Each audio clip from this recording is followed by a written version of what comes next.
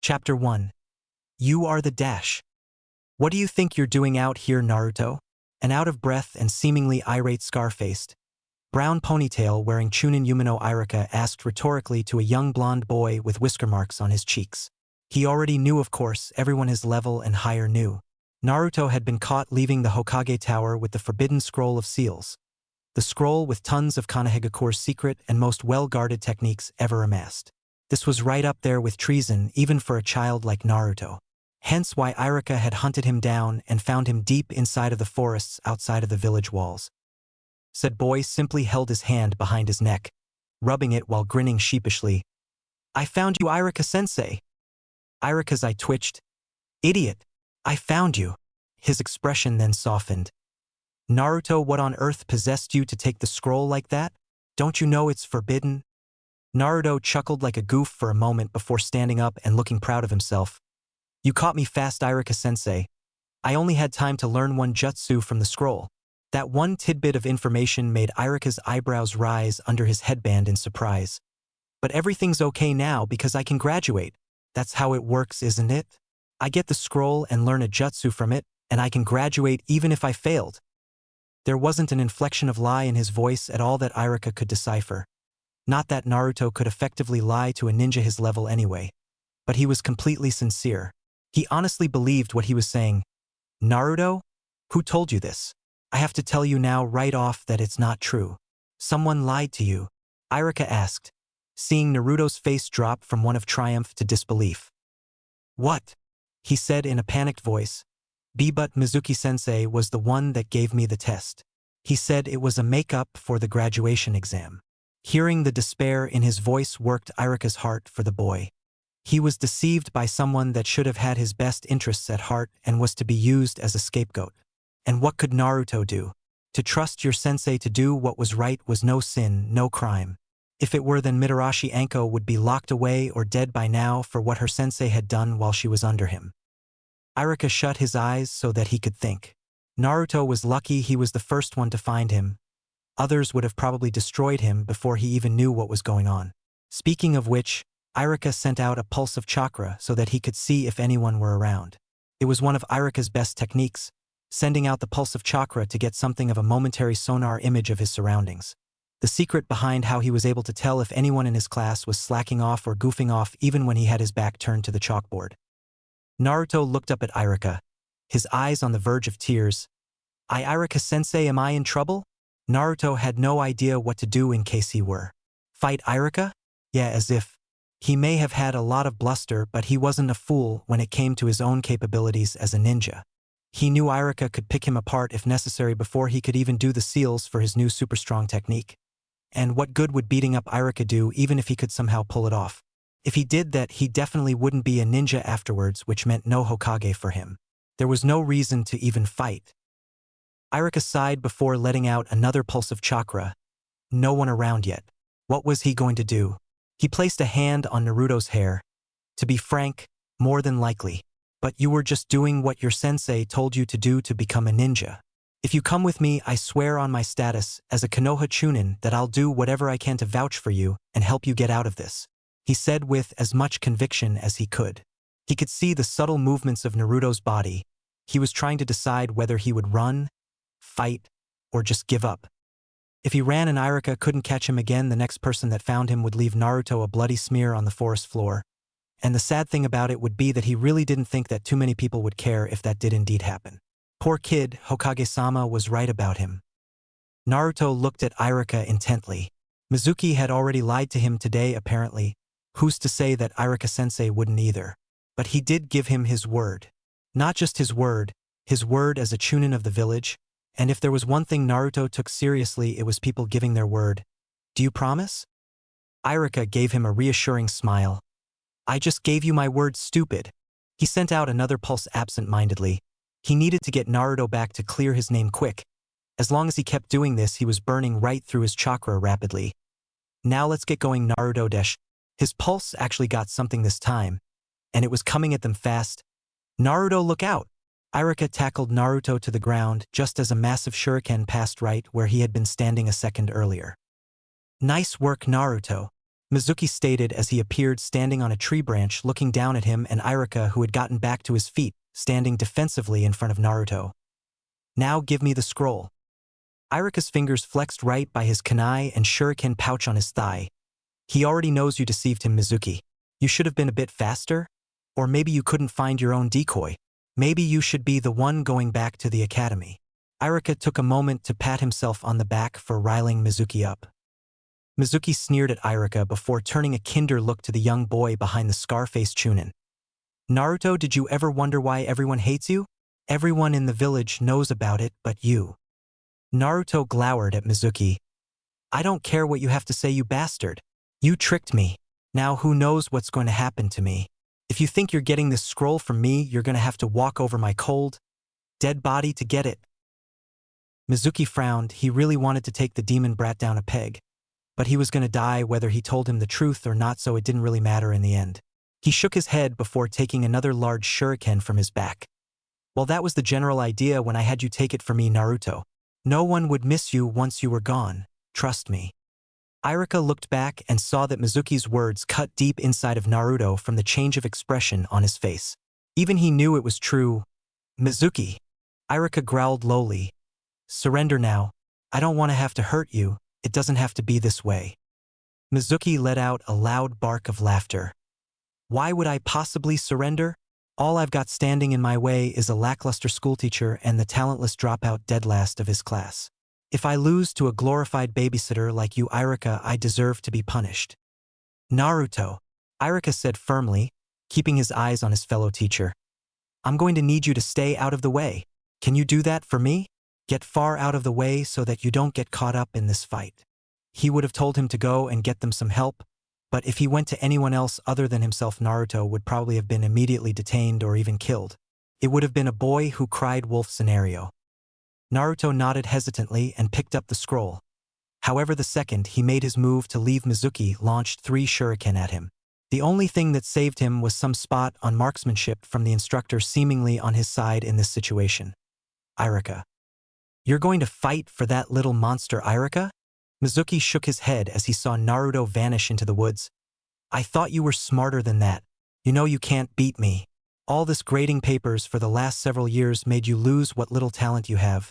Clearly you couldn't move up. Irika wanted to laugh in Mizuki's face. Oh well, he was about to get his in just a moment anyway. Obviously he had been whipping himself into shape for this little plan of his. But it wasn't like Irika had just been sitting on his ass doing nothing. Being the teacher he was, he had free rein and plenty of reason to head to the library, not just to gather extra material for his lectures. He also dropped in from time to time in the section set aside for exercises and jutsu, and while there was never anything too high level in there for all to see beyond basic and at the most intermediate techniques, that was never really a bad thing. Basics were basic for a reason because they worked, and the tactics and theoretical ideas in tome were more than enough for someone like him. It helped him develop his sonar technique all on his own. Being the teacher he was, he also stayed after school plenty of times to finish his work for the day, when Mizuki simply got to head home as he was simply his assistant. Seemingly a good thing, but Mizuki had to isolate himself to set all of this up, to plan and prepare. How much could he train and improve on his own? Irika didn't have that problem.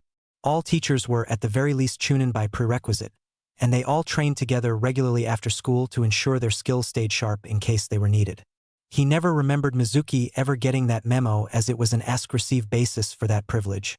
No one was going to make you train. Being the teacher he was, he may have been just a Chunin, but he was a Chunin with every single battle scenario worth memorizing and remembering ingrained in the back of his brain. Mizuki may have been treacherous and cunning, but Irika could be just as cunning as he was, and he had the technical nuances of being a ninja all locked up in his head. While they may have been on a similar level of strength, and while Mizuki may have been slightly stronger than him, he knew he was better. Mizuki simply thought he was better. But in a straight-up fight, Irika was positive that Mizuki couldn't beat him. Naruto's no monster. I learned that a long time ago. The only monster I see here is you. Turning a student's trust into a weapon against him for your own bidding. Irika held a kunai in his right hand, ready for combat. Mizuki chuckled and drew his own kunai to humor Irika. You should have just left Irika. I tried to talk you out of this, just so you know. Why are you defending him? He's just the dashed up. Irika cut him off sharply. I'm done listening to you talk. The next words I want to hear from you are your pleas to Ibiki to stop. With that, both men flew at each other in a blur of speed. At least it was a blur of speed to Naruto, who knew full well he couldn't move that fast on his best day. Irika and Mizuki met on the ground, clashing their kunai against one another in a test of strength. Mizuki had a smirk planted on his face, while Irika's face was one of focus and intent. In a burst of energy, Mizuki overpowered Irika and threw him off balance before making a move to stab Irika and end the fight. Irika let the kunai sail past his throat, coming short of slashing out his esophagus, and returned with a short backhand with his free arm to Mizuki's face that the man blocked. Irika was not deterred and fired off a side kick that caught Mizuki in the body, sending him back. It was just as he thought. Mizuki wasn't that much better than him, if he was at all. He hadn't used any jutsu yet, but then again Irika hadn't either. Mizuki growled at being the one to take the first hit in this fight and threw the kunai in his hand at Irika. Irika simply used the kunai in his own hand to deflect it and came back in to press his new advantage. He was armed, Mizuki wasn't. Mizuki stepped back as he saw Irika coming in to attack him and threw a handful of caltrops from his pockets right in his path to keep him from advancing any further.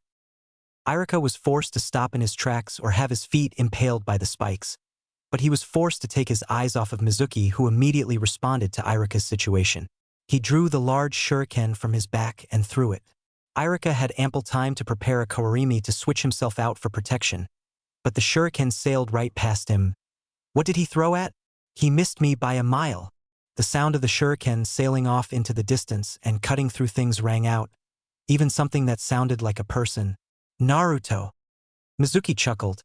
Did you really think that brat could hide from me, Irika? It was either let me kill him or let the others kill him once they found him. I just did it faster than they would have. I'm not surprised he didn't see it coming. He was ranked dead last for a reason after all. His gloating was cut off when Irika's fist slammed right into his nose, spraying blood with the impact. All Irika wanted was to beat Mizuki to a bloody pulp at the moment. After all of the things that Naruto had to deal with, and he was cut down by someone like Mizuki before he even had a chance to change the way he was seen by the villagers. One punch wasn't enough. He wanted to make Mizuki suffer for this. He never got to apologize to Naruto for being so hard on him all the time. He never got to tell him how alike they were and how much of himself he saw in the boy. But he could at least clear his name at Mizuki's expense, if nothing else. Mizuki was reeling after the first punch from Irika, but after clearing the tears from his eyes that sprang from getting his nose broken, he realized that Irika had gotten sloppy.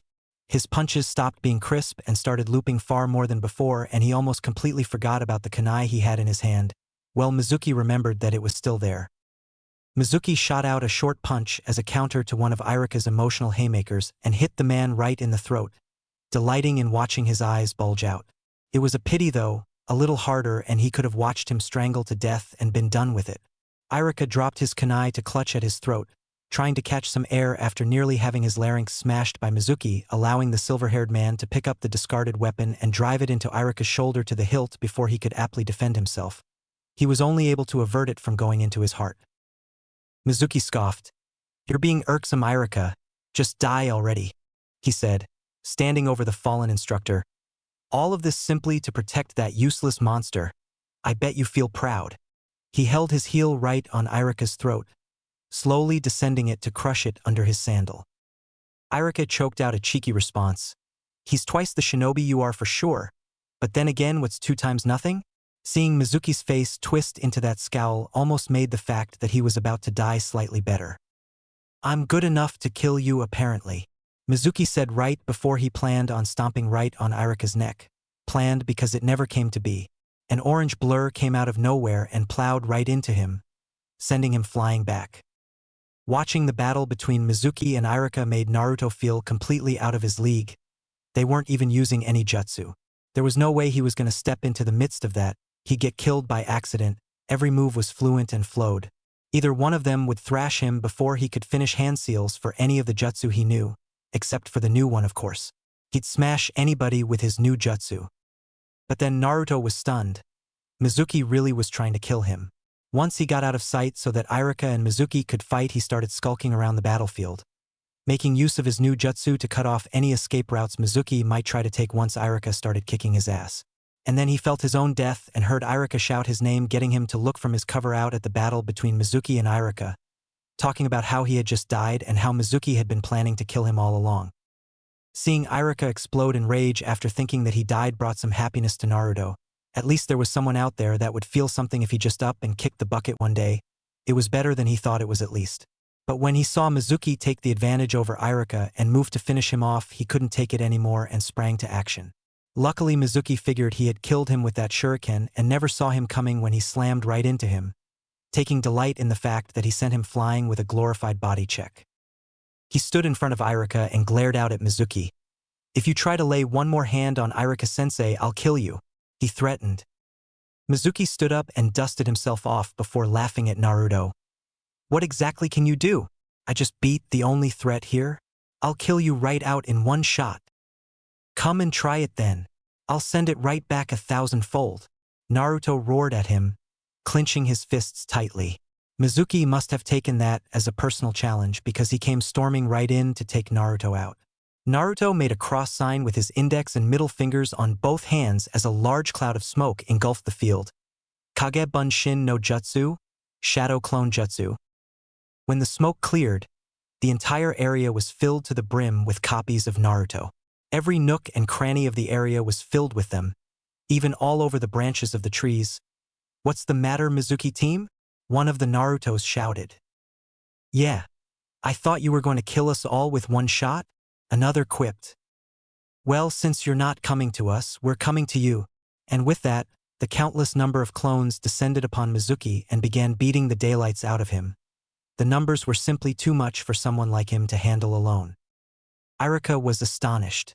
Less than 18 hours earlier, Naruto couldn't make one regular bunshin. But here he was able to fill an entire forest clearing with the most complex clone jutsu known to Konoha, and he had done it seemingly effortlessly. That had to take an ungodly amount of chakra. How could he dash? Oh yeah, that. Duh. In a matter of moments, Mizuki had been beaten to a pulp by Naruto and his countless Kage Bunshin, leaving one remaining Naruto standing over his prone form grinning sheepishly. "I guess I went a little overboard, huh?" "Not really," Irika thought to himself. "Hey Naruto, come here for a minute and close your eyes." The boy blinked but curiously did as he was asked, allowing the wounded Irika to quickly swap out the boy's goggles for his own headband. "Now go ahead and open them." Naruto looked at Irika strangely when he saw that he was no longer wearing a headband. "Congratulations, you graduate." Irika wasn't sure if the sunshine hitting him in the face came from the sunrise or from the smile that spread across Naruto's face once his words had sunk in. The next day, Naruto had gotten one hell of an earful from the Sandaime Hokage after returning the scroll of sealing with Irika the previous night. Naruto wasn't sure what he was more angry about, the fact that Naruto had actually gotten away with the scroll, or that Naruto had actually gone through the Hokage himself to get it. And people called Oiroke no Jutsu, sexy jutsu, a stupid waste of time. Anyway, after getting chewed out for half an hour, the kindly old man told Naruto he was proud of him and that protecting Irika the way he did showed that he did indeed have the will of fire. He supported Irika's decision to allow him to graduate and proceeded to give Naruto all of the information he needed for orientation the next week. Where to go for the actual orientation itself, where to go to get his ninja ID photo taken, etc. Anyway, Irika asked him to meet him at the academy the next day. Why, he didn't know since he was told orientation for new genin didn't happen until next week. But he figured he would humor his teacher and show up. He proved the previous night that he was someone Naruto could trust, and for that the least he could do was show up when he was asked to. It wasn't like Naruto was doing anything else either to not do so. With that in mind, Naruto headed through the streets of Konoha towards the academy. Irika sat on the edge of his desk waiting for Naruto to show up. He was very glad that he showed the skill needed to graduate last night, but the conversation he held with the Hokage after Naruto headed home stuck out in his mind. Flashback. Irika sat in front of Hiruzen Sarutobi, the Sandaime Hokage who had lit up his pipe as he waited for Irika to speak. For some reason, the man had something else he needed to talk about regarding the events of the evening. Irika looked like he was thinking on how to address the issue, but eventually opted to just speak. "Hokage-sama, Mizuki came this close to telling Naruto about the you-know-what. If he hadn't cut him off when he did, it would have gotten out." The Sandaime nodded and let out a puff of smoke. "Sometimes I wonder why I don't just tell him myself." I kept it a secret because it was supposed to help him be a normal boy like everyone else. But as we all know, that didn't exactly turn out as anticipated. You yourself can attest to that. Irika nodded in concession to that. Do you want me to tell him? Irika wondered. I think I'd be willing to, and I think he might take it better if he hears it from me in case another person like Mizuki tries something. The old Hokage laughed. I don't believe that after what Naruto-kun did to Mizuki, there will be too many people lining up to attempt to use him for anything, as if Naruto-kun himself would let that happen again. He learns his hard lessons well enough. No, I don't think that will be necessary, Irika-kun. I have someone I intend to have tell Naruto-kun himself when I can get him to return to Konoha. I appreciate the thought though. I just want him to enjoy his first days as a genin before I let him know about such a dark secret. He hasn't had a normal childhood, as we all know, even as far as orphans go. He at least deserves to get a normal experience as a genin. Irika couldn't even imagine having the pressure of holding back what Naruto had the responsibility of doing right now, and he was doing it unwillingly and unwittingly as a child. Knowing that an entity of chakra that nearly obliterated your home and snuffed out countless lives was sitting behind a construct of ink on your belly would turn the hairs of lesser men gray with stress. Irika blinked at realizing what his leader had just said. Wait, you mean you're going to tell him at some point? From the way you just put it, I would agree with never telling him. It's worked so far. Hiruzen shook his head. I'm risking Naruto-kun's spite by not telling him for as long as I have, but one day he will need to know. The burden placed on him isn't just going to disappear, Irika. No matter what he does, it will always be the elephant in the room. To anyone that doesn't know Naruto-kun personally, they will always see the shadow of the Kyuubi over him if they ever even see him at all. I could reiterate to the village over and over again that he is a hero, but that would do no good. They must come to their own conclusion on the matter. Unfortunately, for the most part, it is usually the wrong conclusion. End flashback. Irika-sensei, Naruto called out, sounding kind of hesitant. He slid the door to the room up at the top of the rows open and looked around before seeing Irika at his desk. Hey there, sensei. You wanted to see me? Irika sighed before smiling.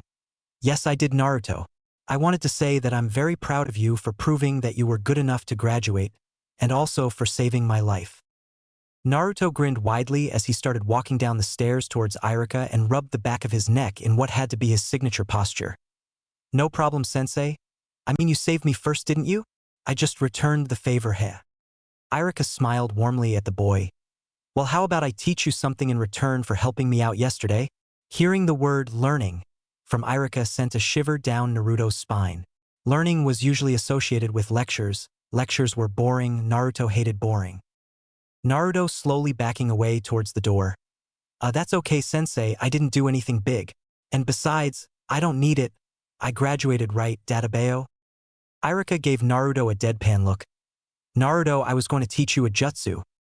The word jutsu stopped Naruto right in his tracks, and he seemingly teleported right into Irika's face.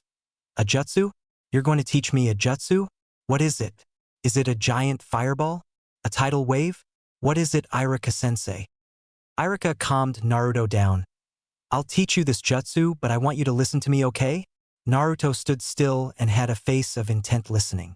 Irika cleared his throat. Now, as I said, I'm very proud of you for what you accomplished, and you should be too. Naruto beamed a smile at that. But you should know that things are only going to be harder from this point on. I want you to take everything I'm telling you to heart, as if I've never tried to tell you anything before this. But this time I want you to really listen to me and take note. Naruto frowned, but he was getting a jutsu out of this. Alright, Irika-sensei. I'm listening. Irika nodded and continued.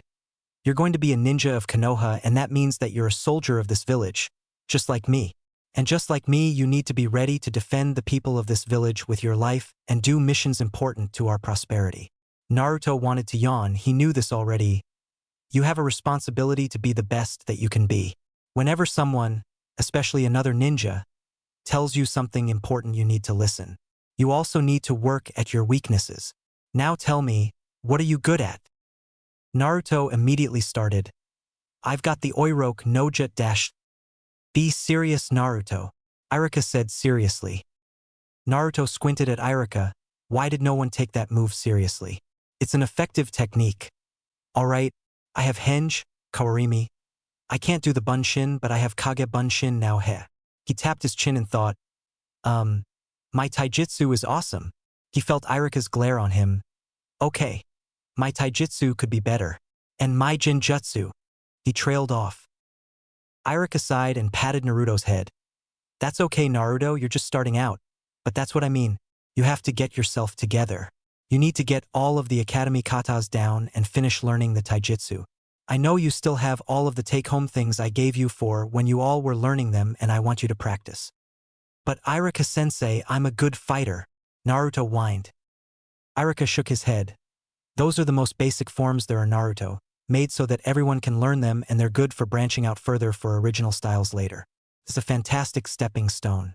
Everything you've learned in the academy is a stepping stone. The concepts of the 3 jutsu you had to learn are all rooted in the basis of many other far more complex jutsu. Kawarimi and Henge are 2 of the most adaptable ninjutsu in existence, hence why we teach it, but I'm going off on a tangent. You're telling me, Naruto told himself, still listening intently. Irika rested his hands on Naruto's shoulders. I know you can be a splendid ninja if you put your mind to it, but you need to work hard. I don't want you to slack off like you were doing in the academy, because if you do it out in the real world, it can get you killed. Tons of genin die on their first real missions because they weren't ready for what the life entailed. I don't want that to happen to you, so if nothing else, I want you to keep these things in mind. Naruto saw that Irika's expression was completely genuine, and he had said these things out of concern for his well-being. Okay, Irika-sensei. I'll try. Good. I'm counting on you to prove me right. After all, when you're Hokage, I want a raise for being the guy that was behind you all the way. He got a chuckle out of Naruto before he made a motion with his head. Now come on. Let's teach you that jutsu I promised. Yatta! Naruto shouted, almost making a dust cloud on his way out of the building. I'm getting an extra jutsu right out of the academy. Nobody else is getting that. Irika sweat dropped and followed him out. Irika had brought Naruto outside to the obstacle course field that was now deserted, seeing as school was not in session. Okay, Naruto, I'm about to teach you a move that I created myself. Hearing that Irika had created his own jutsu made Naruto stare at him in awe, making Irika feel pretty cool. People never think he's cool, so it was refreshing. Did you really make your own jutsu, Irika-sensei? Naruto asked, gasping when Irika proudly nodded. Wow! Yep. Irika rubbed under his nose pridefully. It doesn't need any hand seals, and it's pretty simple in theory too. It just takes a burst of chakra, really. It's kind of wasteful. But for someone like you, I don't think you'll have any problems with it. Especially after your little exhibition on Mizuki. Naruto laughed, remembering what he had done to get his rank. Alright, it's called Chakura Hankyudai no Jutsu, Chakra Echolocation Jutsu. It can be used to find things around you, like finding the location of things that you can't see. It's really good for tracking or for scouting ahead for traps or all kinds of things. It's a great sensor technique. Naruto squinted at Irika throughout his entire explanation as if deep in thought, eventually unnerving the man. Naruto, do you have a question? Naruto simply kept staring at him with his closed eyes expression before he pointed abruptly. That's how you were always able to find me when I did stuff? Irika face-faulted, seemingly validating Naruto's theory. Damn it, I knew I wasn't making mistakes of leaving tracks. Do you have any idea how insane that kept driving me? I thought I just sucked at hiding. I was about to throw all those stealth lessons away and start just running in before fights, since it looked like I could never stay hidden, Databeo. Irika stood up and rubbed his face. If one thing was for sure, whenever he did his pranks, Naruto definitely got some training in. So you started wearing that orange jumpsuit because I kept catching you and you decided to just discard all of the stealth lessons? Naruto looked away. No. I started wearing this last year, remember? Well, that was when I had the idea to paint the Hokage monument. Ha! I had it all planned out at the start of the school year, I just needed to test it. That and orange is awesome. Irika looked at him strangely, jutsu lesson temporarily on hold, so he could make sense of this. Wait, so you wore an orange jumpsuit to help you pull that off? Naruto nodded with a huge grin. Yeah, see, I started painting before the sun came up and I kept painting all through the sunrise in the suit. No one could see me when the sun wasn't up because it was pitch dark out and during the sunrise dashed up. Irika's jaw dropped. The idea was actually brilliant. In the early sun, Naruto's jumpsuit would blend right in as the sun hit the mountainside, making the mountain glow orange, and as the sun rose over the direction of the mountain, anyone looking that way would be blinded by the sun, even if they could distinguish Naruto while he was working. Did he even know how tactical that was? He needed to make sure Naruto cultivated that before he lost it. This kid might be able to write a book on tactics when he got older. Iruka shook that thought off for later. He wasn't letting this one go. Alright Naruto, now it's really simple. All you have to do is gather your chakra throughout your entire body and exert it outwardly in a single layer burst. You should get a feeling of everything around you. Closer objects should give a stronger presence than things further away. Got it. Naruto nodded. I've got it, Iruka-sensei. He placed his hands in the ram seal. When Iruka gave him a questioning look, Naruto blushed out of embarrassment. I kind of don't know how to focus my chakra without making hand seals yet. Iruka shook his head. That's another thing you need to work on, Naruto, but it's alright for now. Naruto did as he was instructed and projected his chakra outwards in a quick burst. He looked at Iruka after doing so and blinked blankly. So how was that? Iruka scratched his head. I don't know, you have to tell me. Did you feel anything? Naruto shrugged. How am I supposed to know? Can you tell me what it feels like when done right? Iruka took a moment to think. I'll be right back. Just yell for me when you're ready to do the jutsu again. I'll hear you and come running. Just see if you can feel which way I'm coming from. That should work. With that, Iruka disappeared from sight, leaving Naruto to build his chakra again. Naruto stood for a moment before getting an amount he thought was good before shouting at the top of his lungs. Alright Iruka-sensei, I'm ready. He waited a second before letting the pulse go. He felt something moving at 7 o'clock and turned in the corresponding direction. Got you, Iruka-sensei. A few seconds later, Iruka made it right next to Naruto. You felt me coming from all that way? He sounded surprised. That was from 400 meters away. That's a quarter of a mile. He tried to hide his shock under a guise of indifference. That's pretty good for just having gotten the jutsu down, but you need to get better at sensing things and reacting before they get close. If someone was throwing something at you, being able to sense it wouldn't do any good if you still can't dodge it. You'll get better the more you try it. Naruto had been expecting something big and flashy, but this was cool to him as well. Ha! No one's ever going to sneak up on me again with this Iruka-sensei. I'll get better with this jutsu than you are, and then I'll rename it to something cooler, Databeo. Iruka curled over by a tree with a rain cloud over his head. Why does everyone say the name of the jutsu isn't cool? I think I came up with a great name for it. Naruto ignored his thoughts on his jutsu and kept talking. I mean, it explains what it is and all, but you've got to come up with something that just screams badass. Something like, I see you motherfucker jutsu, or get out here and get your ass kicked jutsu, you know? Iruka coughed and got over his momentary lapse in self-esteem. Well, that's it, Naruto. That's all I've got for you. Naruto smiled up at the man. Thanks for everything, Iruka-sensei. I promise I'll make you proud. I know you will, Naruto, Iruka said. But remember the most important weapon a shinobi could ever have. A kunai, Naruto guessed. No. A log for kawarimi? Well, yes. But that's a lesson a lot of ninja don't know until much later, so good for you. Naruto grinned widely at the compliment while Iruka continued. I'm talking about your mind. He accentuated by tapping his temple. Your mind is the most dangerous weapon that an enemy can encounter, especially your mind. Because I'm not really sure what goes through it 90% of the time, and anything you can't anticipate is always scary. Naruto nodded. Right? My mind is scary. Got it. Iruka palmed his face and dragged it down. Ugh. Just don't be afraid of learning things, Naruto.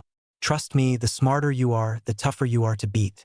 Just look at Hokage-sama. They call him the professor because of all of his amassed knowledge. The better understanding of things you have, the stronger you can be. Naruto laughed. Well, then I'll just have to get smarter than the old man too. Thanks a lot, Iruka-sensei. I'll see you later. Naruto turned and took off away from the academy. I'm going to get some ramen. Wait until I tell everyone I passed. Iruka watched Naruto leave with a smile on his face. Konoha wasn't built in a day, I suppose. Hey, I think he actually listened to me more today than any other time in the last 6 years. Hiruzen was watching Iruka and Naruto's impromptu session from his crystal ball.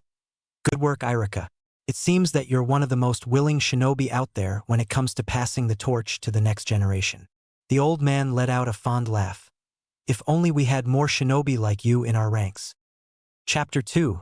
Too many questions, not enough answers.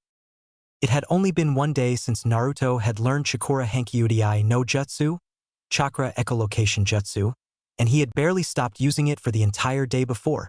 Once he ate and bragged about his graduation to Tuchi and Ayam at Ichiraka Ramen, he went straight home and pretty much sat on his roof for hours just sending out pulse after pulse, scouting for anything he could sense. It was unarguably the stillest Naruto had ever sat for the longest period of time. Why didn't more people take the time to learn this jutsu from Irika-sensei? As a matter of fact, why not teach it in the academy? It was so cool. Anyway, after doing that for a few hours of mindless entertainment, funny though, Irika said it was wasteful on chakra. He didn't feel like he had been doing anything, but that was a whole different matter. After he was done playing with his new jutsu, he headed inside. He still had a week to wait out before he was to be at orientation, and he had nothing to do. He promised he wouldn't pull any more pranks, and he wasn't going to be able to top painting the Hokage monument anyway. He had absolutely nothing to do that night. There was no need to go to bed early or anything. He didn't have to be anywhere the next morning for an entire week. But he still didn't have a thing to do for that period of time. You need to get all of the academy katas down and finish learning the taijutsu. Irika told him he needed to finish learning the taijutsu. Naruto always assumed he was passable in taijutsu because it was the only thing he decisively passed no matter what in the academy because it didn't require him to learn anything or pay too much attention. All the attention he paid was in the beginning when they went over the most simple basics provided, how to punch and kick. That was it. He knew nothing else formal about it. Not how to dodge and parry, not even how to properly block. He never even really got reprimanded in taijutsu class because more often than not when they would spar he would win. He couldn't beat kids like Kiba or that asshole Sasuke, but pretty much everyone else he was able to at the very least hang tough against because he launched an assault right when the fight would start. Even when he got hit he would just work on through it, counting on the fact that he could take more punches than his opponents. His style was no style, he was a hard-nosed brawler and it had suited him fine to this point. But he promised that he would try. That and he didn't have anything to do and it was too late to go out and run amok. What he forgot, however, was that he had never bothered to even keep his stuff together from the academy. When he got homework or some other handout that he didn't do right there on the spot, it usually got forgotten among some clutter, and he hadn't touched anything on taijutsu in forever. Hence, the rest of his night awake was spent with him digging all over the apartment for his stuff on academy taijutsu. When he had woken up the next morning, 2 hours were spent with him retrieving the rest of his scrolls on taijutsu, and by the time he had finished that and had some breakfast he was too bored to just sit in his apartment or read them. Deciding to kill two birds with one stone, he left the house in search of somewhere interesting that could help him hold his attention long enough to get to the practical application of the academy taijutsu, because after learning basic stance and punches and kicks, Irika went into lecture mode for about a month after that, killing Naruto's buzz so to speak and letting his attention on the matter drop. At least this time I can skip all of the boring stuff and just learn the cool moves in the scroll, Naruto thought to himself as he walked through the village. He held the scroll in his hand, looking at it as he navigated the village streets on autopilot. He didn't really need to keep his eyes ahead of him. People usually always gave him a wide berth when he was going anywhere, something he didn't really understand, but that was the way it had been for as long as he could remember. That was okay, all he had to do was show them how awesome he was and then everything would change, which was going to happen any day now that he was finally a ninja. Kids would be asking him for autographs. He'd hear people reference his greatness even in conversations where his name wasn't even in the topic. Appraising eyes would be on him every time he went into public. Yep, he couldn't wait. I can't wait to show everyone how much ass I kick. I've got to go learn this taijutsu so I can get started. With a huge grin on his face, Naruto sped off towards the verdant forests of Konoha to find somewhere to get to work. Naruto was incredibly disappointed when he finally reached his spot in the forest he had chosen to train at. The Academy Taijutsu scroll only had a few basics: how to throw textbook punches, kicks, how to block to minimize damage, how to notice your opponent telegraphing an attack, just those basics. The most advanced thing in the scroll he found was how to trap a limb, and that was where that little hint of instruction stopped with the words, "From here utilize advanced grappling knowledge." When the hell had they gone over that? And why didn't he have a scroll on it? Naruto growled and stood up to go through the motions that were actually provided in instruction on the scroll, as he really didn't know those things actually except for the punches and kicks. Blocking was harder to get seeing as he needed a training partner. And then he proceeded to slam his head off of a tree as he realized that he had a built-in training partner from the jutsu he had learned from the Scroll of Seals. With a clone made via Kagebunshin no Jutsu, Shadow Clone Jutsu, Naruto had him play living dummy as he directed the clone to hold its hands out and catch his punches and kicks so that Naruto didn't have to smash them up on a tree. It would always dispel after blocking a few, but he could always bring out another one no matter how irksome it was. This went on for 30 minutes before Naruto decided to drill his defense. Making a clone that was grinning at the potential prospect brought along by his order, which was to punch and kick the original Naruto while he tried blocking, parrying, and eventually catching the punches in his grasp, he set himself in his basic stance and prepared for practicing his blocking, which didn't really work out too well for him right off the bat. Naruto's clone immediately took to pummeling his creator, per his orders, not even letting Naruto reset himself to try again, and then it basically devolved into Naruto rolling around and brawling with himself on the forest floor. "Ow! You bit me!" The original Naruto shouted before dispelling his unruly clone with a hard smash over the head. "Stupid troublemaking Kagebunshin." Naruto stood back up and smashed his fist against a tree, forcing the leaves to shake violently. A kunai then deposited itself right above where his hand was against the tree, forcing Naruto to turn around and let out a pulse to determine his attacker's exact location. Naruto turned in the exact direction he felt a living presence with a serious look. "Who's there? You might as well come out. I can find you no matter what." Naruto sounded pretty tough, but that kunai came close to pinning him to a tree, and the other night while playing with his new jutsu he had gotten used to sensing distance. He sensed the person that did that from about 500 feet away. That was scary aim even though they missed, and he hoped that they had missed on purpose. After a few seconds, a brown-eyed girl with brown hair put up into buns came out, looking over Naruto warily, the favor being returned right back to her. She had on a sleeveless pink Chinese top and dark green pants. The thing Naruto noted was that she had on her own headband signifying her as a ninja of the village, and he had left his at home, only planning to wear it once orientation took place. Naruto pulled at the kunai she had thrown into the tree trunk out with quite a bit of effort as he kept his eyes on her. How hard did she throw this thing? Finally, he managed to pull the kunai out and held it out in front of him suspiciously. "Why did you throw that at me?" he finally asked. The girl spoke up with conviction in her voice. "For the last 45 minutes, all I hear from my spot training in the forest is a lot of yelling and shouting, and then a bunch of cursing, and finally someone starts sounding like they're going to tear the forest apart. Let's just say I don't like leaving things unsolved and leave it at that. Now, who are you?" Naruto still didn't really drop his guard. Mizuki wasn't supposed to try and kill him either, and that still happened. Uzumaki Naruto. Future Hokage. Databeo. You have to be a ninja first before you can try being Hokage, kid. Naruto got a tick mark on his head from how she was talking to him. Naruto snapped at her. "I am a ninja.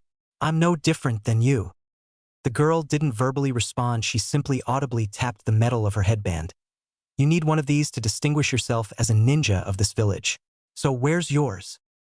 Damn it, so most of this could have been avoided if he had just worn the headband. He wasn't leaving that thing home ever again. "I didn't bring it. I didn't know I would need to actually identify myself today. I don't even have orientation until next week." The girl's distrustful look switched over to one of amusement as her seemingly hostile posture straightened up. She walked over to Naruto and ruffled his hair. "Ah, you're just a baby rookie, huh?" She grinned as he shook her hand off of his head. "Oi," Naruto replied crossly. "You're treating me like a 5-year-old. I'm a legal adult now, a fully fledged ninja." "Of course you are." The girl pinched Naruto's cheek, taking pride in the twitching eyebrow signifying his ire at the current predicament. Such a big tough ninja that hasn't even put his headband on yet or even gone on a mission. So precious. Naruto's voice came out distorted due to the girl's grabbing of his cheek. "You know you're not any older than me, so you can't be that much farther advanced." She raised an eyebrow. "I've been a genin for a little over a year. That's an eternity compared to a newbie like you. I'd squash you if we were ever to fight." "Oh yeah." Naruto felt insulted. Who did this girl think she was? Why did everyone think they could just walk all over him all of the time? Even when people don't know him at all, it still happened. "How about you put your money where your mouth is?" The girl once again looked sufficiently amused by his statement. "All right then. You're lucky that my team broke off for the day so that we could all train on our own. So now I've got some time to play with you. Follow me. She finished by taking her kunai back out of Naruto's grasp. Naruto flexed his fingers in anticipation as he followed this new girl into a clearing to fight. This was his first legitimate fight against a ninja since Mizuki, and he was going to make her eat her words. The girl stood out in front of him with a confident look on her face. I'll go easy on you and wrap this up in 3 minutes, Naruto-chan. She taunted. Naruto grit his teeth. She was seriously messing with him now. Oh yeah? I don't know who you are. So I know damn well that you don't know me. I'll tell you this though. Don't underestimate me. Naruto broke out in a rush right at the kunoichi, planning to just knock her block off and be done here so he could be productive again. The girl's jaw almost dropped at how straightforward this guy was. The space between them was 30 yards. 30 yards that he had to cover before he could even think of taking a swing at her. And he wasn't even that fast. Hell, one of her teammates hopping towards her on one leg would probably be faster than this kid was moving. She had to refrain from shaking her head as she pulled out a set of shuriken. She really didn't want to hurt this kid. Naruto ended up falling onto his face as sharp pains hit him in multiple places on his body. Naruto rolled over and looked at his legs to see multiple shurikens sticking out the front of them going down. He looked up in surprise at his female opponent, who had a displeased look on her face. If that's all you've got, then go home. I could have killed you right there and been done with it if this were an actual battle. Naruto's eyes widened.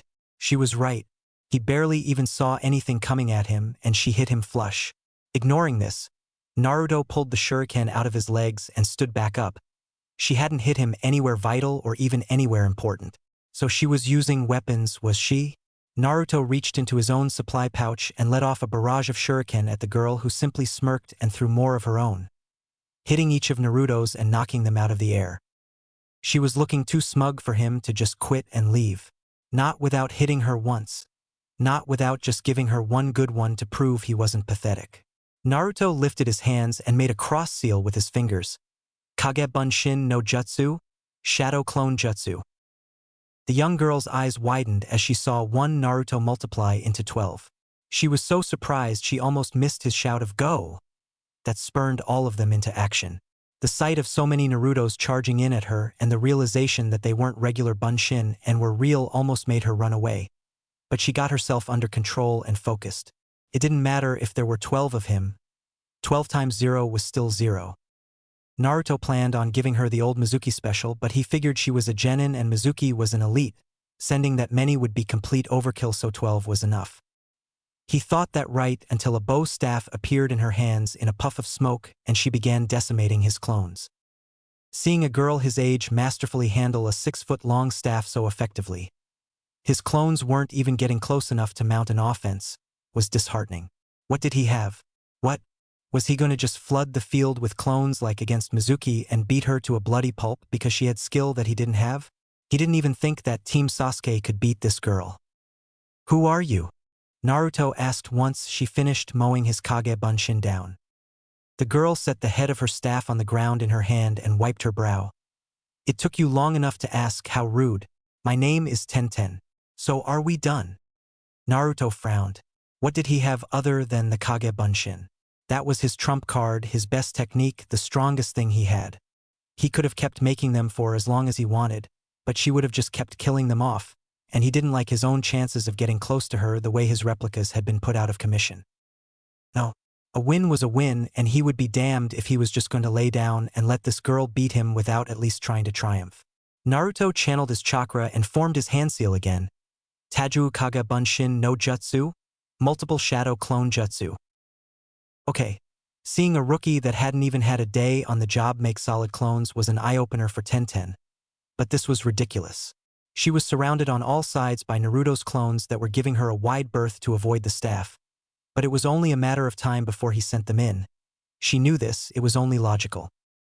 Tenten quickly pulled out 2 scrolls and set them on the ground while making a short set of hand seals. Go! Naruto shouted, ordering his Kage Bunshin to put Tenten down hard. Sushuryu, twin rising dragons. Tenten's scrolls unraveled upwards in a swirling pattern of smoke as she jumped between them and began unsealing weapons from the scrolls surrounding her. She then proceeded to mercilessly bombard Naruto's horde of copies with every single weapon she had amassed inside of her scrolls. Not just the standard fare of kunai and shuriken. Tenten pelted the poor clones with fuma shuriken, a mace, sickles, senbon, katanas. She even threw out a few broadswords, and everything she threw hit. Nothing she flung at the Kage Bunshin missed its mark. All of them forgot about attacking and simply focused on surviving, but there was nowhere to go. They were in the middle of a clearing.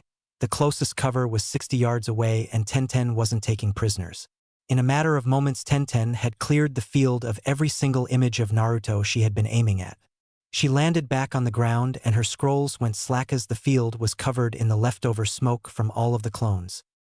Tenten grimaced at her handiwork. She knew she hadn't missed a single one. They were far too slow for her to miss on her worst day. She looked around for the real Naruto. She hoped she hadn't injured him too badly with all of that. She might have gone a little overboard. Kid, are you still alive? Say something. She began walking and looking about the field that was hazy from all of the Kage Bunshin smoke that was steadily dispersing. The area finally cleared up and Tenten couldn't see Naruto anywhere. There was no blood or anything either, signifying if he ran away or not. A poof sound directed her attention behind her, where all she saw upon turning was a flash of yellow and orange before a fist closed in on her face. Dynamic entry. A green blur came from out of nowhere and plowed a flying kick into the side of Naruto's face, sending him flying off from his surprise attack on Tenten and sending him sliding through the amassed weapons from Tenten's jutsu. The blur turned out to be a boy their age in a green bodysuit, orange leg warmers, bandaged hands, and a red headband around his waist as a belt. He had a black bowl-cut hairstyle and large eyebrows over round black eyes. He stood protectively in front of Tenten in a fighting stance. I cannot allow you to harm my teammate. Such an underhanded attack on my youthful female comrade. Lee, Tenten said questioningly as she saw Naruto struggling and failing to pick himself up off of the ground. Her mood turned from confusion to annoyance. Lee, that was what he was supposed to do. We were sparring. He was supposed to try and hit me. The boy now identified as Lee stood up out of his stance and looked at Tenten in a puzzled manner before his face turned apologetic. I am sorry, Tenten. I simply saw him appear and attack you from behind and I just acted. I apologize. Tenten shook her head. Whatever. I'm not the one you need to apologize to. I'm not the one that got blindsided and knocked senseless. She turned her head towards Naruto, who had finally pulled himself into a sitting position. Naruto sat on the ground, rubbing his face and clearing the mass amounts of weapons around him so that he didn't get cut or stabbed by anything. What the hell hit him? 1 second he was so close to nailing that Tenten chick right on the chin. He could see the fear in her eyes, and then he was over here 40 feet away and feeling like chewing would be a pipe dream in the near future. He stopped thinking when he saw the object of his last attack kneel down in front of him with an apologetic look on her face. I'm sorry about that. My hot-headed teammate jumped the shark and interrupted the fight. Naruto looked at her eyes, exuding remorse for his appearance. He dabbed at his face with his hand and pulled it away. When he was hit, his face must have dragged across the ground quite a bit from the blood he saw when he touched it. He must have cut it up on any of Tenten's myriad of weaponry. Are you all right? A smirk crossed Naruto's face suddenly. I told you I'd last more than 3 minutes. Naruto then noticed how concerned she sounded and gave her a reassuring grin. Sure, I'll be fine. This will all heal up by tomorrow. He said loudly before clutching his jaw. He had opened it too far to talk. He looked over and saw a strange guy in green. He must have been the douche that hit him. He probably fractured his jaw. I am terribly sorry for kicking you, the green guy said frantically. It's just I was not aware that it was a spar. I thought you were trying to harm my teammate and I just jumped right in and dashed. Lee. Tenten cut him off from speaking any further. I think he gets it. You're sorry. Lee stopped moving around and spazzing out. Yes, Tenten is correct. I apologize for harming you. The boy bowed to him before straightening out and giving him a smile. I am Konoha's beautiful green beast, Rock Lee. Did his teeth just sparkle? Naruto figured he must have been concussed or something and shook it off. Well then, I'm Uzumaki Naruto, the next Hokage, Databeo. What a youthful goal, Lee shouted to the skies. I myself have high dreams, as does our dear Tenten. I wish to be a world-famous ninja known only for my taijutsu. and Tenten wishes to be a ninja on par both strength and reputation-wise with Tsunade. Naruto just nodded once he heard Tenten's dream. He had no idea who that was. He rubbed his jaw again once Lee's goal registered with him. Well, you're off to a good start. Both of you actually. Naruto looked at the weapons surrounding him. You didn't miss once. Tenten smiled at him before it fell. Wait. I missed you. Naruto shook his head. No, you never threw anything at me. You just destroyed all of my clones. After you cut down a few, I hid in the smoke and hinged into one of the weapons that you threw. That was really scary though. Tenten held out a hand and helped Naruto to his feet. You almost got me. If Lee hadn't kicked you, I would probably be face up looking at the clouds right now wondering what happened. Naruto grinned at her widely. Henge no Jutsu, transformation jutsu, is super useful. I was never going to get close enough to do anything to you the way you were fighting. Rubbing the back of her head sheepishly, she laughed a little. What can I say? I like weapons. She then let out a sigh. But now I have to pick up and reseal all of these. Lee gave her a rigid salute. I will help you retrieve all of your ninja tools, Tenten. With that, he ran off around the entire clearing, picking up the weaponry. Naruto was shocked at his speed and then turned to Tenten. So that's why it looked so easy for you to hit me if he's your teammate. That guy is insane fast. You have no idea, Tenten agreed. But you weren't bad. Yes, I was. Naruto looked down. You said it yourself that you could have killed me right at the start. And even then, the only way I could even get close was with that trick. Well duh, Tenten said with a roll of her eyes. That's what a shinobi is supposed to do. Catch their opponent off guard and finish them off. It's not like you had any weapon to get near me with anyway. You had to fight like that or you would have never gotten near me. Naruto's face lit up at that. Actually, I did have a weapon. A weapon more dangerous than any of yours. Tenten looked at him, anticipating his answer. My mind. Tenten blinked at him before bursting into laughter, forcing her to double over and hold herself up on her knees. Your mind? Okay then, whatever you say. She finished with a giggle. Yash! Lee deposited all of Tenten's weapons in a neat pile by her 2 scrolls and saluted her. Tenten, Gai-sensei sent me here to retrieve you so that we could take a mission. You should hurry and get back to our training ground. Lee turned his attention to Naruto. It was nice to meet you, Naruto-san. I hope I will see you around the village one day. With that, Lee ran out of the clearing away from Naruto and Tenten. Tenten sighed and walked over to her scrolls, quickly sealing her tools back inside of them. Whoa! She looked at Naruto oddly, getting him to continue. That was cool. How did you do that?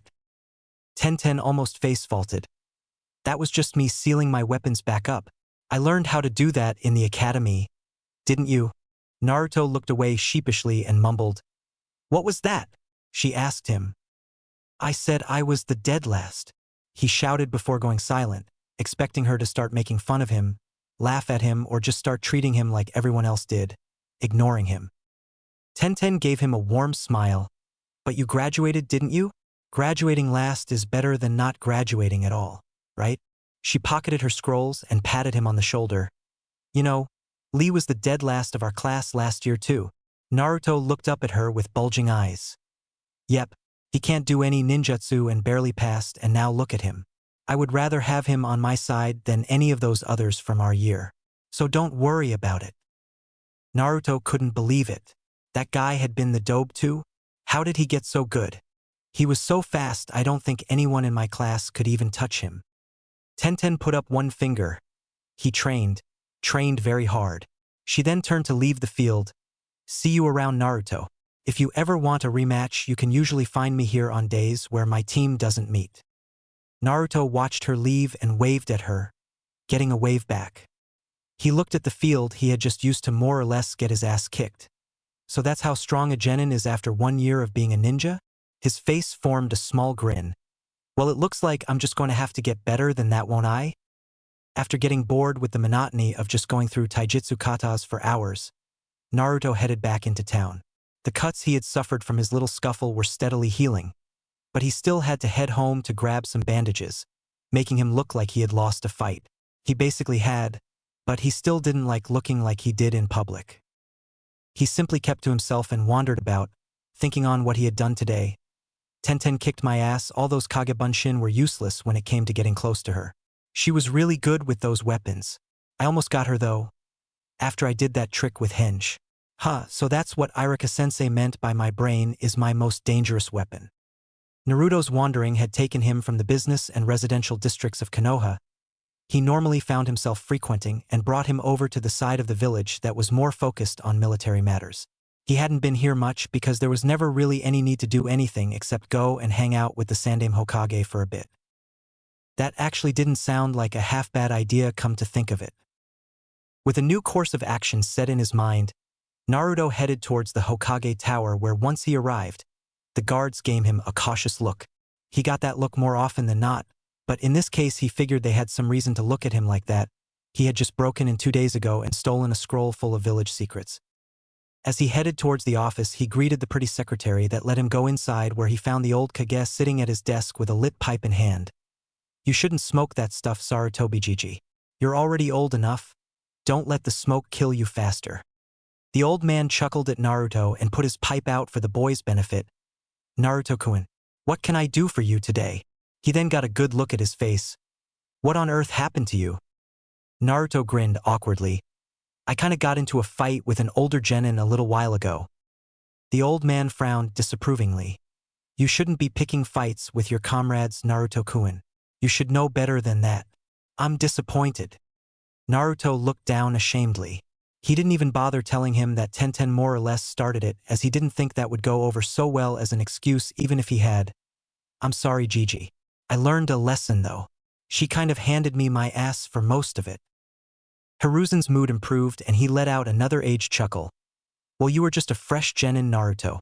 She's been at this for at least a year if she's older than you from the way you sound. A year of hard training and field experience while you were still in the academy makes her a better shinobi just out of principle. About the academy, Naruto figured he might as well ask while it was fresh on his brain before he forgot. I was going over some stuff about the academy taijutsu. All it had was the basic stuff, and the only thing it said on anything else was something I didn't even had. I checked later and I couldn't find it. Something about advanced grappling knowledge, but I don't have anything on that. The old man stood up and rested his hand on Naruto's shoulder as he led him out of his office.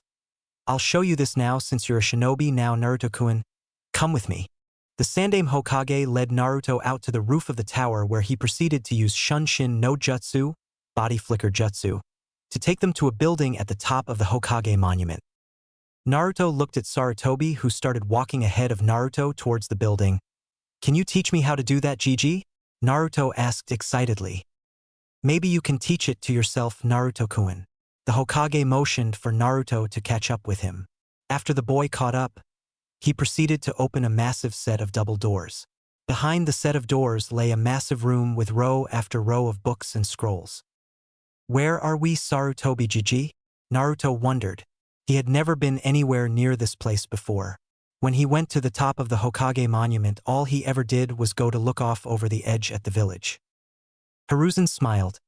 This is the Konoha Archive Library. Located here is tons of information on things like village history, ninja both past and current, and all sorts of other things. Naruto deflated. I thought this was going to be cool. All this place has are a bunch of musty books and scrolls. Hiruzen shrugged.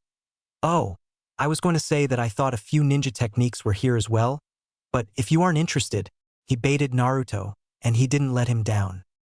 Hold on. Naruto stopped Hiruzen. You say that there are all kinds of stuff here like jutsu too, right? There are a few if you actually comb through and look. Hiruzen knew he had him now. Just the prospect at learning a new jutsu had Naruto ready to go. Well then, let's get going then. Naruto yelled before a harsh shush sounded out from the man seated at the front desk. A middle-aged man with close-cut black hair and a small, high ponytail, a goatee, glasses, and a long white jacket, open to show a dark orange shirt and black pants. The man sighed. You can't just yell in the middle of this place, you know. This is a facility for quiet study. Please don't disrupt the shinobi here to work. Naruto blushed and rubbed the back of his head. Sorry, Aji-san. It won't happen again. Hiruzen chuckled and patted Naruto on the head. Naruto, this is Ikeda Atsudo. He is the head of Konoha's cryptanalysis squad. Wow, Naruto said as he looked at the average-looking man. You must be a really important guy then, huh? I'm just a basic librarian when I'm not needed to work. The man smiled slightly. Heh, a bookworm's good for something in a hidden village after all. Now what can I do for you, Hokage-sama? Hiruzen led Naruto closer to his desk.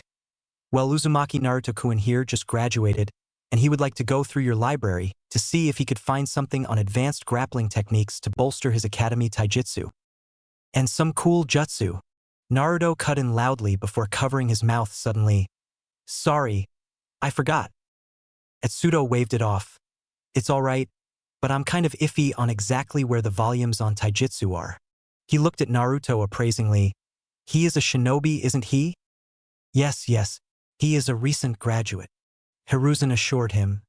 I most certainly wouldn't have brought him if he weren't. He simply neglected to wear his headband today. Isn't that right, Naruto-kun? Naruto was sure there was a lesson in that comment somewhere.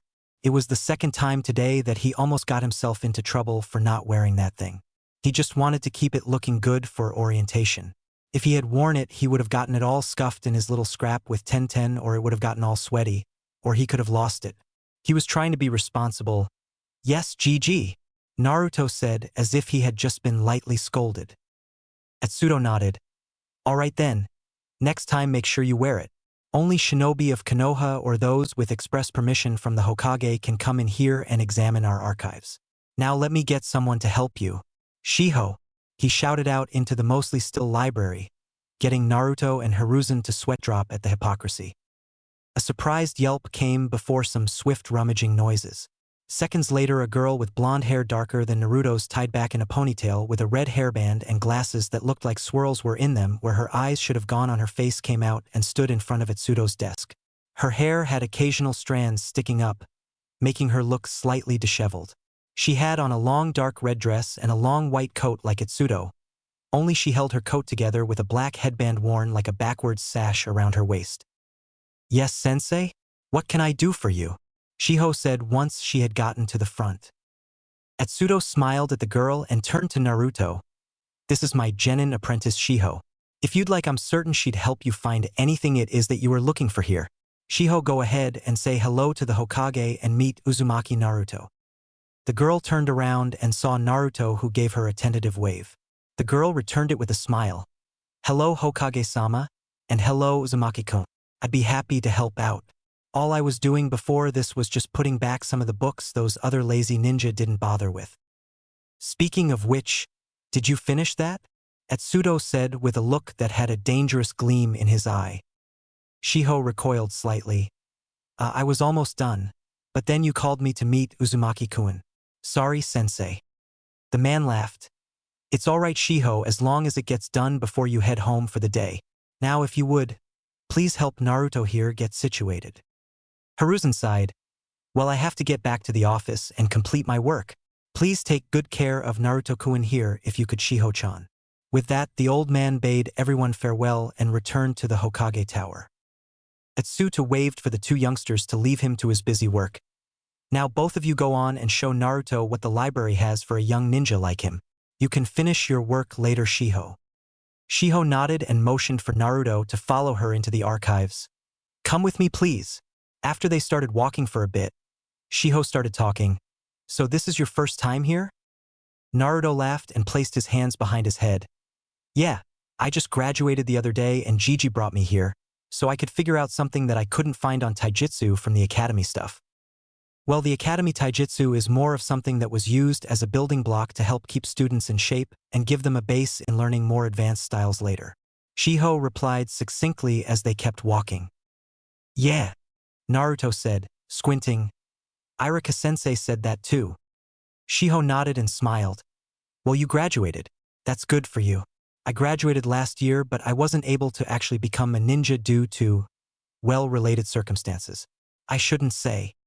Naruto looked at her sorrowfully. Oh, that's terrible. I'm sorry. I'm probably making you feel bad with all of this, aren't I? Shiho waved off his concern. Oh no, don't worry about it. Because of Sensei, I'm still technically an active shinobi and I still do missions from time to time, but I'm here more often than not. It actually might have been the best thing to happen to me. Etsudo-sensei found me after it happened and extended an invitation to be his apprentice in the cryptanalysis squad. I actually liked doing that more than I would have liked being a shinobi. Fighting never really was my strong suit in the academy. I wasn't too good at the practical parts. If I hit you, it would probably feel like a paper bag brushed against your face, she said with a slight laugh as she threw a fake punch at Naruto that brushed against his cheek jokingly. Naruto let out a laugh himself. Heh, you never know. I'm not too good myself, I just got a bit of a beatdown today myself. But it's gonna be alright. A Hokage never lets a little setback stop him. Shiho liked this Naruto kid. There weren't too many shinobi around her age heading to the library for her to talk to, and he didn't treat her like a useless nerd so far. It didn't seem to bother him that she wasn't a real ninja at all. You want to be Hokage Uzumaki-kun? Naruto grinned at her. You'd better believe it, Shiho-chan. I'm going to be the best Hokage there ever was. You'll see. Then when you're the head of this department, we can run this village. Databeo. Both of them turned down an aisle as directed by Shiho. That sounds good. Just make sure you give me a raise, okay? She said as she trailed her finger along the edges of the books to find her place. Okay. Here's a book on basics of shinobi combat, she said as she placed it in his hands. It's a good read and it's pretty helpful. Naruto looked at the book. Essential knowledge on shinobi tactics, styles, and skills. Shiho-chan, I just wanted the Taijutsu scroll on the grappling stuff or some cool-looking style, so I could see if I could learn it before orientation so that I have more cool moves to show off. Naruto whined. Why are you making me read this? Shiho rolled her eyes. Because all of that stuff you want is all well and good, but if you don't know how or when to use it, then it's not going to help, is it? She questioned. If you did end up getting a new style from out of here and then somehow learned it well enough to use it by orientation, you still wouldn't have any knowledge on what to do with it. Like if you wanted to engage from 100 feet away, how would you get there? Run right at them and hope they stand still and wait for you. Naruto blushed as he realized that little plan of action didn't exactly work out today against Tenten. Okay, he said begrudgingly. I'll read this then, I promise.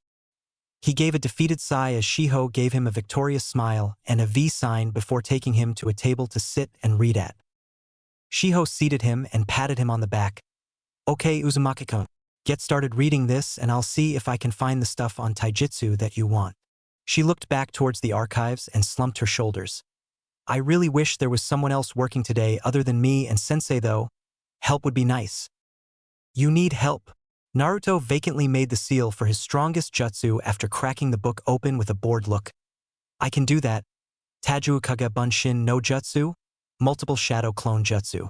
A puff of smoke surrounded Naruto and Shiho before revealing a dozen Narutos all looking around blankly. There you go. Help Shiho-chan find what she's looking for. I'll just stay here and… read, he said distastefully.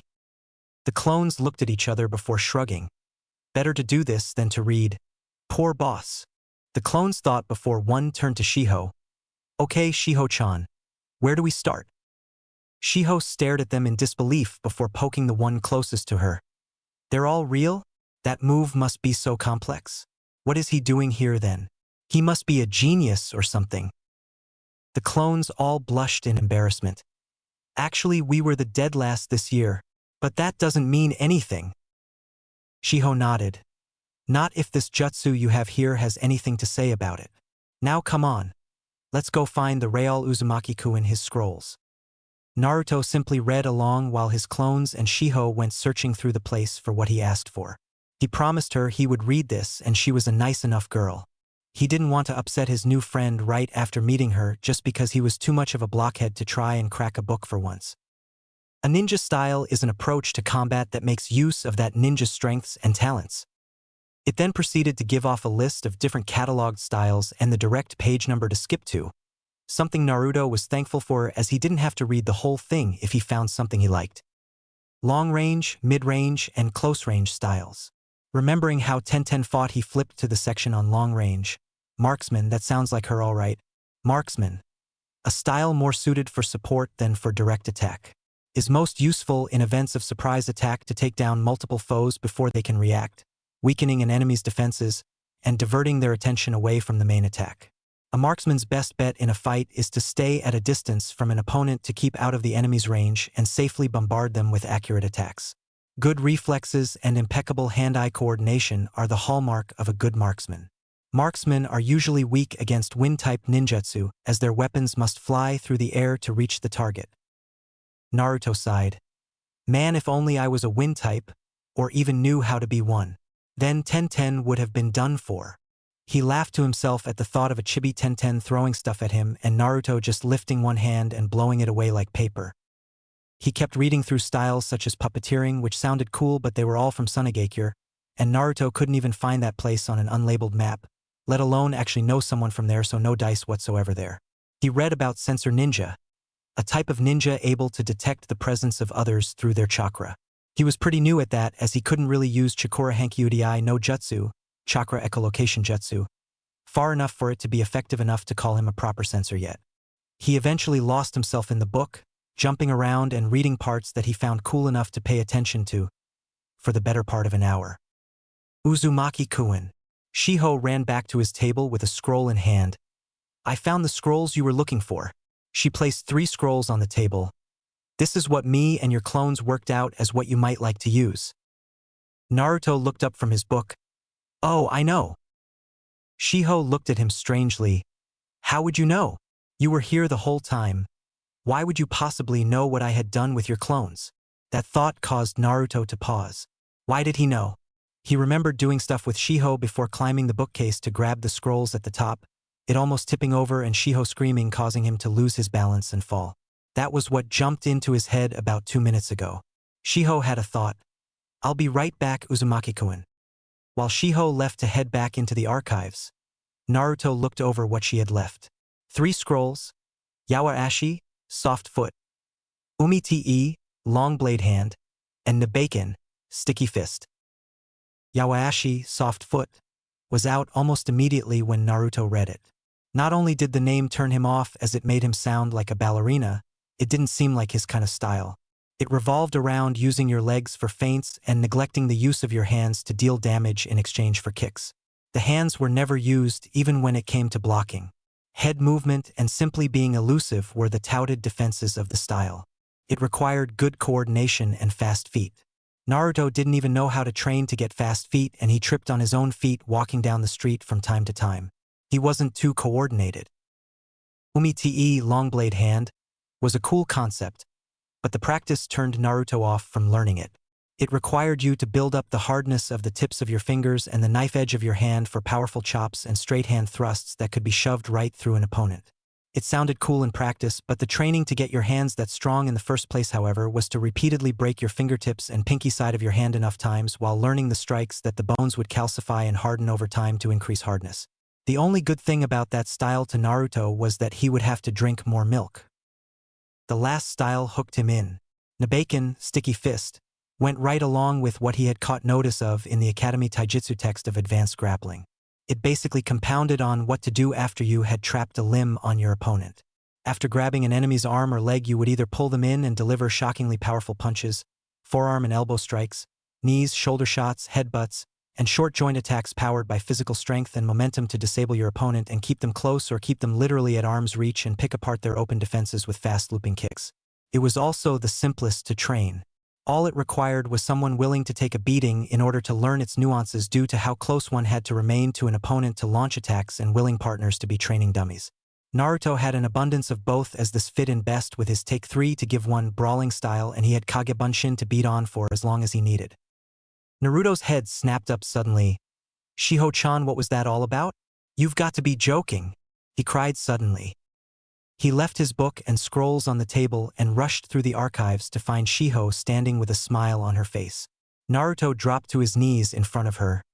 Please tell me you're joking, Shiho-chan. I can't afford that. Shiho was fighting hard to keep from laughing out loud. I can't afford a 30,000 ryo fee for library use. Shiho broke down and started laughing. I'm sorry, Uzumaki-kun, it was a joke, but it did end up proving my theory right. How did you know I said that? I was all the way over here. You told my clone, didn't you? Naruto said plainly, as if it was unimportant. Shiho just stood there counting the seconds until it hit him what he had just said and realizing that him being his years dead last might not be so unfounded. Wait, you told my clone. How did I know about it? Shoo, Shiho said, trying to settle him down. I don't know. But you obviously get your clone's memories after they get dispelled. Do you know what this means? Naruto shook his head and a shine reflected off of the girl's glasses. You could read like 7 books at once as long as you use you clones and still get the information they got from it. Naruto's face lit up. So I can make my clones read these books while I train and do actual cool stuff? Shiho nodded. Yatta. Shoo. The sounds of others audibly shushing Naruto erupted from all around the library, breaking Shiho into a mess of giggles as Naruto apologized quietly. Make some more of those Kaga Bunshin Uzumaki-kun. There's so much you need to know before you become an active ninja. You won't be a dead last by the time I'm through with you. Shiho grabbed onto Naruto's wrist and swiftly dragged him through different aisles, loading him up with books. He had to wonder what part of her wasn't conditioned to be a field ninja, because she was dragging him and half a dozen books around the place like they were weightless. Chapter 3. The first day of the rest of your life. Naruto had been frequenting the library pretty much every day with a few clones. He wanted to make enough to fill the library with them, but both Itsuto and Shiho weren't going to tolerate a library full of Narutos when only one was more than enough to raise a ruckus and cause a disturbance, thus forcing him to keep the clones at a minimum, usually around 6. Naruto pitted his clones. Shiho had them reading the books she picked out to help him along in his knowledge as a shinobi. She was a nice enough girl, but reading was still ultra boring. Not even a new friend could make him think otherwise. She didn't even have him learning cool stuff like he wanted. After she realized how much basic knowledge he lacked, Shiho saw to it that she drilled something into his head to make sure that it stuck. And her sensei didn't have any problems with her doing that, especially since she had Naruto's clones helping out keeping the place organized. By the end of the week, one of the things drilled into his head was how to replace books and scrolls that other shinobi had checked out and returned. Naruto's clones went over basic tactics and combat strategies. Yes, at least things that Shiho thought a genin needed to know anyway. In addition to that, she introduced him to the immediate geography of Hai no Kuni and its surrounding nations so that he didn't look a complete horse's ass when he went outside of the country on missions. While Naruto's clones suffered indoors, he took his business to the woods where he would go over his taijutsu. His choice of using Nabaken, Sticky Fist, seemed like the most tailor-made for him at the moment, but he had to make sure his taijutsu was decent enough for it to even work. This led to him doing the thing from the other day, working with his clones to trap melee attacks like the Academy Scroll instructed him, as he realized it wasn't in the other one due to it being an intermediate scroll. He would have skipped straight to learning the new style if he hadn't been training his moves in the exact place he had been trying to the other day, where he once again ran into Tenten, this time with some kid with long brown hair and white eyes. Naruto didn't like that guy straight from the first meeting, as he looked at him like he was stupid when he told Tenten what he had been doing when she found him again. Tenten quickly informed him that he should finish learning what the Academy Scroll had to teach him before anything else. When he got all haughty and asked her how she knew, she just gave him a deadpan look and asked him if he wanted her to go get Rock Lee or someone worse. Naruto politely declined that offer and took her word for it for 2 reasons. She already proved she could beat him, so what could it hurt to actually listen to someone that proved they were stronger than him? And he didn't even feel like seeing Lee so soon after getting dropkicked in the face. He sure as hell didn't want to see someone that Tenten labeled as worse. She had a point as well that she had the benevolence to explain to put it in perspective for him. Naruto could start from the Nabaken scroll and master every little thing on it. It wouldn't do him any good knowing all of the slick techniques available after latching onto an opponent if he couldn't even get a hold of them in the first place. After an interrupting grunt from the guy that Naruto assumed was her teammate as well as Lee, Tenten ran off, leaving Naruto to his own devices once more. The problem was that Naruto's taijutsu wasn't necessarily bad per se. The issue was that when the spars in class started a few years back, Naruto kind of dominated. It was the only thing he was really good at when they began. He never really had to study for the entire year because he was always able to outlast his opponents and wear them down for a win. Everyone else kept getting better and learning technique while Naruto coasted on his laurels for as long as he possibly could in the category, since he hit just as hard if not harder than anyone else and could take 10 times the damage others could before calling it quits. And he wound up coasting all the way to graduation in this case, as it was his one saving grace on his grades. He wasn't really bad in practice when you factor in how much punishment he could take before dropping, but take that away and he would have failed that too. Good thing he was so damn stubborn, huh? Nevertheless, he was still taking punch after punch from his own Kage Bunshin. He was simply having trouble getting the timing aspect of catching an attack down. The clone doing the punching was absolutely loving his job for the day as well. Naruto had been at this for 4 days at this point, between the reading and messing around with his echolocation jutsu, and while there had been improvement, today you'd have thought it was his first day. Grinning wildly as his fist connected with his creator's face once more. He let the original get settled again before gleefully throwing another punch. However, this one was caught at the wrist before a return fist dispelled the clone. Naruto panted as his Kage Bunshin disappeared in a puff of smoke. He rubbed his sore, bruised face. Finally! He laughed to himself. I got one. I got one. I got one. I finally got one. He winced at a particular stinging part of his face. It took long enough, damn it. He didn't know why it was so hard. But the reason was that his clones knew how he would try to trap a limb. They altered their punch and kick style to keep him from ever getting a hold of them. So it wasn't really that he was doing it wrong. He was simply not adept enough at it to take on an opponent that knew what he was going to do. Man, I have to get that ID picture taken today. Naruto picked himself back up off of the ground. I hope these marks go away before I get there. Naruto decided that the best way to train was to work his taijutsu, which would work his Kage Bunshin no Jutsu, Shadow Clone Jutsu, at the same time, and he would also release random bursts of Chikura Hankyudai no Jutsu, Chakra Echolocation Jutsu, as a short break. Iruka said it placed a decent drain on him to use it, but so far Naruto wasn't feeling it. Naruto placed his hands in the ram seal to begin charging the pulse. Chikura Hankyudai no Jutsu, Chakra Echolocation Jutsu. Naruto let loose the jutsu only to hear a sharp cry of pain from a decent distance away. What? Naruto looked around himself before taking off in the only direction that he felt anything big enough to be a person. Who's there? I know you're over here. He arrived at the place where he felt the presence and saw no one. Someone's messing with me. Naruto fired up another sonar pulse and felt the person quickly leaving the area. He felt like chasing after them, but he had things to do, and if they hadn't attacked him when he revealed that he knew where they were, they must not have been dangerous, right? Besides that, once they reached a populated area, he wouldn't have been able to pursue any further. He had trouble pinpointing exact people in decent crowds. With that thought in mind, Naruto headed off towards the Hokage Tower to get his ninja ID picture taken. Hinata finally stopped running once she finally reached the village itself. She had found Naruto and decided to follow him to see what he had been doing. Seeing him fail obviously hurt him, and she wanted to know if he was okay. Her surprise was imminent when she saw him make a physically solid clone that could actually fight, and she almost yelled out for him to stop once she saw it start beating on him. Only after a few tries, when she saw him actively trying to counter by catching its punches and kicks, did she realize it was training. Did she relax and simply watch with her Byakugan active so that she didn't have to move. She watched right up until the point where he let off that weird pulse of chakra. A spherical wave of chakra expanded outward from Naruto's body, and she sure as hell wasn't ready for something like that from him. From her point of view, when it hit her eyes, it felt like the strongest camera flash she had ever felt in her life, and she had to cry out in unexpected pain at the sensation which tipped Naruto off to her presence. From there, she simply ran away as fast as she could lest he find her and actually ask her embarrassing questions on what exactly she had been doing there. She nervously activated her Byakugan again to ensure that Naruto wasn't near her again, and once satisfied with that, went on her own way, still somewhat shaken by her close call of being discovered by her object of admiration. Naruto cursed his revamped schedule as he walked away from the Hokage's office.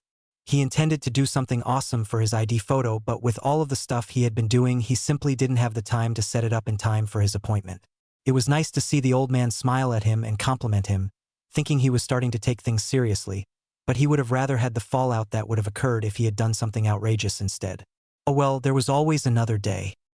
As Naruto walked through the hall to exit the tower, a small boy ran into his knees. Naruto looked down and frowned. Hey kid, watch where you're going. And what are you doing running around with that shuriken in your hand?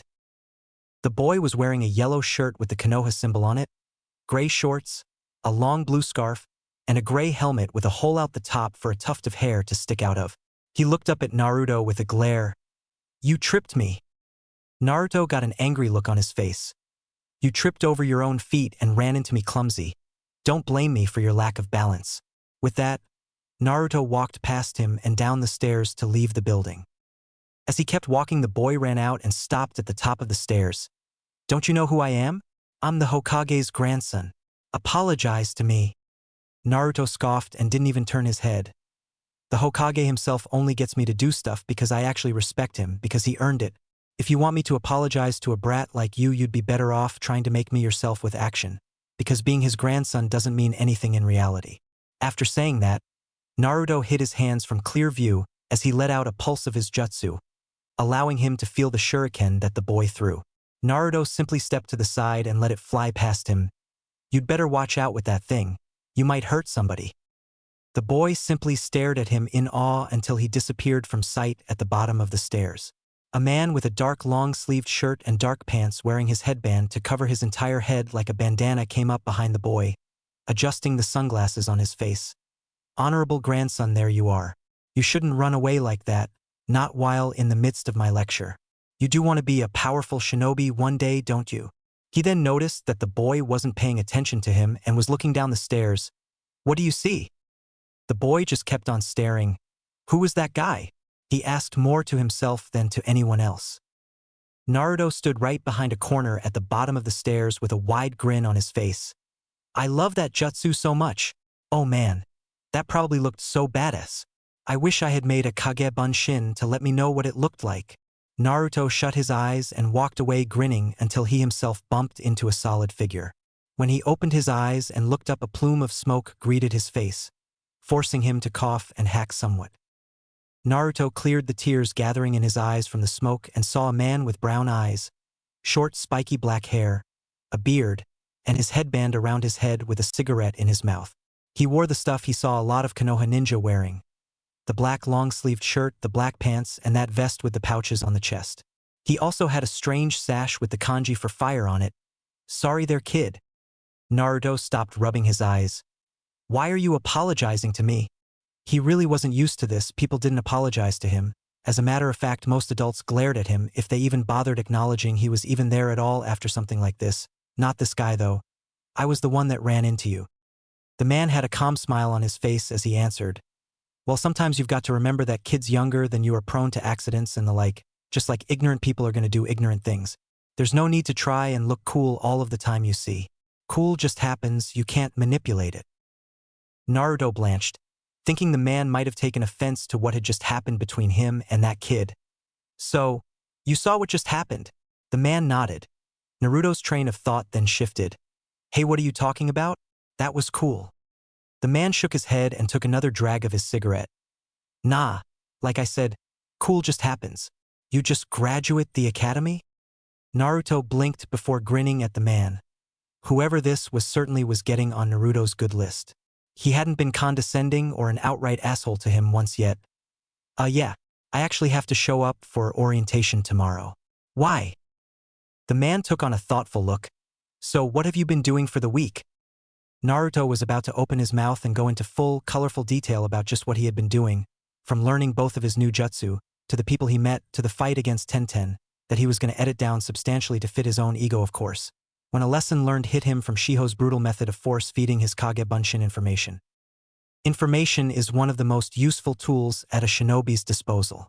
Even simple information such as a person's day-to-day life or events that have transpired in the past, ranging back decades in some cases, can be a powerful weapon to be used one way or another, either as a point of leverage or a talking point in somewhat hostile negotiations. Naruto shut his mouth and rubbed the back of his head. Just stuff, trying to keep busy. He so wanted to tell this guy about his Kage Bunshin, or about Irika's echolocation jutsu that he used so much or anything, but the sooner he could put some lessons to practice, the better things would be in the long run, or so Shiho had said when his clones griped.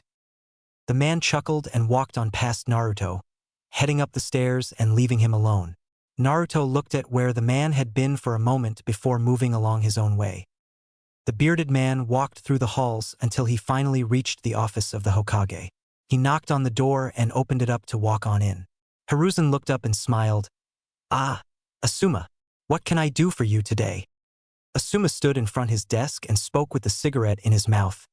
Hey Dad, you know how you send out requests for teams? Hiruzen nodded. Well, I've got one request that should be easy enough. I'm sure there won't really be anyone else jumping at the chance to take him. Hiruzen's eyebrow rose in curiosity upon hearing Asuma begin to make a request. He never requested anything. Naruto just couldn't shake the feeling of someone following him as he walked the streets of the village, sending out regular pulses of Irika's jutsu that he was starting to like just as much as turning his head to look for things with his eyes. It took basically the same amount of effort. He noticed that there was something following him, but he just didn't feel like turning around to see what it was. It hadn't tried anything yet, and he was hungry. Whatever it was could wait until he got to Ichiraku Ramen. If you're still following me, when I get to the ramen stand, I'm going to have to mess you up, Naruto shouted to whoever was following him. After walking a few blocks and another check to see if he was still being followed, he shook his head. Just as he entered the stand underneath the curtain, he formed a Kage Bunshin that made itself scarce before anyone that cared could take notice. Taking his seat at the counter, Naruto immediately called out his order. Oi, Tsuchiyaji. 1 large serving of miso ramen with roasted pork fillet, and keep 'em coming. The middle-aged man running the stand gave Naruto a half salute and got to work on his order. You've got it, Naruto. Coming right up. I leaned on the counter while Naruto waited on his food. So Naruto-kun, tomorrow, right? That's the day you become a ninja. Naruto laughed to himself. Yep. I can't wait. I'm so excited I don't know how I'm going to sleep tonight. I'm going to kick so much ass tomorrow. It's going to be great. His attention was directed downward as a large, steaming bowl of ramen with the works was placed in front of him. Naruto grabbed a pair of chopsticks and broke them apart. Ita de kamasu. The blonde stopped the chopsticks full of noodles just short of his mouth as the memories of his Kage Bunshin and his little stalker came into mind. With Naruto's Kage Bunshin. Across the street from the stand, the Kage Bunshin stood with a sweat drop on its head as it stared at a square rock, looking intently at the real him eating at the stand. Naruto kicked at the rock twice and deepened his sweat drop when it scuttled away from him a few feet before continuing to watch the real him. Rocks aren't square, Naruto said absently. Upon hearing his voice, the rock abruptly turned around before being thrown off to reveal the little kid he had met at the Hokage Tower earlier. Why have you been following me for so long? Can't you see it's chow time? The kid pointed at the clone with a shaky, accusing finger. How can you be over here? You're supposed to be over there. I heard you yell from over there. You're not real, ow. The clone rapped the boy on the head. Well, you said ouch, so I must be real enough, right? He stared at Naruto in awe. How did you do that? Naruto grinned widely at him. I'm a ninja kid. Pretty cool, huh? The boy then got a determined look in his eyes. All right then, I've decided. You're going to train me now, boss. The clone almost face faulted itself into oblivion. What? Who decided? Why would I want to train you? And what's with the boss stuff? I'm calling you boss because you're going to be training me, and I've decided on you because, well, you're awesome, boss. And this thing with the making 2 of you as well as being able to discover my location just proves it, Kore. The clone blushed under the praise before sighing, once he thought of the kid being impressed at noticing a square rock was out of place in the middle of a street. Yeah, whatever, kid. I don't even know your name, so it's going to be kind of hard for whatever training you think I can give you. Besides, don't you have a teacher already? Konohamaru. The boy mumbled, facing the ground. My name is Konohamaru. His head snapped up abruptly. But no one ever calls me that. It's always honorable grandson. Even though my name should be easy to remember. No one ever sees me for me, they only just see me for the things that my grandfather did. I want people to acknowledge me. Naruto frowned as he heard the boy explain himself to him. It was kind of like him. People seemed to prefer to pretend that he simply didn't exist and he had no clue why. At least Konohamaru had the luxury of already knowing what it was they saw when they treated him that way, and it wasn't so negative. Still, the kid strangely reminded him on himself, especially at that age. He wished he had the balls to go up to someone and ask them to train him though. All right, clone, Naruto sighed. But there's not really anything I can teach you. He scratched his head. Well, there's one thing. It could work for you and it seems to be effective on most of the people I use it on. The clone thought to himself. Boss doesn't need to actually go do this himself, does he? Well, Konohamaru asked excitedly once he realized that Naruto was going to teach him something. Naruto patted the boy on the head. All right, the jutsu I'm going to teach you requires you to do quite a bit of studying. Come on, let's get started. With Naruto. That didn't really work out so well for Naruto's Kage Bunshin. Naruto sighed and made a bunch of Kagebunshin. Go with the kid and stay hidden except for one in case you get dispelled again. This might be a really long day. The clone saluted him and took off towards Konohamaru's last location to make sure the kid wasn't freaking out at watching his instructor for the day burst into smoke. Naruto took in a sigh of relief and inhaled the aroma of the new bowl that Ayam had just set in front of him. There is no way I was going to be stuck doing that all day. Stuck doing what, Naruto-kun? Ayam asked curiously. He seemed really comforted about something. Naruto laughed and gave her a megawatt smile. Nothing, Ayam Nichin. I'm just talking to myself. The next day, Naruto arrived to the academy super early that morning and sat down before sighing to himself and pulling out a bunch of small sticky notes that Shiho made his Kagebunshin write down and carry home before they dispelled. Yesterday had been very troublesome for the existence of realistic replications if the way his Kagebunshin had to deal with the stuff happening around them was any indication. Konohamaru's attempts to go through with research for the jutsu Naruto planned on teaching him ended up in pain and anguish for Naruto's clones. Even though it was always Konohamaru that got them in trouble. Maybe teaching a kid the Oiroke no Jutsu wasn't the best idea in the first place? Anyway, Konohamaru eventually got it just in time for his instructor Ebisu to show up and take him away. Flashback. Honorable grandson, it's time for you to stop associating with this rabble and come with me, Ebisu said, tilting his glasses up as he looked down on Naruto coldly from a tree limb. Naruto returned his look with a glare of his own. Guys like this are always looking at me like they have a problem. What is their deal?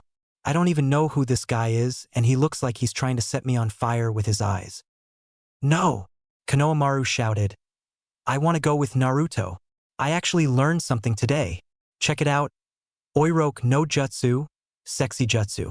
In a puff of smoke, Konohamaru turned into a beautiful naked brunette woman that winked at Ebisu. Hey there.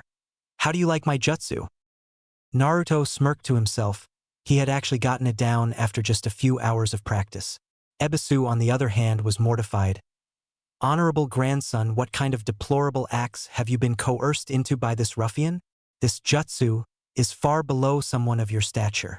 The only guaranteed way to achieve a shortcut to Hokage is through my teachings. I'll show you the way. Naruto growled. Oi!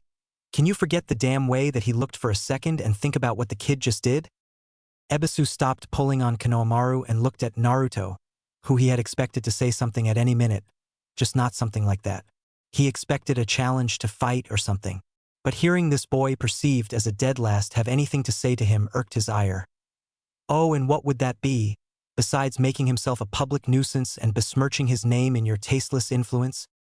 Naruto's eye twitched. He so wanted to fight this guy and show him what was what, but he promised too many people he'd stop acting like a bother and getting into a fight with another person so soon after being scolded for it wouldn't bode too well for him. Naruto grit his teeth and continued to speak. He did a transformation, you idiot. Was all he really had the self-control to get out. Ebisu looked at Naruto expectantly, as if to say, that's all you had to say? It took a few seconds, but the facts of what he had just uttered had finally dawned on Ebisu as his eyes slowly panned down to Konohamaru still trying to break his grip. After realizing that Konohamaru had indeed used a jutsu that he hadn't even come close to teaching him yet, he let go of the young boy in shock. Honorable grandson, this is incredible. To learn such a jutsu in one day. Naruto wanted to yell at this guy so much for changing his tune so abruptly. Of course it only took a day. Konohamaru bellowed before running back over to Naruto. Boss taught it to me. Naruto patted Konohamaru on the head. Yeah, but now you can use it to turn into other stuff. All you need are the hand seals now since you already get the idea of turning into a different form. He pointed to Ebisu. That guy can do that for you later. Konohamaru frowned as he looked over at Ebisu. But boss, he doesn't teach me any cool jutsus like you do. How am I supposed to get to be Hokage fast if I don't learn any jutsu? You idiot. Naruto said. There isn't a shortcut. Nothing you do will make the way to Hokage any shorter or any easier. If you really want to be Hokage one day, you're going to have to prove that you're better than me. Konohamaru gulped at that. You need a lot of guts, and you're going to fall down a lot. But if you work your hardest one day, you can be Hokage. After me, of course. Konohamaru stared at Naruto as he started walking away from both him and Ebisu. Fine, you're not my teacher anymore. From now on we're rivals. Naruto chuckled and waved absently over his shoulder. Yeah, fine. I couldn't keep teaching you stuff anyway. I have to start my ninja career tomorrow. End flashback. And then there were the clones that had been combing through the library for anything with a jutsu in it. The old man couldn't have been lying when he said that there were a few in there somewhere. He wouldn't have done that, but he would be damned if he had found any yet because he sure hadn't. And whenever the clones came across anything that Shiho thought he would need, she pulled that particular clone away from searching and proceeded to make it read whatever it was. She kept on claiming seniority over him to get the clones to read what she told them to, and accentuated the fact that he would have to learn how to take orders he didn't like, so he might as well get used to it. Poor clones. Better them than him, though. Hey! Naruto looked up to see a boy with black hair and a ponytail giving him a pineapple look, looking at him lazily. What are you doing here, Naruto? This is for students that graduated. Naruto flicked the metal on his headband around his forehead. He still wore the goggles as well, just around his neck. He might need them at some point, so why not? You see the headband, Shikamaru? That means I'm a ninja just like you. Ugh, troublesome. Shikamaru rubbed his neck before going off to find his own seat, leaving Naruto back to his own devices. Hinata's breath hitched in her throat when she saw Naruto sitting in class. Naruto-kun passed after all. I'm so glad. However, she still really hoped that he hadn't caught on to her tailing him the other day. Ha! Take that, Ino pig, I got here first. Naruto turned his attention to the top of the stairs where he saw an out-of-breath Sakura and Ino. Sakura looked down to his level and put on a sweet face. No way. Is she looking at me like that? When Sakura began moving his way, he took a chance that he probably knew the results of beforehand. Standing up to greet her, "Hi there, Sakura-chan." Get out of the way, Naruto. Sakura bowled him over and moved directly to the seat beside him. Good morning, Sasuke-kun. She pleasantly greeted the boy in question, seated directly to her left. Naruto picked himself up off of the ground as a bunch of the girls in class began fighting over who was going to take that seat. What the hell was that for? Shiho says being nice to girls will get them to like you, and she hasn't hit me once all week. Sigh, I just don't get girls. Naruto leered over at the object of all of the commotion, one Sasuke Uchiha. Naruto smirked to himself. It was only a matter of time at this point until he could go and prove that he was better than Sasuke was. Let Mr. Popularity there enjoy his last day as top dog. Once things got going, Naruto would be the one seen as the best. With that in mind, Naruto took his seat and went back over the notes that he had placed in front of him on the desk with much trouble to his attention span due to the harping on by all of the girls around Sasuke. Seriously, how could that bastard keep a stone face in the middle of that? He had to have nerves like a river stone to not let it show that it was bothering him one way or another. What are you doing, Naruto? He looked up to see a boy in a hooded parka with fur lining the edges. He had red marks on his cheeks, rather feral features, and a little white puppy on top of his head. Why are you studying? That's kind of the opposite of what you should be doing here. School's over now. Naruto chuckled nervously. Well, a friend of mine just wanted me to go over some stuff that was supposed to help me out. Nothing big. How was he supposed to say he had clones running about the library every day this week going over things? That would have probably made him a laughingstock. Kiba grinned, showing off sharp canines. Well, you can study all you want to. It doesn't matter. Me and Akamaru are gonna blow right past you, whatever it is they have us doing now. Right, boy? A yap of affirmation from the puppy on his head sounded out. Naruto stood up out of his seat and held up a fist. Yeah, right. I'm gonna get out of here and hit the top in record time. Then you can all tell your children one day how you were in class with the new Hokage, hehe. They don't let class dobes be Hokage. One random boy shouted out, engulfing the whole room in laughter. Shut up, Naruto barked back. I could probably beat anyone in this room right now. Could he? Yeah, he could. He knew none of these guys were as good as Tenten was. He had been training all week and he was sure no one else had done anything. And he was Uzumaki Naruto, he was that awesome. Of course he could. None of that stuff is going to matter once we get out of here and the missions start. We're all genin now. Well said, Naruto. Irika said as he entered the room with a clipboard. You're all as of this day forward official shinobi of Konohagakure no Sato. You are all expected to carry out your missions to the best of your ability for your home and for your comrades. I just want to say that I am proud of you all, and that I wish you all luck in your future as ninja and kunoichi of our village." He gave his short speech a moment to sink in before clearing his throat. "Now I'm going to begin the announcement of the squads formed for the duration of your tenure as genin." This got everyone in attendance's collective attention. All of the would-be Jounin sensei were in the office of the Hokage looking through his crystal ball at all of the rookies. Hiruzen looked at Asuma, who had foregone the cigarettes due to the room being so crowded. "Is there any particular reason you asked for the addendum to your team, Asuma?" Asuma smirked when all eyes fell on him. "Trying to put me on the spot, huh, Dad? Alright, I'll explain it afterwards." Irika continued listing off names on his clipboard. Team 7 will be Akimichi Chuji, Haruno Sakura, and Uchiha Sasuke.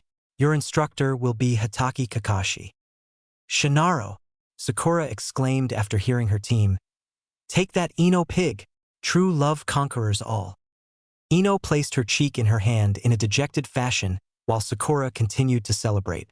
Sakura turned to Sasuke with hearts in her eyes. "Now we'll be on the same team, Sasuke-kun. Isn't that great?" Was the stoic Genin's response. Naruto had to bite back a snort of laughter at that. It was clear that Sasuke cared so much about his predicament. Team 8 will be Hyuga Hinata, Inazuka Kiba, and Aburame Shino with Yuhi Kurenai as your Jounin sensei. Irika said as the three young ninja mentioned all acknowledged that he had been heard. Team 9 is still in circulation, so we'll move on to Team 10. Team 10 will be Yamanaka Ino, Nara Shikamaru, and Uzumaki Naruto with Sarutobi Asuma. "Ah," Ino said as her head slumped onto the desk. "I've got a lazy bum and the dead last on my team. Why me?" Naruto rolled his eyes at Ino's words and kept his eyes on Shiho's notes. "Why did she give me these? The only thing that's been useful so far was the one that told me we were going to be broken up into squads like all genin were. Other than that, these have been a waste of time. And that's all for now," Irika concluded. "You will all be picked up by your respective Jounin sensei after lunch. Until then, get together with your team, get to know them, and one more time, good luck to all of you." Irika spared the class one last glance before leaving the students on their own.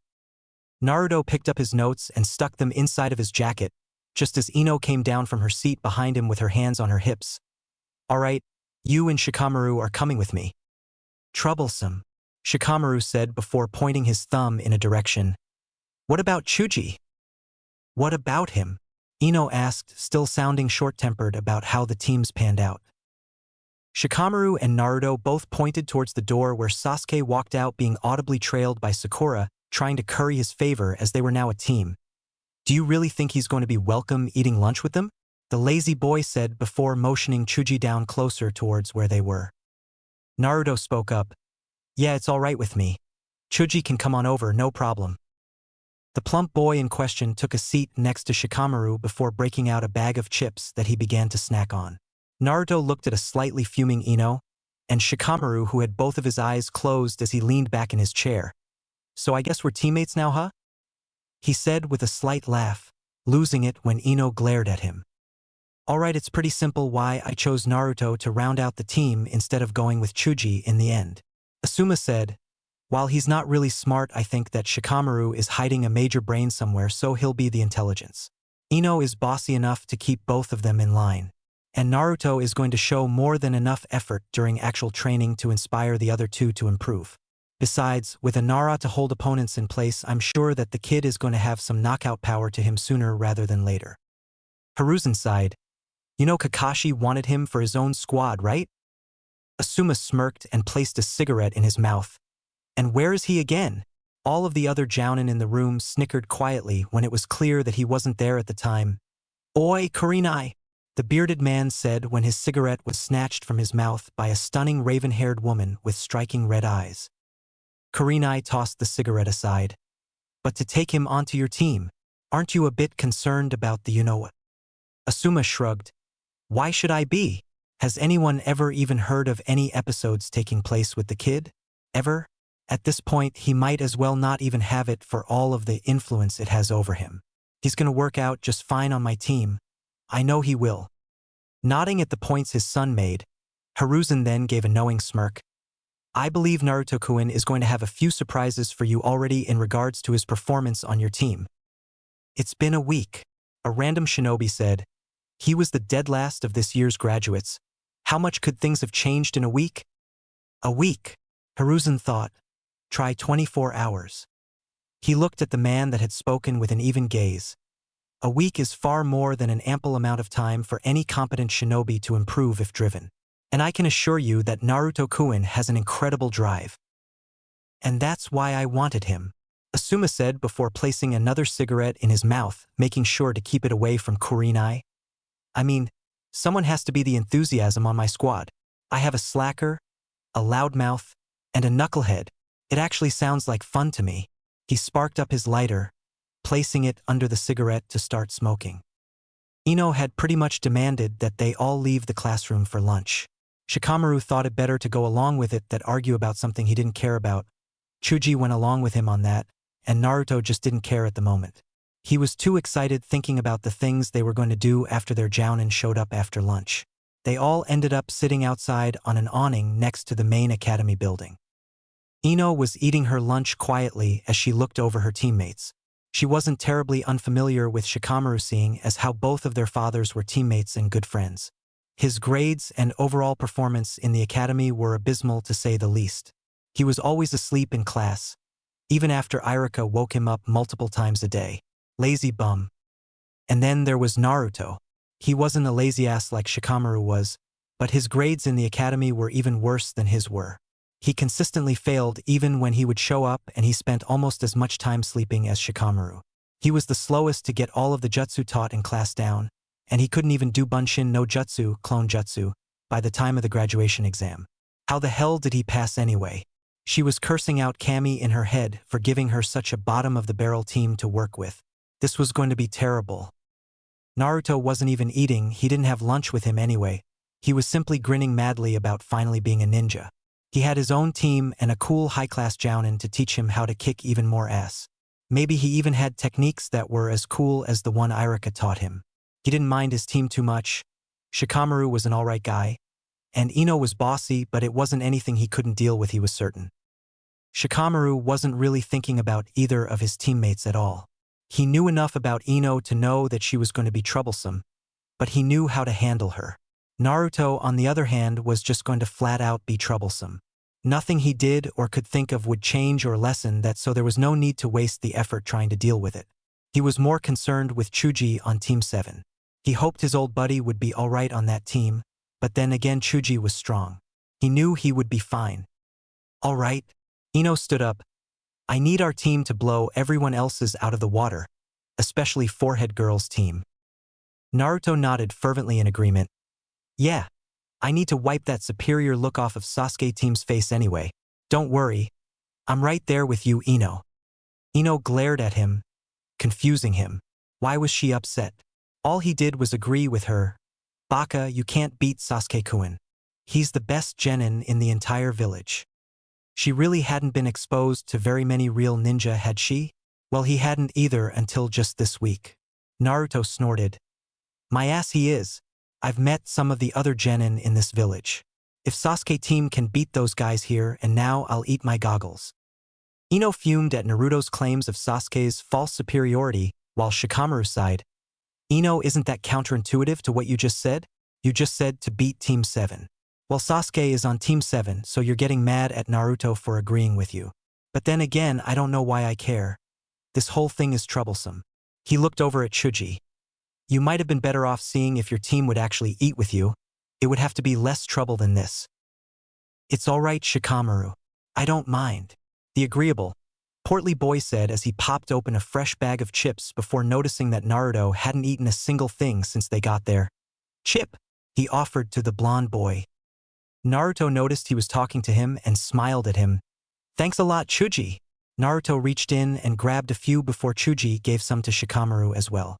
All three boys were seated and munching on chips while Ino was crying over her rotten luck. Naruto grinned at her. It'll be fine, Ino. Stop worrying about it. I'm sure Shikamaru isn't as lazy as he seems when something important actually happens. The girl had to admit he was right. He did graduate just like everyone else did after all. And what about you? Ino replied, running a hand through her light blonde locks. He might be able to get himself up for when big stuff happens, but what about you? You can't really turn stupid off like that. She knew Naruto failed on the other hand. Everyone did. It was so evident on his face when he came out of the academy that day. Why was he here? No one told her that.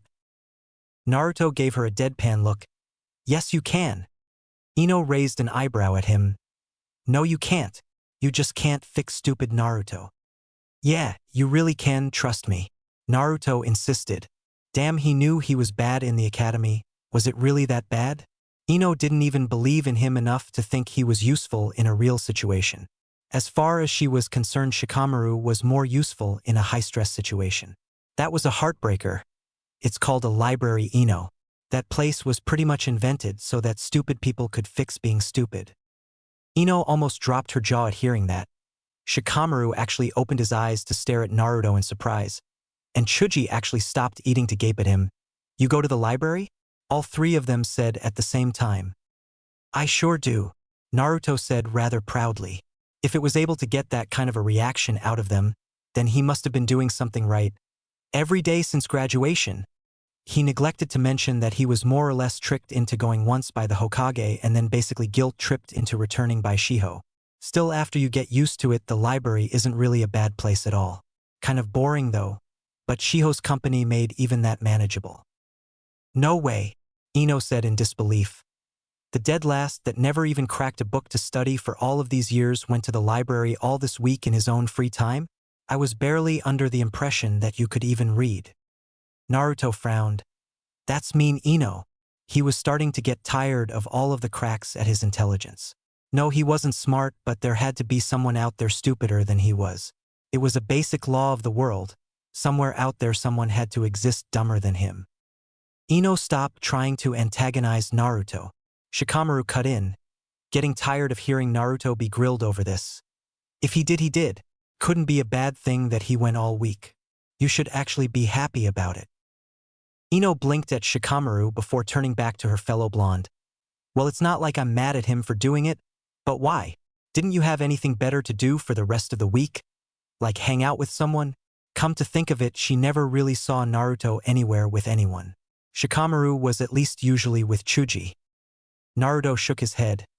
Other than play pranks, I really didn't. All I had to do was train and go to the library because I promised not to pull any more pranks. Unless someone gave him a seriously good reason to do so.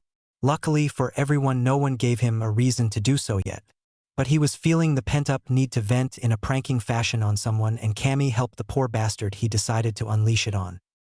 Training too, Ino said. Naruto trained? Since when did Naruto actively train without being directed to by someone? He barely did it when Irika had everyone doing things in class. Yep.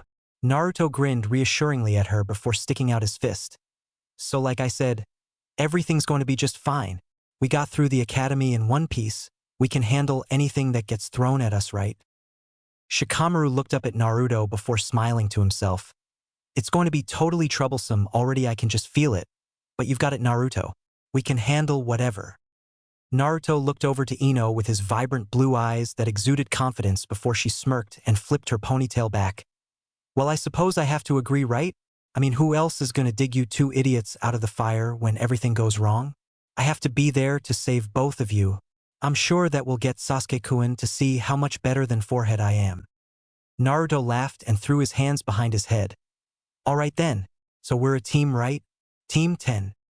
Team 10, Shikamaru agreed. Ino sighed. I'd still much rather be on Sasuke-kun's team though. She then perked up and winked. But yeah, Team 10. Chapter 4, How to Train Your Genin. Lunch ended and the newly graduated genin all filed back inside of the classroom to find that there was a group of adults already there waiting on them. Team 10 decided that now was as good a time as any to start working like a team and sat in the same row next to each other while most of the others were still spread out around the classroom. After everyone re-entered, Irika took the front of the class again. All right, everyone, Irika started. The men and women standing before you are your Jounin sensei for your duration as genin. Remember to work hard and remember everything you've learned through your time here in the academy.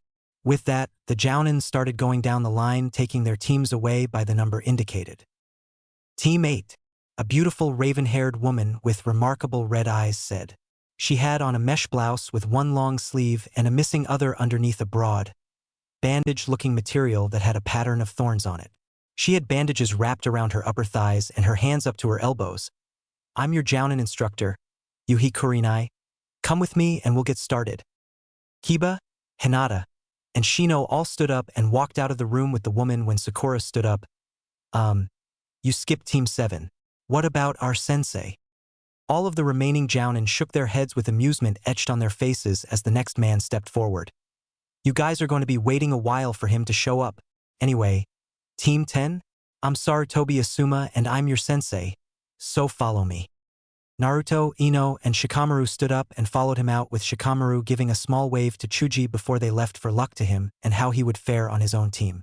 Shikamaru was still worried about leaving his oldest friend like that all on his own, but he had to worry about himself at the moment and how he was going to do on his own team. Naruto looked at the bearded man they were following oddly, as if he were supposed to be familiar or something. Hey, have we met before? Naruto asked with his eyes closed in confusion. The man chuckled at the diminutive blonde. Hey, what's funny? You must not have a very good short-term memory, kid? The man said as they started walking outside. When he saw Naruto's face scrunch up in thought. We met yesterday, kid. You were outside of the Hokage Tower and ran into me after messing with my nephew. Huh. Naruto was still confused before he started piecing together what Asuma had just said along with his last name. Wait, you're Konohamaru's uncle? Then that means you're the Hokage's son, right? Asuma sighed. Well, that's not what we were really talking about, but yes, I am the Hokage's son. Wow, Naruto said with a grin on his face. So you must be like a younger, more awesome version of Hokage Gigi, right? Asuma broke into laughter at hearing that. If nothing else, Naruto was going to be entertaining to have around on his team. Well, I don't really know about that. I don't even fight anything like the old man, to be quite honest with you, but I do, in my own humble opinion, think I'm quite strong. Ino gave Naruto a chiding look. Naruto, why would you call Hokage-sama that? That's disrespectful to his status in the village. Naruto shrugged. It's just what I've always called him. Ever since I was a little kid, I've been calling him Hokage Gigi whenever he came to see me, and he never corrected me on it, so I guess he liked it or something. Now Shikamaru and Ino had something else to think about. Why did the Hokage spend that much time with Naruto when he was little? Sure, he was an orphan and everything, but for Naruto to be comfortable about calling the man such a familiar name in passing. That's a whole different level of acquaintance. The newly minted Team 10 kept following their Jounin commander as he walked them about all the way to a training field where he instructed them to sit down in the grass under the shade of a tree while he leaned against the trunk. Shikamaru acquiesced far too easily for Ino's tastes when he plopped right down on his back and looked up at the sun poking through the leaves vacantly. Naruto swiftly did as he was told as well, just staying seated normally on the ground. Ino did so reluctantly and sat with her knees pulled to her chest as they all looked at their sensei reach into one of his flak jacket's pockets and pull out a cigarette. Ino watched him distastefully as he stuck the cigarette in his mouth. Those will kill you, you know? Asuma smirked and pulled out a lighter to spark his cigarette up. Girl, I think you'll find after you've been doing this for a while that compared to being a ninja, a little smoke can't even come close to being anywhere near as dangerous. He took a moment to enjoy his cigarette for a moment, taking in the expressions his genin all wore. Ino was calm, yet she had an air of annoyance about her. Apparently she wasn't as pleased with her team selection, or her sensei if the way she was lightly glaring at him and his cigarette was any indication, as she would have liked to be, but she was willing to deal, that was good. Shikamaru didn't seem to care either way.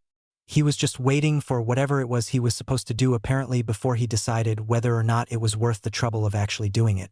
This kid would need some serious motivation if he was to end up any good kind of ninja. He didn't appear to be as out of it as he looked while gazing up at the clouds. It was clear he was still paying attention. Naruto was barely able to hide his excitement. He was hardly able to sit still, and every few moments you could see a huge grin threatening to peek through his already happy expression. While there was clearly no lack of motivation in him, and he didn't seem to have any problems with the way the teams panned out, he was just happy as a clam to even be there at all. All right, Asuma thought to himself. Enough of the silent contemplation. Asuma tapped the ashes off of the end of his cigarette. From this day forward, I'll be your Jounin sensei. You will train under me, take missions under me, and I will be responsible for all of your well-beings from this point forward. He saw their faces receive that information. And now for the fun part. He thought with a smirk. That is, after you pass your final test to become genin.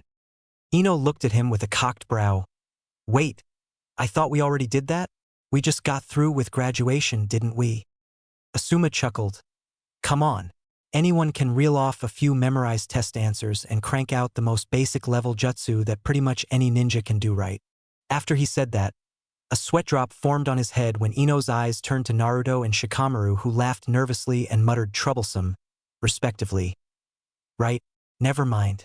Well, regardless, that was just to scout out prospective candidates that actually end up being ninja.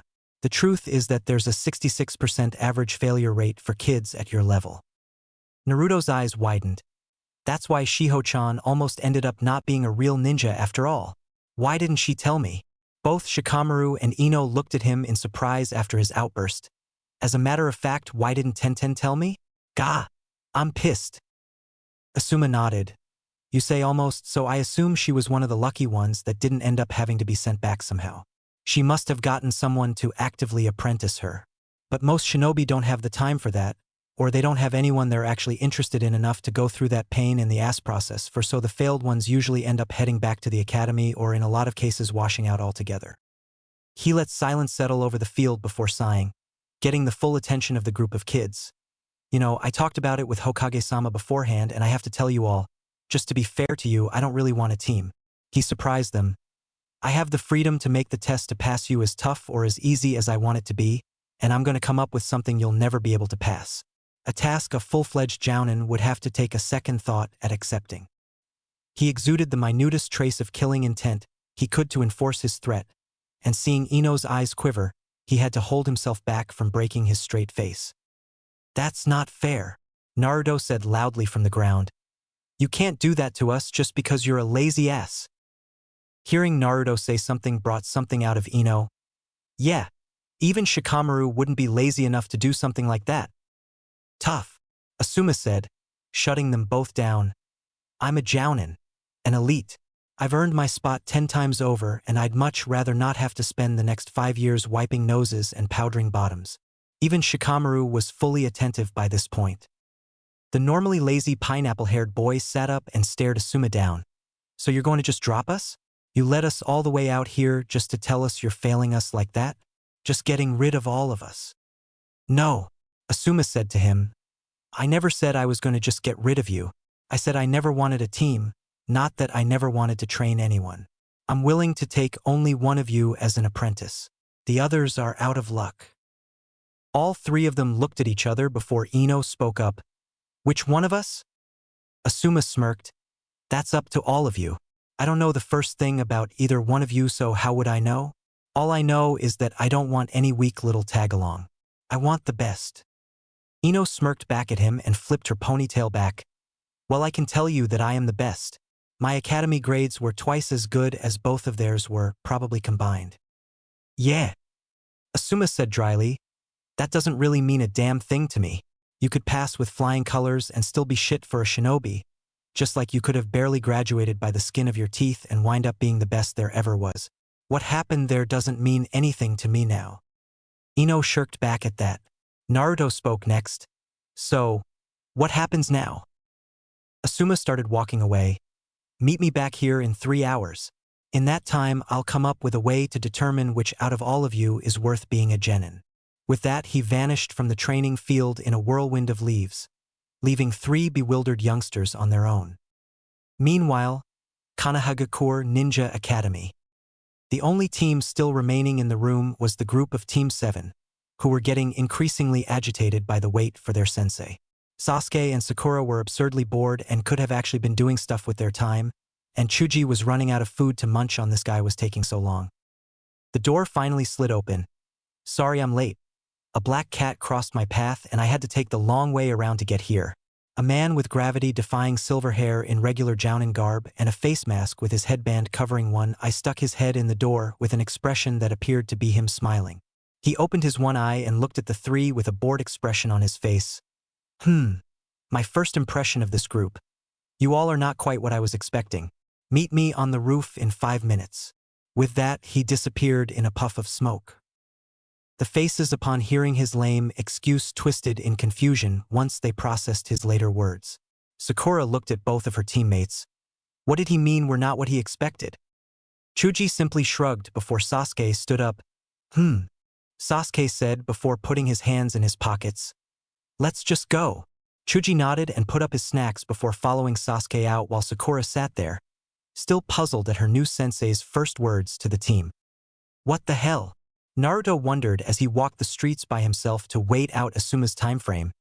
Did this kind of thing happen to Shiho-chan? Did her Jounin sensei not want to do this either and just got rid of the whole team because they could? I can't let it end like this. I can't just go back to the academy because of this. Naruto clenched his fists so hard his knuckles turned white. Maybe he'll take me as his apprentice. Maybe if I show I'm more awesome than the others he'll take me as a student? He has to. It's my only chance. But how am I supposed to prove it? Naruto kept walking for a moment before he steeled his eyes and headed back towards the training field they had met with Asuma on. Naruto returned to the field to find Ino and Shikamaru already there, the former glaring at the latter as he sat against a tree with his eyes closed. Naruto, Shikamaru said before yawning. We've been waiting on you to show up. Naruto gulped before he began walking towards the tree. Yeah, I'm here. He looked from Shikamaru to Ino, who was splitting her time from glaring at Shikamaru to glaring at Naruto. I thought I'd get here early and get some time to think before everyone else showed up. I guess that plan was good enough for everybody to use Tuha. Shikamaru shrugged. Well, I never really left. I just waited until you guys all did and then I came back. This is a good spot. Ino stomped back here a few minutes before you did actually. So how are we going to do this? Naruto asked more to himself than to anyone else as he made his way under the tree with the others. But Ino heard and picked up on it. There's no way I'm going back to the academy now. Not after all I've done to get out of there. If this is how it's got to be, then I'm not just letting this pass me by. Ino said, voice full of determination. So if I have to prove it, I will. No, you're not, Shikamaru said, his voice having lost the disinterested tone from before to take on a more hardened one that showed he was actually serious. Neither of you are actually, he said, directing his gaze to Naruto to make sure he got the message. Ino smirked. So what are you going to do? Beat us both and take it for yourself, Shikamaru? That seems like too much work for someone like you. Naruto tensed up his muscles and spoke animatedly. I'm not going to fail. I can't. Not now, not after all of this, Databeo. I won't go back. If I have to fight you guys, I will. Shikamaru stood up from his spot on the tree. Well, you see, no one's going to be fighting anyone at all. He made a gesture of antlers on the top of his head and let a smile cross his face when he saw Naruto and Ino mimic his action. Cage main no jutsu, shadow possession jutsu, complete. Ino's eyes had panic in them. What is this, Shikamaru? She said frantically. Naruto struggled but couldn't move an inch. I can't move. Shikamaru put his hands down. This is my jutsu. Now listen up. We're not going to be fighting. None of us are. Why would they give that guy a team if he could just fail us for something stupid like he didn't want a team? Just because he has tenure or something doesn't mean he can just ruin someone's career before they even start. But what if he can? Ino said, I can't fail. My entire family would be totally ashamed of me. Naruto's eyes widened. He never said he would flat out fail us though. He said he would give us an exam we couldn't pass. But he didn't say anything about failing anyone just like that. Exactly, Shikamaru said, smiling at Naruto for pulling that answer out. So, as troublesome as it is, all we have to do is pass his exam and that should be that. Ino wasn't convinced. But what if we can't? He said that a Jounin would have trouble with what he was going to end up making us do. How can you be so sure we'll get through it? Shikamaru let go of his jutsu. Because there are 3 of us. A single Jounin might have trouble with whatever he makes us do. But 3 of us can more than likely handle anything he'll make us do. He kept looking between them in case anyone planned on attacking anyway. But calmed down when no one did after a minute. Okay, Naruto finally said, we're Team 10, aren't we? Naruto said with a slight laugh. We're not supposed to be fighting anyway, and Shikamaru's right. We can take whatever that chain-smoking team has planned for us. Ino sighed in resignation. All right, sure. We'll work together. But if we end up all being sent back to the academy for this, I'm going to spend the next year making your lives a living hell. Got that? Her tough facade dropped as she slinked down against the tree that Shikamaru had been sitting against for the longest time. So what are we going to do? Shikamaru kneeled down in the shade of the tree in a weird position with his hands forming a circle with his fingers with his eyes closed. Naruto and Ino looked at him strangely before looking at each other. Naruto whispered to his fellow blonde loudly, "What is he doing?" Ino shook her head. "I don't have a clue. Just wait." Naruto's whispers grew harsher. "We don't have time to wait. That Asuma guy is going to be here in 10 minutes. He's a Jounin, and he's Hokage Jiji's son. That has to mean he's strong as hell." "Well, what do you want me to do?" Ino whispered back just as harshly, still trying to whisper though, so as not to disturb whatever Shikamaru was doing. "I don't know the first thing about the guy. Or any of you for that matter." "Oh man," Naruto continued to whisper as he moved around in place nervously.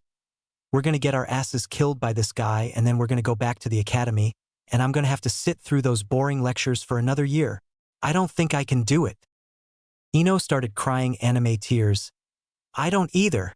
I can't be the only one of my friends this year to go back to the academy. That's a popularity killer for sure. I'll be a social untouchable Naruto. Just like you. No offense."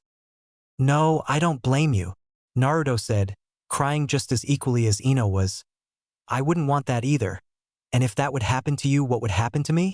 I don't think I can sink much lower, Ino, and I don't feel like finding out if I can either." "What are we going to do, Naruto?" Ino grabbed the collar of his jacket tightly. "I don't know," Naruto replied just as desperately. Both of them hugged the other and started sobbing loudly. Shikamaru's eyes opened up. "All right, I have a plan." He almost had his eyes bug out of his head when he noticed Ino and Naruto holding each other and crying inconsolably. "Guys," Shikamaru said, not getting a single response from them. "Guys," he said a bit louder before muttering troublesome and trying again. "Guys." Naruto and Ino noticed he was finally back to paying attention and proceeded to let go of each other nonchalantly as if nothing had happened. Shikamaru stood up. "All right, if we're going to do this, then we need to know what the others are good at, so I'll go first. I'm not really much for fighting. I'd rather sleep or play shogi than do something so troublesome, but if I had to I would say that my best thing is dash dot. Hokage Tower, Hokage's office." A knock came at the door of the Hokage's office. "Enter," Hiruzen said, placing some paperwork to the side to pay attention to his guest. The door opened to reveal Kakashi poking his head in. "Ah, Kakashi. I was actually expecting you to come here at some point, but don't tell me you finished your test this early?" Kakashi gave the man an eye smile. "No, Hokage-sama. I decided I would wait until tomorrow, let them sweat it out a bit. Also, it seemed like more fun to let them dangle than to get it over with." Hiruzen shook his head at the masked man's relaxed attitude. "Are you actually going to pass your team this year, Kakashi? You have a lot you could actually pass down to the youngsters if you ever actually chose to." Kakashi made a noise of neutrality. "Maybe. It's up to them whether or not they pass, so who knows. Speaking of my team, I thought I was supposed to get Naruto Uzumaki to even out the team with Sasuke and Sakura." Hiruzen nodded. "You were, until Asuma personally requested him yesterday. He hadn't made a request and you didn't really ask for Naruto. He was to be placed there to balance things out.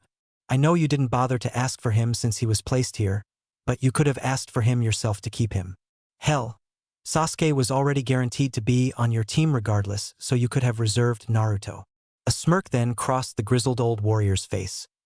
"You could have even shown up today before teams were being announced like all of the others, and probably would have ended up with Naruto when you found out he was on Asuma's squad." Kakashi face-faulted on the ground. Damn habit of showing up late. He quickly picked himself up and cleared his throat. "Well, I don't really have issues with my squad, and as long as he's with Asuma, Naruto should be just fine as long as he passes." "Oh, he'll pass, Kakashi," Hiruzen assured his masked Jounin. "Of that I have no doubts, so you shouldn't even worry about that." Training Ground 24. "Okay. Time to break some genin." Asuma thought to himself upon entering the training field. He looked around and saw all three of the kids sitting under the tree he had left them at. He walked over to them and crossed his arms once he got close enough for the three to take notice of him. So have you come to a decision on which of you are going to be my apprentice civilly?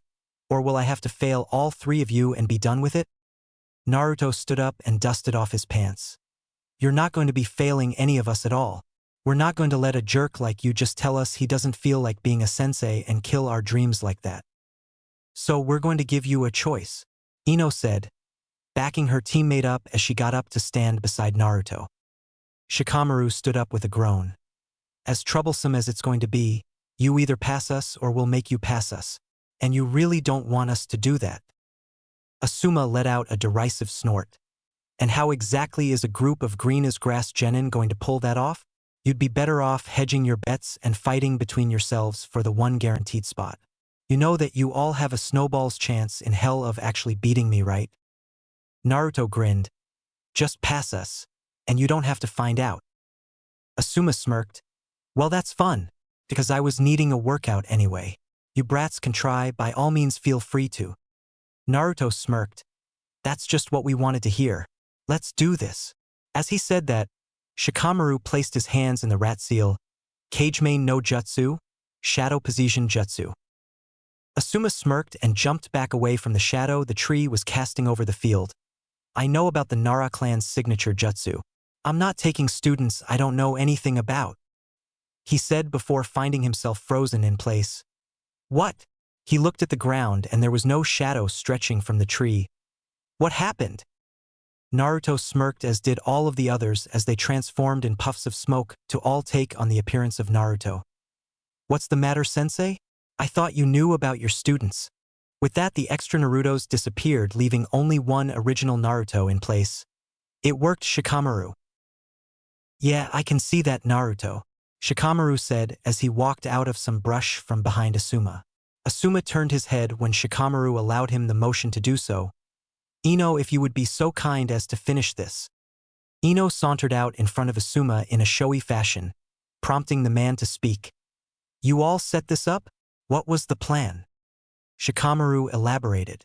Naruto was to distract you with his Kage Bunshin hinged into us. That was good, by the way, you even had our mannerisms down perfectly. Naruto shrugged and rubbed the back of his neck sheepishly. Basics kill. Ino smiled over at him. Yeah. Solid clones, Naruto? I don't even know where you would learn something like that, prompting Naruto to blush more under the praise. Anyway, Shikamaru picked up where he left off. After Naruto distracted you and feigned my jutsu, I would catch you with the real one from your blind spot. You would be dodging what you thought was the real one, so you would be on alert. Just at the wrong one. A mischievous smirk crossed Shikamaru's face. And finally, we were going to have Ino hit you with her jutsu and walk you right to Hokage-sama's office to pass us, so you couldn't screw us over. Ino waved from her place in front of Asuma before making the hand seal needed for the jutsu she intended to use. Naruto chuckled after that, drawing attention back to him. And then for all of the crap you put us through today, we're going to do something humiliating that you'll never live down in your body. Something like make you look like an idiot in front of that Kurenai lady. Shikamaru said you were standing awfully close to her for anything less than just a passing work relationship or something, which kind of brought up our second way to beat you. But somebody didn't want me to use that way. Ino glared at Naruto. You're damn right, I don't want you using that way. You'd better never use that jutsu around me or else. Got it? Ino said to Naruto threateningly before turning back to Asuma with a victorious look. Get ready to get used to us, sensei. We're not going anywhere. Asuma had a look of terror on his face before he started laughing raucously. What's so funny? Fine. Shintenshin no jut dash. Before Ino could complete her jutsu, Asuma disappeared suddenly. The genin all looked around. Naruto felt familiar seeing Asuma just disappear like that. No way. He knows that too? How could he have dash? It's a high-level skill, kid. But I'm a high-level ninja, Asuma said as he walked into the clearing. He looked at all three in a pleased manner. That was good. I liked that. His face turned grave. But seriously, if you ever try pulling any crap around Kurenai, I'm gonna make you all pay dearly. Don't even think about it. Ever. He then noticed that they all were still ready to fight. Oh, by the way, you pass. All three of them blinked before standing up out of their fighting stances. Two of them with confused looks, the other just slouched, yawned, and placed his hands in his pockets. What? Naruto said, conveying the thought he and Ino shared at the moment. Yeah, Asuma said with a laugh. That was just to see if you would all turn on each other and fight over the single spot or work together. I was actually expecting you all to fight with Miss Bossy and the airhead kid over there. Lazy ass would have ended up getting dragged into it, and I would have failed your miserable asses and sent you back. Didn't really expect you all to turn on me though. That was entertaining. Damn, Naruto said as he slouched his shoulders. I swear I only sensed the first Asuma-sensei that entered the area. Naruto then told himself whenever he was doing anything like that again he needed to send out a pulse every once in a while. They had wasted all that time with a clone when the other entered the area right after the clone did. He knew Asuma was coming. Too bad it was the wrong Asuma. Asuma placed a cigarette in his mouth. I was gonna scare you all shitless one more time and then give you the option to fight over the apprenticeship. And if you turned that down I was gonna make you fight the clone anyway, seeing as how the point of all this was to ensure that you all act as a team, so all you really did was rush it all along. He finished and lit his cigarette. Knew it, Shikamaru said offhandedly. Are we done? We passed, so we're done, right? Asuma sighed. Shikamaru straight killed his momentum. Damn kid just didn't understand the concept of cool. He was trying to be a role model here. Yeah, we're done. Meet me back here tomorrow at 8 a.m. sharp for your first actual day as Konoha Genin. Good work, Team 10. With that, he once again disappeared in a cloud of smoke. Shikamaru heaved a sigh at his day finally being over. Finally, I'm going straight home and taking a nap. See you guys tomorrow. He began to walk away from the field. Ino smiled. Well, that worked out better than I thought it would. I'm gonna tell Dad I passed. Later, guys. Ino ran off in her own direction. Naruto just stood still watching them both walk away before a smile crossed his face, and he jumped into the air excitedly. Yada! I'm finally an actual ninja now. He landed and looked around for anyone that might have seen that before shrugging and walking away. That seriously wasn't cool, Naruto, he heard Ino say from a distance away. Damn it, Naruto said to himself before walking off with a proverbial rain cloud over his head. Tenten was simply doing target practice on bullseyes she painted on trees at the edge of the training field. She felt someone tap her on the shoulder and she abruptly turned around and unloaded every shuriken in her hand at the person that had surprised her. She looked down oddly when she saw a log riddled with the weaponry she had just unleashed. You're so lucky I knew you were going to do that, Naruto said as he walked up beside her looking at the log she had murdered. How did you even sneak up on me? Tenten asked. She had been alert the entire time in case one of her team members came looking for her to help them train. I wasn't trying to. I just walked up to you and tapped you on the shoulder, Naruto said honestly. Tenten frowned. She guessed she had to chalk it up to her not being used to Naruto's presence. It was still something she needed to work on. Being surprised by someone that wasn't even trying to do it wasn't a good indicator of her awareness. Naruto glared at her, surprising her. You could have told me there was a second test.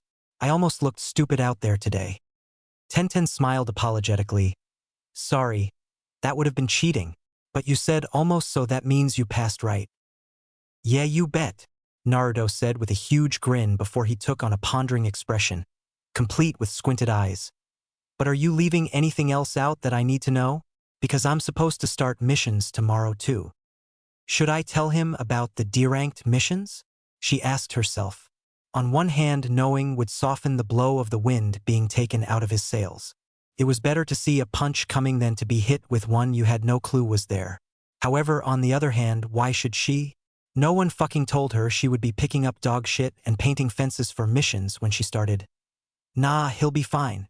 She figured. Nope. You're all set.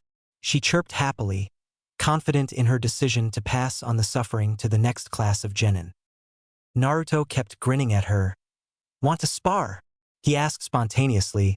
I haven't really done anything today. Tenten shook her head. No, but thanks anyway. This is the time of day where our sensei has us work on our own things. One of my team should be here any minute to get me. Or do you want a repeat of what happened the first time with Lee? Naruto paled and made a hand self to send out a random pulse to check if anyone was coming. Getting kicked in the face once out of the blue is enough, thanks. I just wanted to see if I'm any better yet. Tenten frowned and placed a hand on her hip. It's been a week. How good could you expect to get in a week, Naruto? You haven't even had a day under your sensei yet. Tenten began pulling her weapons from the bullseyes in the trees. But I've been training super hard, he assured her. Something's got to have changed, right? I still might not beat you, but I might do better than last time. Tenten let out a laugh. Unless you have a new trick like the one you used the first time, if we fight, I don't think you will. I'm ready for your little surprises, and you don't have anything new to get close to me. Just wait some more and make sure you actually improve, or else you won't be any better than my teammate Lee repeatedly challenging my other one, Neji. What? Naruto said. Lee loses? To your other teammate? He hasn't beaten him once. Tenten shook her head and sighed as she picked up the last of her weapons. No. He works hard and he's clearly far better than he was last year when we became a team, but he still hasn't beaten Neji. He sees him as his eternal rival and challenges him every chance he gets. The thing is though, he does it every chance he gets, every day if Neji is willing, which means that he isn't giving himself much time to actually get better before trying again. I'm getting tired of watching him get beat up, but he doesn't listen to me. Naruto was surprised by that. Wow, your other teammate is stronger than Lee? Tenten nodded. Well, it doesn't hurt that Lee can only use Taijutsu, and going up against Neji with just Taijutsu is pretty much suicide if you aren't Gai-sensei good at it. He was the rookie of the year in our class. Everyone calls him a natural genius. Oh, Naruto said dejectedly. That meant that there was someone else out there way stronger than him too. He perked back up somewhat. Well, enough of that, what about us? What's going on with you and me? Tenten gave him an odd look with a raised eyebrow, begging him to repeat himself. What? Care to try again with how you worded that, or were you actually trying to hit on me? Naruto gave her a clueless look in reply. Huh? I was wondering when we actually can spar again. If you say it won't matter until I get really, really better, then how will I know? Oh, good. Tenten replied in a relieved voice. It would have been really weird if Naruto had started to have a crush on her. Him being shorter than her by so much thing was seriously noticeable. Well, I'm gonna need to see how I do against actual ninja in combat in a few months. Tell you what, if you're any better, come back here in 5 months and challenge me, and I'll see if you're any better. 5 months? Naruto whined. That's a long time. I can't come back here for 5 months. Tenten giggled. No, Naruto, I didn't say you can't come back. I just said you can't challenge me like you have been for 5 months. You can still come back and ask me stuff. I mean, I have been a genin longer than you, and it's my responsibility to be a useful senpai to a rookie like you, isn't it? She said, ruffling his hair and getting a laugh out of his facial expression from it. Fine, Naruto shouted. In 5 months, I'll knock your block of Tenten. Just you wait. Like I would actually let you catch up to me and pull that miracle off. Tenten flicked Naruto's nose. If you actually beat me in 5 months of training alone, I don't know yet, we'll figure that out later. Naruto held his nose and glared at her. All right then, it's a bet. For something 5 months from now that I can beat you. Someone like you will never beat someone like Tenten, a cool voice said. Both turned to see the boy with Tenten the other day standing at the edge of the field with his arms crossed. Neji, Tenten said expectantly. Is it time to meet back up with Gai-sensei? Neji wordlessly nodded before turning his attention back to Naruto. From what I've been told by Tenten and by my other teammate Rock Lee, you are a dropout just like he is. Hey! Naruto barked indignantly. I didn't wind up a dropout in the end. I graduated and then I finished the other genin test. I'm a ninja just like you. Neji simply smirked. And you're absolutely wrong there as well. Fate has already decreed that I would be better than you from the beginning. It clearly showed itself based on our respective positions in life at this point, and it clearly showed from our respective performances in the academy as well. Tenten was top kunoichi of our year as well. Do you really believe that 5 months will be enough to defeat someone on her level? Absolutely, I believe it, Naruto shouted at Neji. So that's what it was when he saw him the other day, that look on his face while Tenten was helping him. The prick just thought he was better than him. Well, he wasn't taking that crap from someone he had a shot at proving it wrong against. So what if she's better than me and wiped the floor with me the first time? I'll just get better so she doesn't do it next time. I'll get stronger than Tenten somehow. And I'll get stronger than you so I can shut your damn mouth. And that's all I really need to know about that. Niji actually laughed momentarily. The only thing keeping Naruto from heading over there and decking Niji in the face was the fact that he was trying to stay out of fights like he promised the Hokage, and the fact that he would have needed to run over there and head-on charges didn't have a good track record for him. From what I've seen and been told, you have no skills, no redeeming traits valuable to a shinobi, and no inherent talent. I'll tell you this once, since if it doesn't get through the first time, it simply won't at all. Once a failure, always a failure. You can't change that. With that, he turned to leave. Gai-sensei is waiting for us, Tenten. It's time to go. Tenten glared at Niji for speaking to Naruto that way. Bastard, she muttered under her breath when he got out of earshot. She placed a hand on Naruto's shoulder. If you really want to get stronger, just remember what I said. Don't measure yourself by day to day. Do it over time. I'll be here to give you advice, okay? So don't worry about it, you'll be just fine. She didn't want to leave him like that after Niji said all of those things. But she had to get back to her own sensei. Who knows what the man would do if she were late?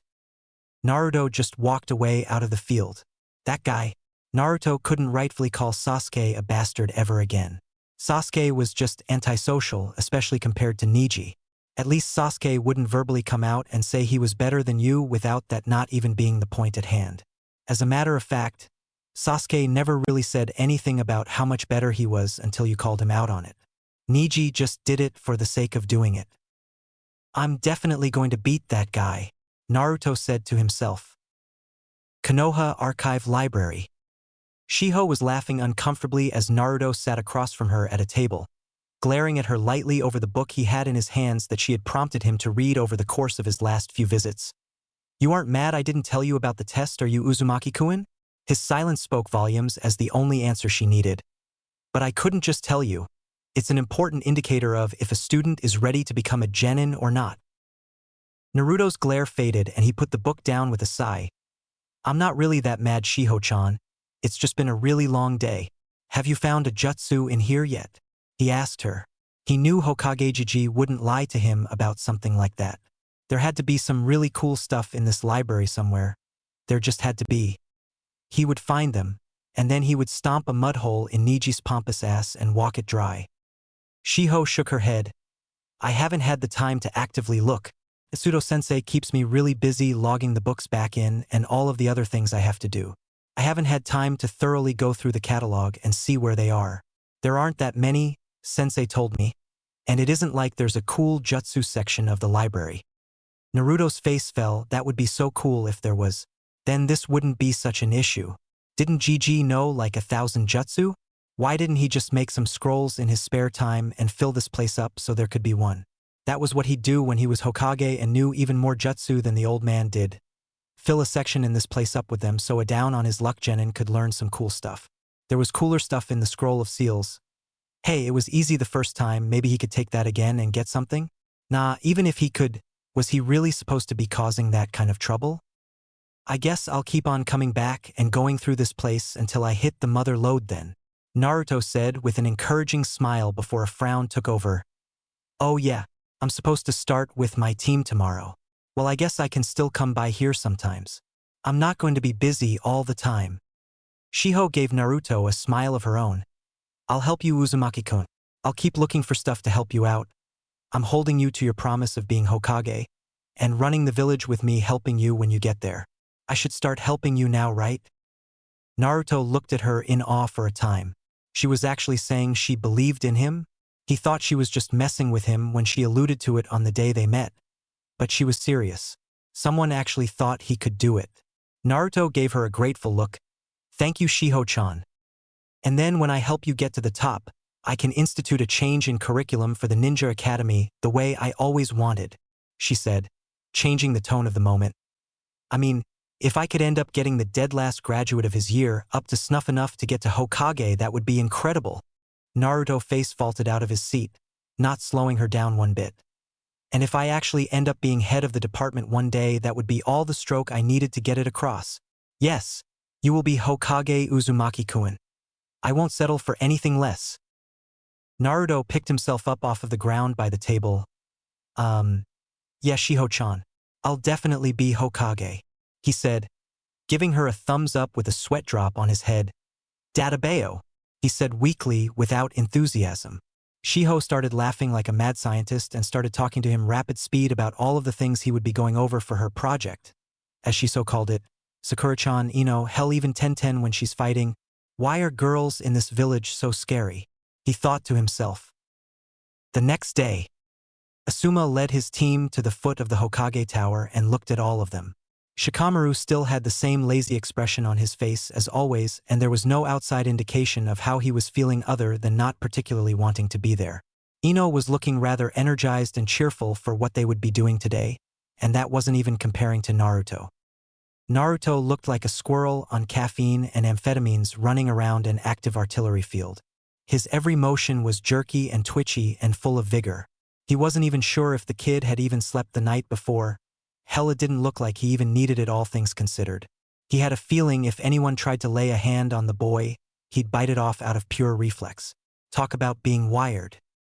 He led his bright-eyed well, except for Shikamaru of course, Genin inside to the mission distribution area where he saw his father the Sandaime Hokage sitting to greet the Genin and give them their first mission. Hello Hokage-sama. Team 10 is here to receive their first mission as a squad. Hiruzen smiled warmly at all three of them, who smiled after Asuma said that. He started reaching for mission scrolls. Well, I have to say to each of you, good luck, work hard, and make Konoha proud to have trained such fine shinobi as you. Now for your first mission you actually have a choice. Naruto's face lit up. What? Is it rescuing a princess? Taking down an enemy fortress? Ooh, is it rescuing a princess while taking out an enemy fortress? He thought to himself. Asuma had to bite his fist to keep from laughing when he saw Naruto's face. Hiruzen smiled gleefully. You have the choice of walking the dogs from the Inuzuka clan kennel, pulling weeds from the garden of an old lady, cleaning out the storage area of a general store, or helping an old man who lives at the edge of the village chop and stack firewood. The expectant looks of the three genin froze on their faces somewhere between the anticipation of the notion of their first mission and the horror of the abject reality of it. Asuma looked at their faces and quickly tossed a camera to his father, who caught it. Oh yeah, that's the look. Take the picture, Dad. Hiruzen did as asked by his son before throwing the camera back. Yeah, that's definitely going to be the team picture for sure. Do you want a copy? He asked the old man. Bring it by once you get it developed. Hiruzen replied. Now which one will it be? Asuma stroked his chin. Do you guys like dogs? He got three near lifeless nods. We'll take that one then. Hiruzen handed him the scroll and Asuma pocketed it before pushing his shell-shocked youngsters out of the room. Come on guys, the work of a ninja doesn't do itself now. After Asuma had physically herded them all out of the room, Hiruzen leaned back in his chair and lit up his pipe before taking a relaxing inhale of it with a wistful sigh. Sometimes I really love my job. A few seconds later, Naruto's yells of resentment echoed into the room. Ah, the cycle continues. Omake. Asuma let out a derisive snort. And how exactly is a group of green-as-grass genin going to pull that off? You'd be better off hedging your bets and fighting between yourselves for the one guaranteed spot. You know that you all have a snowball's chance in hell of actually beating me, right? Naruto grinned. Just pass us, and you don't have to find out. Asuma smirked. Well, that's fun, because I was needing a workout anyway. You brats can try, by all means feel free to. Shikamaru and Naruto smirked. Fine, your funeral. Naruto, you're on, go. Ino scowled deeply, confusing Asuma. Wasn't she supposed to be behind her teammate? She was with them firmly just a moment ago. Naruto made a cross hand seal. Taijutsu Bunshin no Jutsu, Mass Shadow Clone Jutsu. 50 clones surrounded Asuma, getting him to lift his eyebrow in interest. One more chance, sensei. Pass us and I won't have to do this. Asuma rolled his eyes. Whatever, kid. I'll be the judge of how bad this is. He absently noticed Shikamaru holding his nose, and Ino was trying to burn a hole in the back of Naruto's head with her eyes. You asked for it. Naruto said, Harem no Jutsu. Kata no Kurinai, Harem Jutsu, Kurinai style. In a massive puff of smoke, all of the Naruto clones transformed into a mass of Kurinais, all naked and hanging off of Asuma. Asuma dispelled before the memories of it actually hit the real one. Asuma held his composure for as long as he could, which was roughly 0.0375 seconds before he flew back over the trees from the power of his forced nosebleed. "You pair asses!" His voice carried as he flew away. All of the clones dispelled, leaving one Naruto standing by himself. He turned around to his teammates with a smug grin on his face. "You see how easy that was? Didn't even need the dialogue to keep him distracted for it." Shikamaru spoke in a nasally voice as he held back his own nosebleed. "Good work, Naruto. Troublesome bastard." Ino was gritting her teeth, trying to melt Naruto's brain with her own mental powers. "Don't you ever do that again. Ever." Naruto shrugged at the blonde girl. "Whatever works." In the middle of her team's final genin test, Yuhi Kurenai stopped in the middle of the forest she was running through and looked up at the sky. "Why do I want to cause physical bodily harm to that blonde Uzumaki kid right now?" "Sensei." She heard a stoic voice call out only to find herself surrounded by bugs inching towards her and a small white puppy growling as it slowly advanced on her. Shino walked into sight. "There is nowhere for you to go. My bugs have cut off any retreat you could take." "Yahoo!" Kiba shouted as he stood next to Akamaru. "I knew we could find her boy." "Sensei, is there something the matter?" Hinata asked, as she noticed Kurenai's sidetracked expression from before. Kurenai sighed. "I'm not sure. But anyway, Team 8 passes." How to train your genin. Tip 1. Determine your genin's intelligence level. Intelligence is extremely important in the development of a shinobi and their skills. That is why an actual test of their knowledge is crucial to knowing exactly how to go about figuring out what exactly to teach them. If the genin is of low-quality level of knowledge, this can be fixed, if it is caught early enough. If it is too late, there is almost nothing you can do to remedy the problem. The time span varies from person to person, so be sure to work fast to correct this if at all possible. If it is not possible to improve on the genin's mental prowess, then do your best to patch the problem and teach according to their strengths, doing all you can to hide the weaknesses, and there will be many. Sometimes you can teach an ignorant ninja more than a worldly one, since you would be working with a blank slate. If the intelligence is low, make sure that the information given to the genin in question is short enough to keep their attention, yet long and elaborate enough so that they at least get the gist of the lesson being taught. Another important caveat that needs to be addressed is how you teach your genin. Each ninja is different, just like each person is different, and in the early years especially, it is very important to tailor a genin's learning to fit their own unique way of assimilating information. Some geniuses can be given the base knowledge of what they need to know and can work out the solutions from there. This is the easiest and most desired by the vast majority of teachers. Lazy. Others won't get things on the first few tries, but with some prodding it won't take too long for them to find an effective way to perform the task instructed without too much clarification needed. Most are like this. Then there is the kind that cannot seem to get what you try to tell them, no matter how you verbally beat it into their head. No matter how many different ways you attempt to word it, or try to alter ways of explaining things to them, it seems the equivalent of attempting to teach a brick wall how to cook an omelet. It just doesn't work. Do not fret, do not worry, and most importantly, do not strangle said genin until their fingers stop moving. No matter how appealing this option may be, it doesn't work out. Trust me. Chances are that they are more of a kinesthetic learner. They learn by actually doing things and failing until they get it right. No matter if it upsets them or you, it is learning, and you must make sure that they understand it as such, lest you lose them in the midst of teaching them. Remember, there are slow learners, but no one is hopeless. Do not give up if teaching seems hard. Just alter your teaching style accordingly and your genin will respond in kind. Shiho. Chapter 5, The Routine of the Routine. The first mission involving the Inuzuka kennels wound up being by and large the thing that set the standard for the day by way of amusement. Apparently Naruto wasn't particularly a dog person. Well, that wasn't fair. It was more like dogs weren't exactly Naruto animals. You see, when Naruto took the leashes for the dogs he had been meant to walk, they had a total shift in personality from reasonably tempered, obedient, human-friendly animals to belligerent pains in Naruto's ass. For Ino, she got the smallest dogs, the puppies, the smaller breeds, easy for her. Shikamaru got the next step up, but they were so obedient it was still easy enough for him. Naruto not only got the biggest, oldest dogs because he was the physically strongest, and it wasn't like he was going to back down in the first place because they were, in his own words, just a bunch of dogs. However, Naruto's dogs, as mentioned previously, did not like him. Once the leashes were handed over to him by Asuma, they proceeded to wear out the soles of Naruto's sandals by dragging him about the pavement outside of the Inuzuka clan compound. Naruto tried digging his heels to stop them, but they were seriously strong dogs, the strongest dogs he had ever met for sure, and they proceeded to drag him about until he tripped and fell, and then they ended up wearing out the fabric of his coat as they then dragged him around on pavement for 20 minutes until Asuma got around to checking on him and got him out of his predicament. Were it not for the fact that Naruto's clothes were so thick, he would have gotten some serious road rash. Asuma quickly got Naruto untangled from the leashes and stopped the dogs to hand them back to Naruto. "Kid, I left for 5 minutes to grab some cigarettes and I come back to this."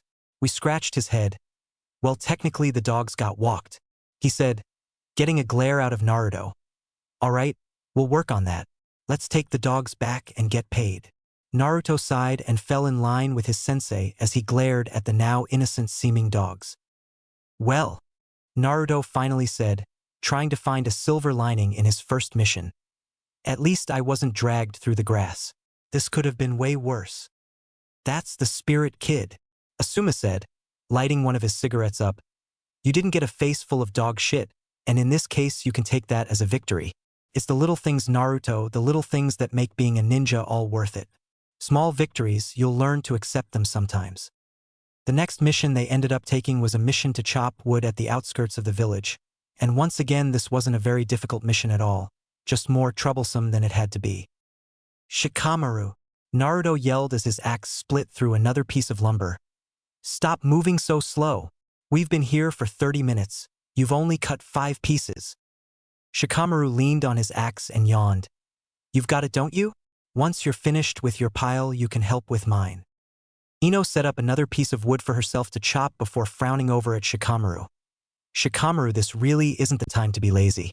We're going to be stuck here until we're done, and you're not pulling your weight." Shikamaru sighed. Why can't Naruto just do that jutsu of his? The Kagebunshin no Jutsu, Shadow Clone Jutsu, and get them to do this? We wouldn't even have to do anything if we could do that.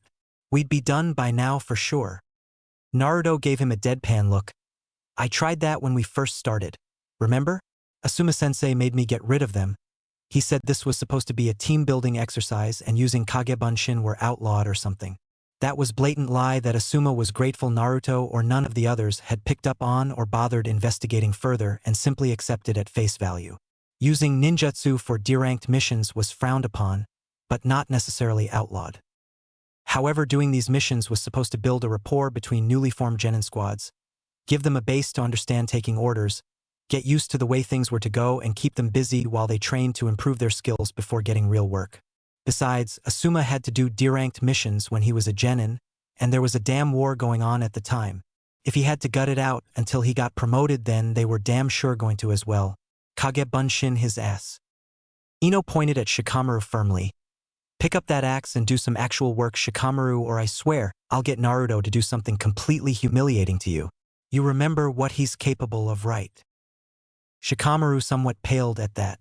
Doing this work was a pain in the ass, but having Naruto pull some horrible pranking crap on him would have been worse.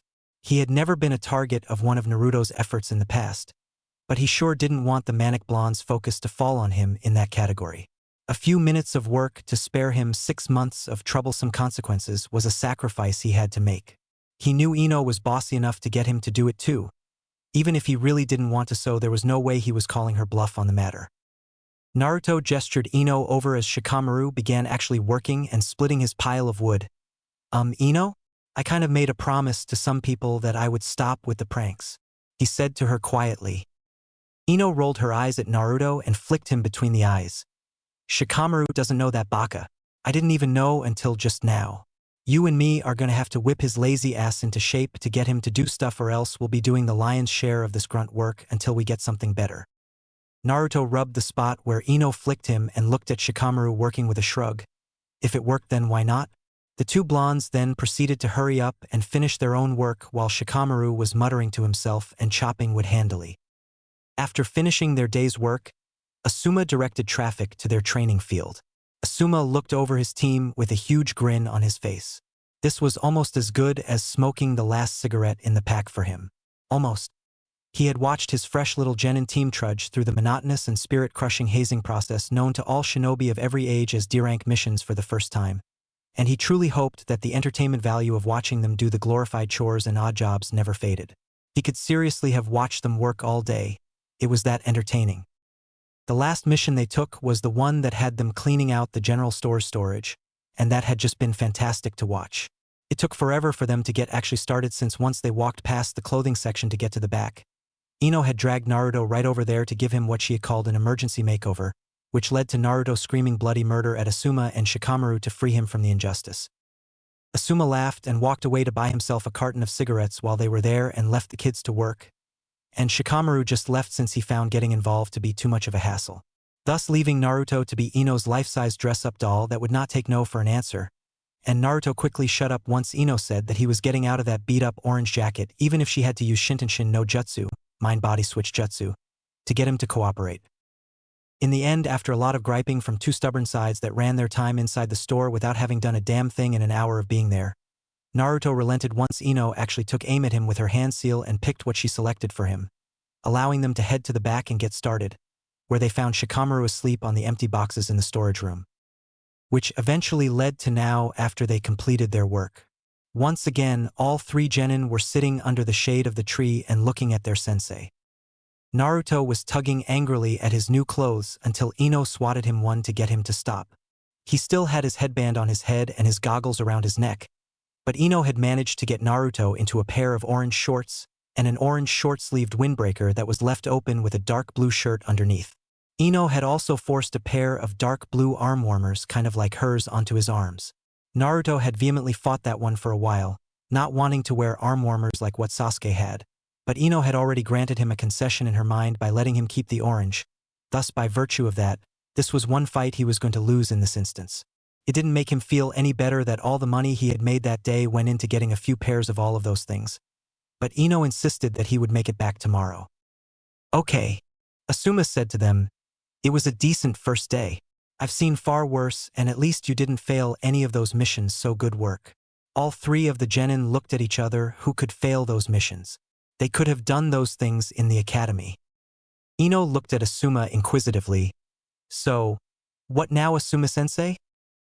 He pointed at Ino and Shikamaru. I pretty much know what you two can do. You both know your family techniques, and I've worked with plenty of Nara and Yamanaka shinobi in my time, even your father's. He looked at Naruto. I don't know that much about you though, Naruto. I know you can use Kage Bunshin, and quite a lot from what Hokage-sama told me. Apparently you can also sense the locations of others. Is that right? Naruto rubbed the back of his head. Well, I'm not that good at it yet. I just learned the jutsu last week, and I need to learn how to tell things apart better. Like what's a door, a wall, and other stuff. Shikamaru looked at Naruto. So what jutsu is it, and how does it even work? Naruto grinned at the chance to explain Irika's cool jutsu to others. It's called Chakura Hankyuudai no Jutsu, Chakra Echolocation Jutsu. It lets me send out a burst of chakra that somehow lets me sense where stuff is around me all over. I'm just not that good at it yet. If I use it outside, like where we are now, it works great, but if I'm inside, all I can sense is down a hall, behind me, or beside me. I can't tell people apart either, and when I use it in the streets and stuff, I can barely tell what's what. Shikamaru's eyes widened. That was a very useful move, but it had to take a ton of chakra to use even sparingly. Naruto's chakra would be pushed out of his body and would saturate the air, staying connected to him long enough for him to feel the things around him with it. If Naruto ever mastered that move, no one would ever be able to properly set traps or ambushes against him. He could take away an enemy's advantage of surprise. Naruto continued to talk. Oh, and I'm also trying this cool taijutsu called Nabaken, Sticky Fist, that a friend helped me find. It's hard to learn it by myself though, and making the clones over and over that dispel in one hit is a pain. Asuma smiled. Well, that's one thing that a team is for Naruto. Training partners.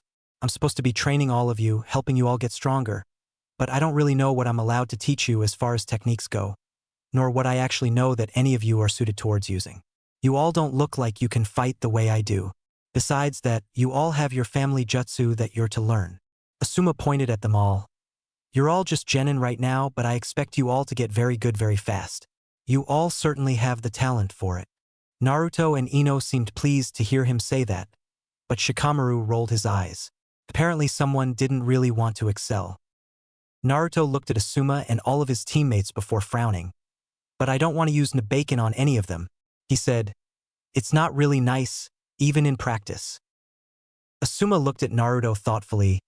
Well, try it on me. I'll be the judge of that. When he saw Naruto shy away from actually wanting to beat up his sensei, Asuma insisted, Naruto, I'm a jounin. I can take it. I promise. Shikamaru and Ino prodded him to get up and give it a try, so Naruto stood up and stood in front of Asuma. I'm not that good at it yet. If it doesn't work right, then tell me. Asuma nodded and gestured for Naruto to come forward. Naruto hesitantly did so and came at Asuma, who had a guard up. Naruto led off with a punch that Asuma already had a guard prepared for. I don't see what's different about this style. It's just Academy Taijutsu, isn't it? He thought that when he lifted his arms to block Naruto's punch and respond, only his plan of action never got that far. Naruto's fist opened up into a hand that grasped Asuma's leading wrist like a leech. Naruto spun inside, still holding on to Asuma, and threw a back elbow low, or for Naruto at the level, at his body that Asuma had to defend with his remaining arm. Naruto switched to a high elbow that Asuma had to keep from hitting him in the jaw. Asuma then shoved Naruto by the back of his head to get him out of his range and get them back at a distance from one another, but Naruto seemed to have a damn good grip on his wrist because he stayed attached and reeled himself in, jumping at Asuma, leading with his shoulder for an attack. When he saw this, Asuma added to Naruto's momentum, pulling his diminutive frame in faster before shocking Naruto with a shoulder-to-shoulder smash that jarred Naruto's grip loose and sent him bouncing off of Asuma to the ground. Naruto sat down on the ground, rubbing his shoulder and backside while Asuma analyzed what he had just seen. That style would be way out of the comfort zone of most shinobi I know of. All he needs is some size and strength, and only an Akimichi could decisively deal with moves like that. Naruto picked himself back up and went over to sit back down with Shikamaru and Ino. Naruto, why do you know how to fight like that? You never did that stuff in the academy. A shrug from the blonde shinobi was the response. I just felt like going over taijutsu, and I ended up finding that in the library. I don't know that much about it. There's some complicated stuff in the scroll, and my clones aren't that good of test partners for it. They dispel way too easily for me to get a good workout against. Shikamaru had also analyzed Naruto's fighting style. It seemed to be a lot of short-range offense, not so much with defense. Well, what else can you do with it? Naruto's eyes squinted and thought, some throwing stuff and some grabby moves, but I'm not good at those yet, and Asuma-sensei is too big to use that stuff on. Shikamaru's eyebrow quirked. Throws and locks maybe? He thought, *I**, if Asuma ever makes a spar, I'm gonna need to catch Naruto before he can ever get anywhere near me. Troublesome. Or maybe I could just throw the fight. Asuma took all of his information in about Naruto. Alright then, Ino, fight Naruto. Ino nodded and Naruto jumped back to his feet. Shikamaru wouldn't fight either one of them, but the kid isn't stupid either. I'll need to find out just how smart he is soon so I can get the team dynamic down. Ino took up a basic stance that left her hands at a good level to make hand seals, a style taught by the academy and encouraged by her father for her to use. Naruto took a sideways stance with a wide base that left his body set lower than Ino's, his hands up in a perpetual guard around his face. Asuma could see this was an automatic deterrent for people trying to hit him in the face, or it was a way for Naruto to quickly grab on to someone that did indeed attempt to do so. Asuma looked between them both. Use of your jutsu is legal, but Naruto, keep the number of Kage Bunshin low, as in less than 5. We don't want to have Ino fight an army on her first day. Hokage-sama told me how many you can make. Naruto chuckled nervously and nodded before turning his attention back to Ino. Begin. Naruto immediately made 2 Kage Bunshin that flanked him and went forward towards Ino. Ino took a few steps back to buy her some space and some time to figure what Naruto was going to do. But Naruto's closing speed was faster than she anticipated, and she was forced to punch one of the Narutos in the face to keep from being surrounded. It burst into smoke, signifying a clone, leaving one more clone and one real Naruto to deal with. One Naruto was able to get behind her and made a lunge for her, but Ino saw him fight Asuma and picked up on Naruto's habit in hand-to-hand. Grab someone and then beat the crap out of them when they couldn't get away. And she didn't have the luxury Asuma had of being stronger than Naruto or being better than him at Taijutsu. She had started to neglect Taijutsu in the academy during the last quarter of the year when her dad started teaching her the clan techniques. Ino moved aside from the Naruto trying to grab onto her. But when she turned to see what had happened to it and if it crashed into the other Naruto, she saw that it had instead grabbed Naruto's hand and whipped him around to throw him towards her with added momentum. Ino quickly made hand seals, and just as Naruto got close enough to throw a punch, he ended up hitting a log in her place, signifying a kawarimi. The surprise from her counter allowed Ino to go about finishing off Naruto's clone as stealthily as she could, but that somehow wound up tipping off Naruto as he turned and saw her. As he came back at her, Ino realized that she wouldn't be able to land her ace in the hole on Naruto at this rate. He was moving far too fast and far too often for her slow-moving jutsu to get a beat on him and make contact. So she was stuck with hand-to-hand for the time being, since she was sure pulling a weapon would have been frowned upon by Asuma. Naruto, on the other hand, was getting annoyed. He was used to fighting his clones, and they were never shy when it came to trying to punch his lights out before he could do it to them. Ino was keeping elusive, and while he was faster than her, she was wily. His clone rush at the start hadn't disoriented her enough to get him in close seeing, and as how his clones didn't have the internal makeup he did to let them use his style effectively, they had to be decoys that would let him get close enough on his own. Stupid Asuma, if he would have let him flood the field with clones, he would have won by now. He already used 2 of the 5 he had been allowed, and Uzumaki Naruto was no liar or cheater, so he resolved to bring Ino down all on his own if he had to. One effective way to get opponents that weren't into attacking, being aggressive, or getting anywhere near him, he had read in one of those strategy books Shiho pushed on his during the last week, was to do something blatant that would never have a chance in hell of actually hitting them. They would think he gambled and failed, while really he had been trying to get them to make a move the entire time and was ready for their response. That stuff was actually kind of useful after all. Naruto let out a loud shout and jumped right at Ino with a wide sweeping kick that she saw coming the entire way. Ino smirked and moved just out of Naruto's way, letting him land before letting a kick go towards his body that she knew would double him over. Ino's kick hit home with a dull thud that showed how hard it hit, but Naruto cradled her leg close to his body with a cringing grin. It hurt. It hurt. She kicked the shit out of him for sure, but he had been getting repeatedly punched and kicked by his bastard clones for a week. He could take a kick from Ino if it let him do this. Naruto held Ino's ankle under his left armpit and used it to pull her towards him while she was hopping on one leg helplessly. In order to keep her balance, Ino had to jump forward towards Naruto in order to avoid getting yanked to the ground. But when she did, she wound up getting bullied to the ground from a shoulder attack by Naruto, who then wrapped himself around her leg and made sure to gently extend her knee just to the point of extreme discomfort. It was clear he wasn't trying to hurt her, but he wanted to win, otherwise he would have just broken it and been done with it. "That's enough," Asuma said, calling Naruto off and watching as he let go of Ino's leg. Instead of a shoulder block, he could have punched her right in the face or elbowed her or even headbutt her. Substitute that with a kunai and he might have been able to turn that into a kill shot. And then once he grabbed her on the ground, he could have broken her leg. That's a really dangerous style, he was right. He then looked at Ino, rubbing her leg on the ground. He was faster and stronger, but she kept evasive for a while until he was able to get close. She was very good at stalling tactics and in a fight alongside this team that is very good for her. Not to mention we had been on missions all day before this and we haven't eaten lunch, she was probably low on energy. Once they actually start fighting as a team, she has Naruto to do the fighting and Shikamaru to subdue them, while she can be a fantastic support kunoichi once she learns more of her clan techniques. "Damn," Ino said under her breath as she remained seated on the ground. Where did that come from? She hadn't held back on that kick at all, and he just took it and kept going like a juggernaut. Little did she know that Naruto's clones kick too, and they kick way harder than she did in comparison. Naruto held out his hand in front of her with an apologetic look on his face. He must not have liked the idea of beating up girls. Ino accepted it and stood up with a pouting look on her face. "You'd better watch yourself, Naruto. I'm not going to lose like that again. Next time, I'll beat the crap out of you." Naruto's face lit up and he took on a confident grin. "You can try whenever you want, Ino.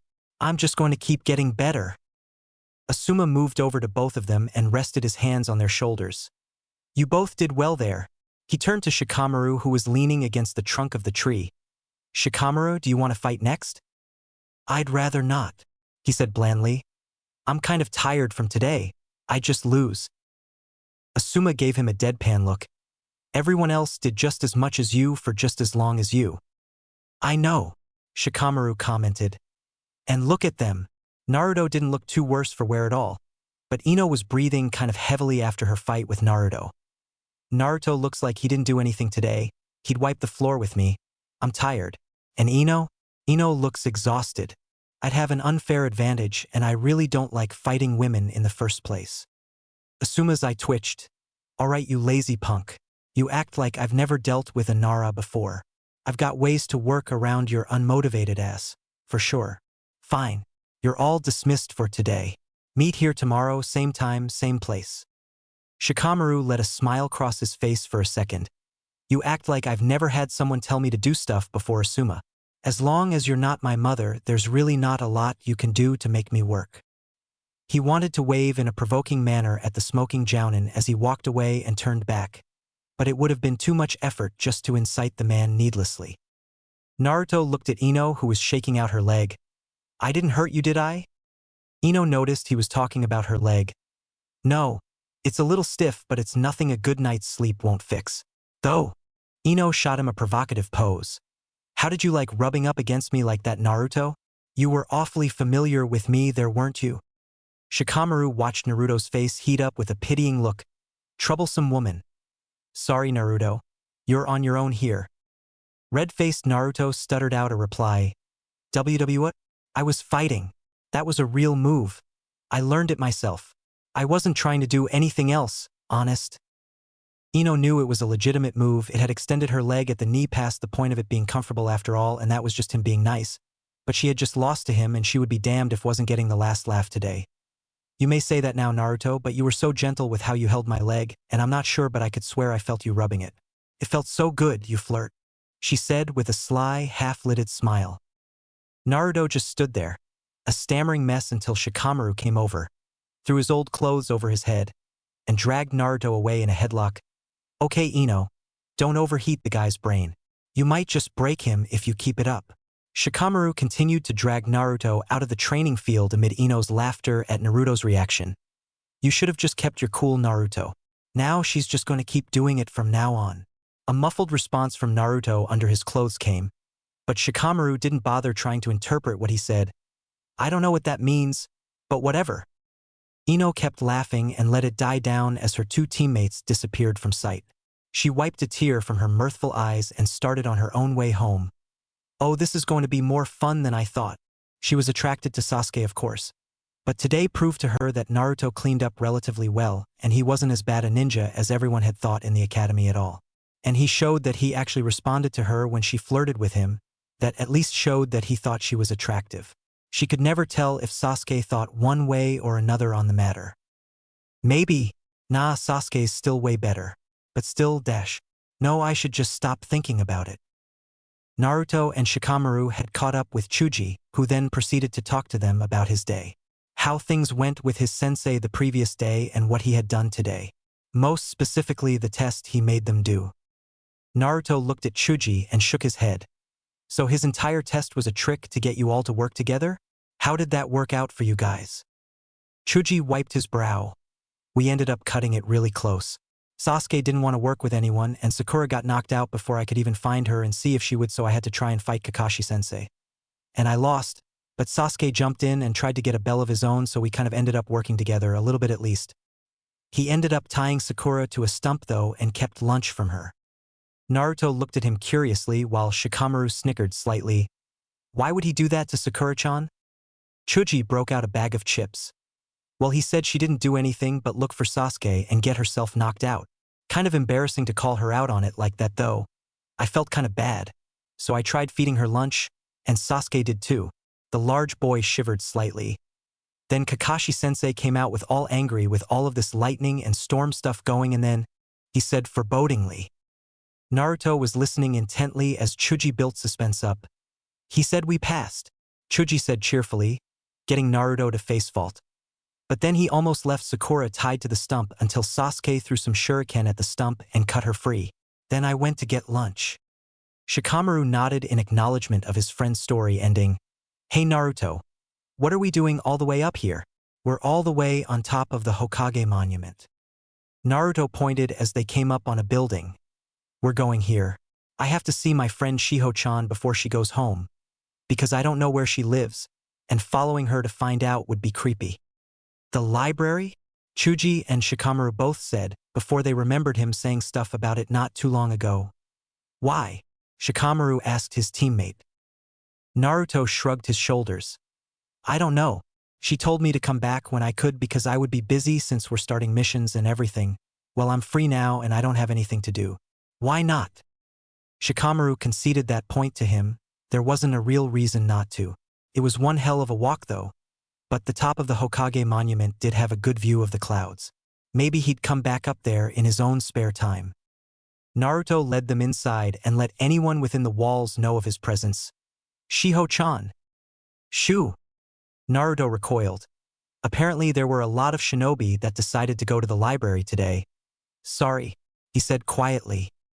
Atsuto, who was seated at the front desk, shook his head at the sight of the blonde. Kami kid. You'd think after the third time you'd have gotten the point. Libraries are meant for studying. That's a whole lot easier to do without some random brat yelling at the top of his lungs. Naruto crossed his arms. That wasn't the top of my lungs, Naruto said increasingly louder. This is the top of dash. Chuji had moved to cover Naruto's mouth as he saw tick marks on Atsuto's head. Atsuto settled down once he saw that Naruto had been reined in by his friends. So what brings you here today, kid? Shiho's about to go home, so you can't get her to do anything for you today. Naruto stopped glaring at Chuji for cutting off his tirade to pay attention to Atsuto. I didn't come here to get Shiho-chan to do something for me. I just don't know where else to find her except for here. He replied somewhat ashamedly. Wow, Atsuko said in mock displeasure. You don't even know that? What a crappy friend. When he saw Naruto's expression drop, he realized he had been taken seriously. Whoa, Naruto, I was just messing with you. No, Naruto said as a storm cloud formed over his head. You're right, I suck. I don't even know where Shiho-chan lives. It's like I'm only using her because she helps me out a lot. What kind of friend does that make me? Shiho came from the archives section of the library and saw Naruto standing by her sensei. Atsuto-sensei, I finished taking catalog of the new intelligence. Atsuto gave her a stern look. No, I didn't look at any of it. Shish-sensei, I did it once and I apologized for it. I didn't know it was supposed to be confidential. He's a genin. What's confidential about a genin? His eyes glinted dangerously, getting Shiho to laugh nervously. Right? My mistake. It won't ever happen again. Atsuto sighed. You're so lucky, I know why you did it. Anyway, you're done for the day, go on home. And look who came to see you. He pointed at Naruto, who waved to her. Uzumaki-kun, Shiho exclaimed. Come with me. She rushed over to him and grabbed his arm, pulling him out of the library before he could even say hello. Chuji looked at where Naruto had just been standing in shock. A dust trail leading out of the door. What just happened? Shikamaru had a similar look on his face until he palmed his face. I don't know. That guy finds himself in more troublesome situations than just a few. Chuji watched the dust trail fade. Should we follow them? He might need some help. Shikamaru sighed. Yeah, sure. He started slogging out the door. Let's go follow them. 15 minutes later, Ichiraku ramen. Shiho stared at Naruto as he barreled through a large bowl of miso ramen. She wasn't staring at him because he was eating like he hadn't seen food in 6 weeks. It was more like she was looking for something that wasn't really there.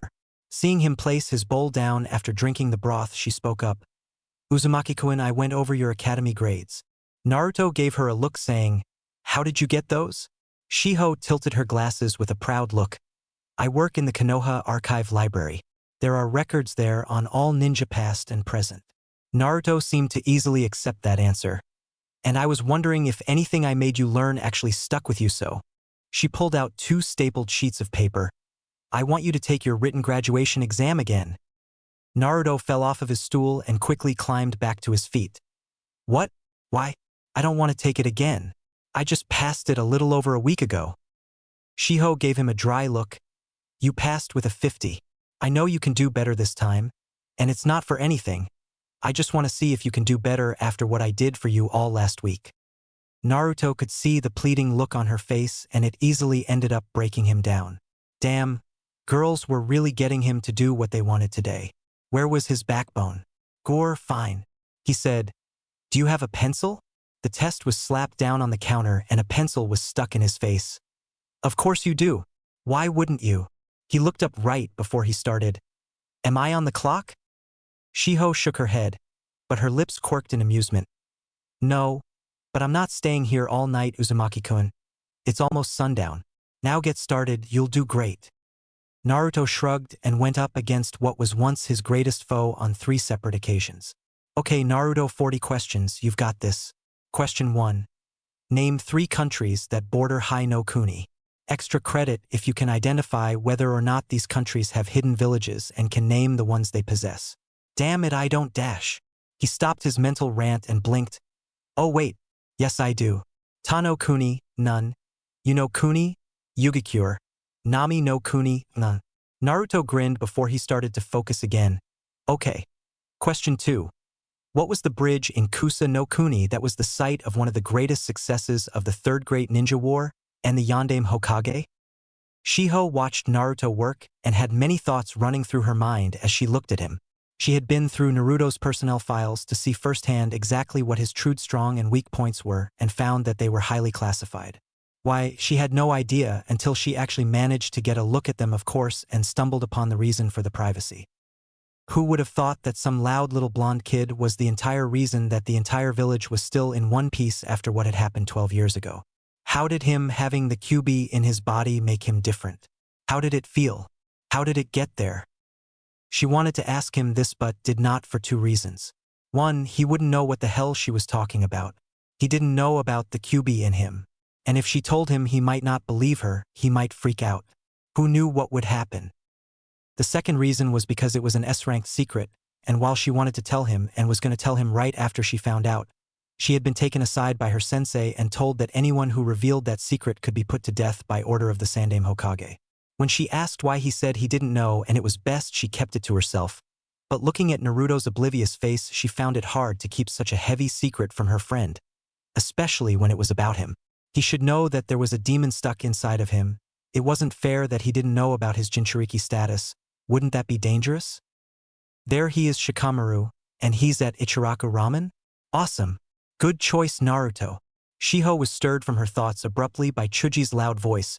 Once he threw back the curtain to the stand and took a seat, almost surprising her out of her seat.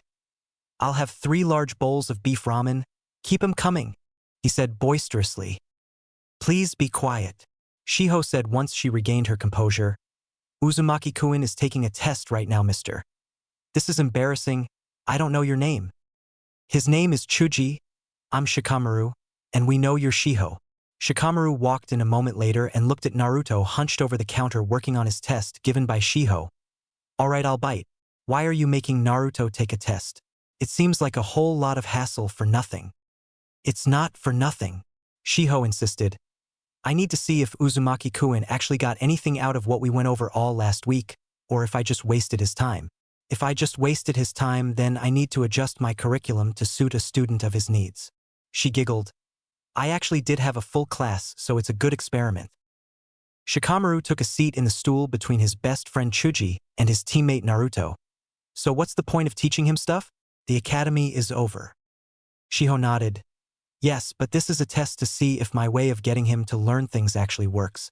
If it works with the review things I made him go over all the time at the library, then it can work with just about anything he needs to learn and he can apply it to anything. Do you know that he wasn't even really there to learn anything? He did it with his clones. This is the ultimate test of my theory on his Kagebunshin because I didn't teach him anything on this test personally. I did it through his clones." Shikamaru watched Naruto intently go through his test. "So why him?" Shiho smiled. "Well, Uzumaki-kun is... How should I say this without being too blunt?" She placed a hand on Naruto's head and rubbed his hair comfortingly. "Uzumaki-kun is dumb. Really dumb. I mean, he's really, really dumb.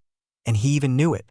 She noticed the tick marks on his head as he tried to ignore her and decided to stop teasing him and get to the point.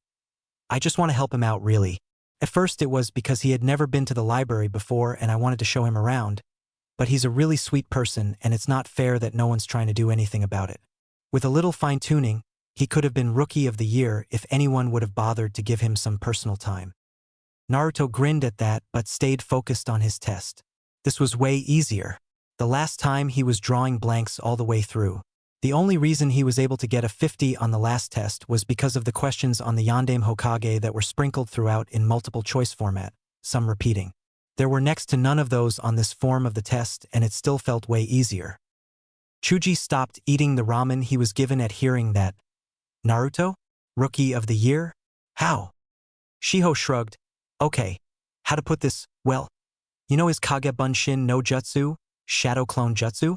None of us here could even make one without nearly killing ourselves. Uzumaki-kun makes 20 just to read things in the library. He said he maxed out once before at around 1,000. And I'm not sure if he's being truthful or not, but even if he isn't, he has more chakra than any genin I've ever heard of before, rookie or veteran. I don't know of many jounin that can say they have that much chakra to spare. Chuji dropped the noodles he had in his chopsticks upon hearing that. Just off of sheer chakra capacity alone, he's more advanced than anyone else. Shikamaru took note of all of this. Why did it take this girl actually going into detail on this for something like this to actually be known? Shouldn't Naruto's chakra capacity have been something that the academy teachers knew about? That's why he found it so hard to do the academy jutsu. Because it took a minuscule amount of chakra to perform them, that's why they were academy-level ninjutsu. It wasn't his fault he couldn't do the bunshin. That was supposed to be the easiest to do because it was supposed to take the least amount of chakra.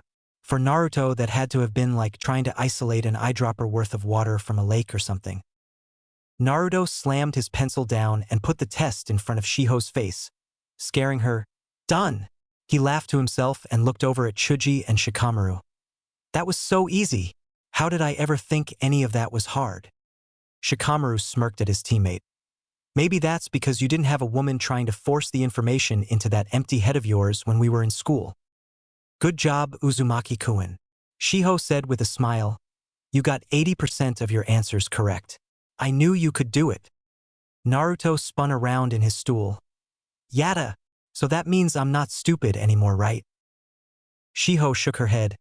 Oh no, you're still really stupid. Naruto face-faulted. What I mean by that is, all I made you learn was review stuff. You should have at least known this stuff in passing. Most every ninja does off of memory. But about how smart you are. What do you know about chakra? Naruto squinted his eyes. We use it to do jutsu and stuff? Chuji chuckled while Shikamaru palmed his face and shook his head. Shiho giggled. Yes, but not quite. It's the mixture of your physical energy and your spiritual energy gained from physical exercise and experience. It runs through a system in your body that circulates it, much like blood. It's more important than just that. Now, what about the difference between ninjutsu and genjutsu? Naruto's face drew a blank. They both do stuff? I said the difference. Shiho said, I figured you didn't know that when you referred to everything as a jutsu instead of categorizing it. We're not done with you yet, Uzumaki-kun. We're just getting started. Naruto lowered his head, getting her to pat him on the back. It's okay. You picked up these things so quick, now you can learn about actual techniques. Hey, maybe if I can get the points of these things across well enough for you, you could start making jutsu of your own. That perked him up. It was true. He was a sucker for a new jutsu, and if he could learn enough that he could start making his own like Irika did, that would be ideal for him, just another thing to make him badass. Chuji spoke through another bowl that he wound up being served. Yeah, Naruto, you can do it. She seems like she knows what she's talking about and she thinks you can. Shikamaru nodded in agreement at his best friend's words and turned his attention to Shiho. So, what exactly do you plan to teach him anyway? Shiho's glasses shined at the sound of his question. Everything. Shikamaru couldn't help but pity Naruto with the way she said that. Naruto blinked as he had heard that from her. Wait, everything? What do you mean everything? I can't learn every dashta. Shiho pulled a bowl of ramen in front of him. Look, Uzumaki-kun. Ramen? And it's still hot. You'd better hurry. Like a switch had been turned, he immediately dug into the bowl placed in front of him. Shikamaru's sweat dropped. Are you going to fix that too?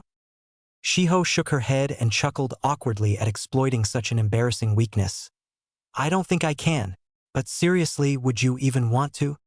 Shikamaru stared at her for a while, making her uncomfortable with such a firm gaze. What is he looking at me like that for? Her cheeks started heating up at the thoughts of why. Finally, Shikamaru shrugged and turned his attention elsewhere. I guess I wouldn't. It's good to know I can sidetrack Naruto with a bowl of noodles. I might be able to use that from time to time. Naruto finished off his bowl happily. Man, that was good. He then looked at Shiho suspiciously. Now then, what were we talking about just now? Shiho said hesitantly. I was just saying that it's getting late and I have to get home before I get into trouble. Naruto nodded. Okay. The sun has gone down after all, I guess. Do you want us to take you home, Shiho-chan? Shiho stood up abruptly, having just dodged a bullet of sorts. No, that's okay. I'll see you later, Uzumaki-kun. Goodbye, Shikamaru-san. Chuji-san. The other two waved to her as she left the stand. Shikamaru sighed as he watched his two friends order more food. That girl is kind of strange. Naruto nodded. A little bit. But pretty much every girl I've met so far is weird to me, Shikamaru. She's still nice though, really nice. If you get to know her, you'll like her. Whatever you say, Naruto, Shikamaru said unbelievingly. Remember, all women are troublesome. It's just to what extent are they troublesome. Naruto stopped eating long enough to point ahead. You do know that we've been being served by a woman the entire time we've been here, right? Shikamaru paled and looked forward to see Ayame giving him a sickeningly sweet smile and holding a ladle in her hand. Ugh, I hate you, Naruto. Naruto shrugged and went back to eating. I don't know why you hate me. I didn't say that. You were the one that had the brilliant idea to say that out loud. And you all call me stupid. At least I'm smarter than that. Naruto looked into his bowl. Hey, Ayame Nichan. When you finish chewing Shikamaru out about his dumbass comment, can I get some more, please? How to train your genin. Tip 2. Instill a work ethic in your genin. Motivation is another highly important component in the steady improvement of any and every ninja. The stronger they get, the more they will have to work to keep up with the expectations placed upon them, which will grow more and more difficult. Many good shinobi and kunoichi with lots of potential have found themselves swept up by this and overwhelmed, mostly due to complacency in their own strength, knowledge, and skill. There is never enough in any of those attributes. As a ninja, you can never afford to settle with where you are, because there will always be someone willing and able to show you how much better than you they are, and this could end with your failure or death. This must be driven home early in a ninja's career, as while confidence is good, arrogance will get them killed. Miserably killed, by some lunatic miles away from home. So to prevent this, you must ensure that they know that they must keep improving bit by bit and show them a progression of their abilities so that they clearly know what they are capable of. And in order to keep them from getting swelled heads, you, as their jounin sensei, must make sure they know that they still have a long way to go. This can be done by showing them up in some way, shape, or form. You can do this any way that you like, but the less imaginative jounin all seem to like doing it the same way, by beating their genin senseless. But to each their own. They are all full-fledged ninja and you shouldn't baby them because it will get them killed.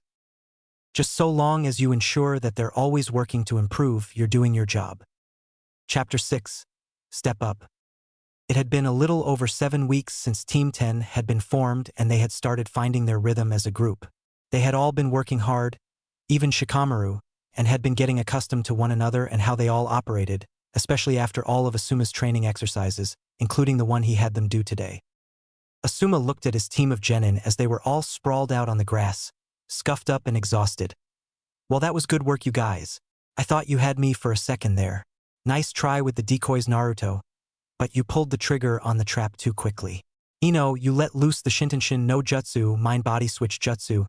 Too soon. I wasn't caught yet. Shikamaru, you need better communication with your teammates.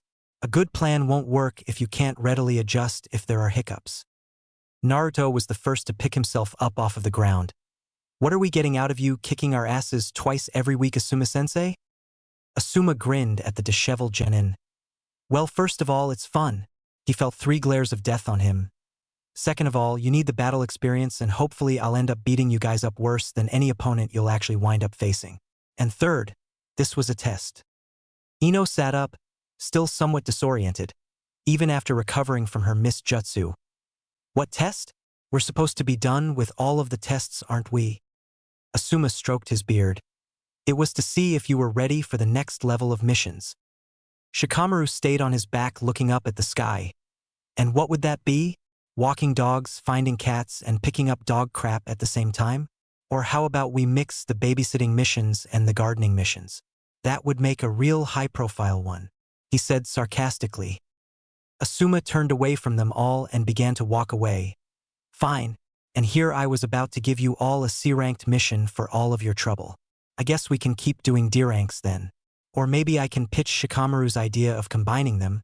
That would probably be a boon for the village economy. He stopped talking when he found himself unable to move. What? Does that not sound good to you all either? He said jokingly. Naruto spoke in a low voice. C-rank mission or the same threat from the day we met stands. Naruto's head gestured towards Ino, who had her hands ready to use her mind-switching jutsu. As a passing thought from before ran through his head, he sent out a pulse to see if they had the real one. They did. I can probably find Kurenai-sensei right now if I had to. It wouldn't be that hard, I'm sure. I have Kage Bunshin. Asuma's sweat dropped nervously. With his back turned, he couldn't even see the looks on their faces to tell if they were serious or not. And this time they really did have him caught. Damn teamwork. Why'd they catch on to it so fast? Oh, because two of their fathers are on a squad famous for teamwork. Now don't be so hasty, you guys. I was just messing with you. You're getting the mission, so just let me go. He couldn't see anything but silence went throughout the field until Ino spoke. I say we should still do it. He beat the crap out of us all month long. And look at my clothes. I'll have to get a new set. She pouted. You look fine, Ino, it's all right, Naruto said absently. And if we do it, won't he get us back for it? He is a jounin. I don't think I could duck him forever if I really had to. Asuma let himself smirk when he heard Naruto's first comment. He knew what was coming next and wasn't let down when Ino spoke again. I really look fine, Naruto? You're so sweet. I think you've earned something special from your Ino-chan. He could just feel Ino batting her eyes at Naruto as well as Naruto's gaping fish expression without ever turning to see, and had to keep from laughing. Lest Naruto retaliate, he was still at their mercy. Ino had taken to teasing Naruto like this regularly since it had worked so well out of the blue the first time, and Asuma had to say, it made his days more entertaining to say nothing else. It may have been embarrassing the boy, but they were all a team, and it was getting him used to girls, something that judging his earlier reactions he hadn't had much experience with. Ino seemed to enjoy his reactions too. Apparently all her time spent on Sasuke ended up getting no positive reactions out of him. At least with Naruto he would react in a way that didn't destroy her self-esteem. Dare he say they actually made her feel pretty. Could you guys do this another time? Shikamaru cut in, still holding his hand seal with a look of focus on his face. I don't know how much longer I can keep him like this. Naruto waved Shikamaru off. Whatever. You probably need the workout anyway. Ino laughed at Shikamaru, who dropped the rat seal. Clearly the moment had passed where they were serious about getting Asuma. Shikamaru sighed and stretched his back. Troublesome. You're a real bastard, Naruto. Naruto grinned at Shikamaru. I dabble from time to time. Ino raised an amused eyebrow at Naruto. Oh, dabble you say? I didn't know you dabbled in anything, Naruto. What else do you dabble in? Naruto gave her a deadpan look. I've been sending clones to work with Shiho-chan for the entire month. I see that word all the time. If you see a word all the time, you kind of learn what it means sooner or later, Ino. You still do that? Asuma said. I thought I told you not to keep doing that every day? No, Naruto said with a grin. You advised me not to do that every day, and I listened, I just didn't do it. Asuma gave him a deadpan look. Stop being a smartass and stop using big words on purpose, just for kicks no matter how entertaining it is. Naruto shrugged. I'll try, and why should I? The only reason anyone uses big words is because they want people to think they're smart. Every single big word I've ever heard has a smaller word that means the exact same thing for it. He blinked. Wait, what were we talking about before this? Finally, Asuma was able to get the team back on track. I was saying we're finally going to take a C-ranked mission tomorrow. You all make sure you have everything you think you'll need for a decent length of time away from Konoha. He knew they were ready for this. A C rank wasn't out of their league. Tell the people you need to tell that you'll be gone for a while starting tomorrow. See you in front of the tower at our usual time. He then left his team in the training field. Ino waved to Asuma's back and called after him. Tell Kurenai-sensei I said hi, Asuma-sensei. Asuma almost tripped and whipped his head around at the speed of sound. How did you know I was Dash? He saw Ino grinning at him as well as Naruto. Shikamaru even had a smirk on his face. I hate you kids sometimes. He stuffed his hands in his pockets and walked away grumbling about brats. Should have never come outside that day. He was of course referring to the day his team met Kurenai for the first time. Flashback, 2 weeks prior. Shikamaru was crouched down and having prolonged staring contest with a cat that had a red ribbon in its ear. Ino, you can't release the jutsu until we get the cat back to Madame Shirjimi. The cat hissed at him, but the lazy genin only blinked at it. You can hiss at me all you want to, but the last time someone tried picking it up it turned Naruto's whisker marks into a tic-tac-toe grid. He's got your body safe and sound, so don't worry about it. He gestured behind him where Naruto had Ino's unresponsive body held piggyback and had bandages on his cheeks. Asuma walked into the area and looked at the scene. You know, using ninjutsu during missions like this is against protocol, right? Shikamaru's gaze turned to him. This troublesome thing had us running all over for it. Why would we keep trying to grab it when we could just do this? Ino, in the cat's body, let out a meow and jumped onto Shikamaru's shoulders where she draped herself comfortably. Seriously.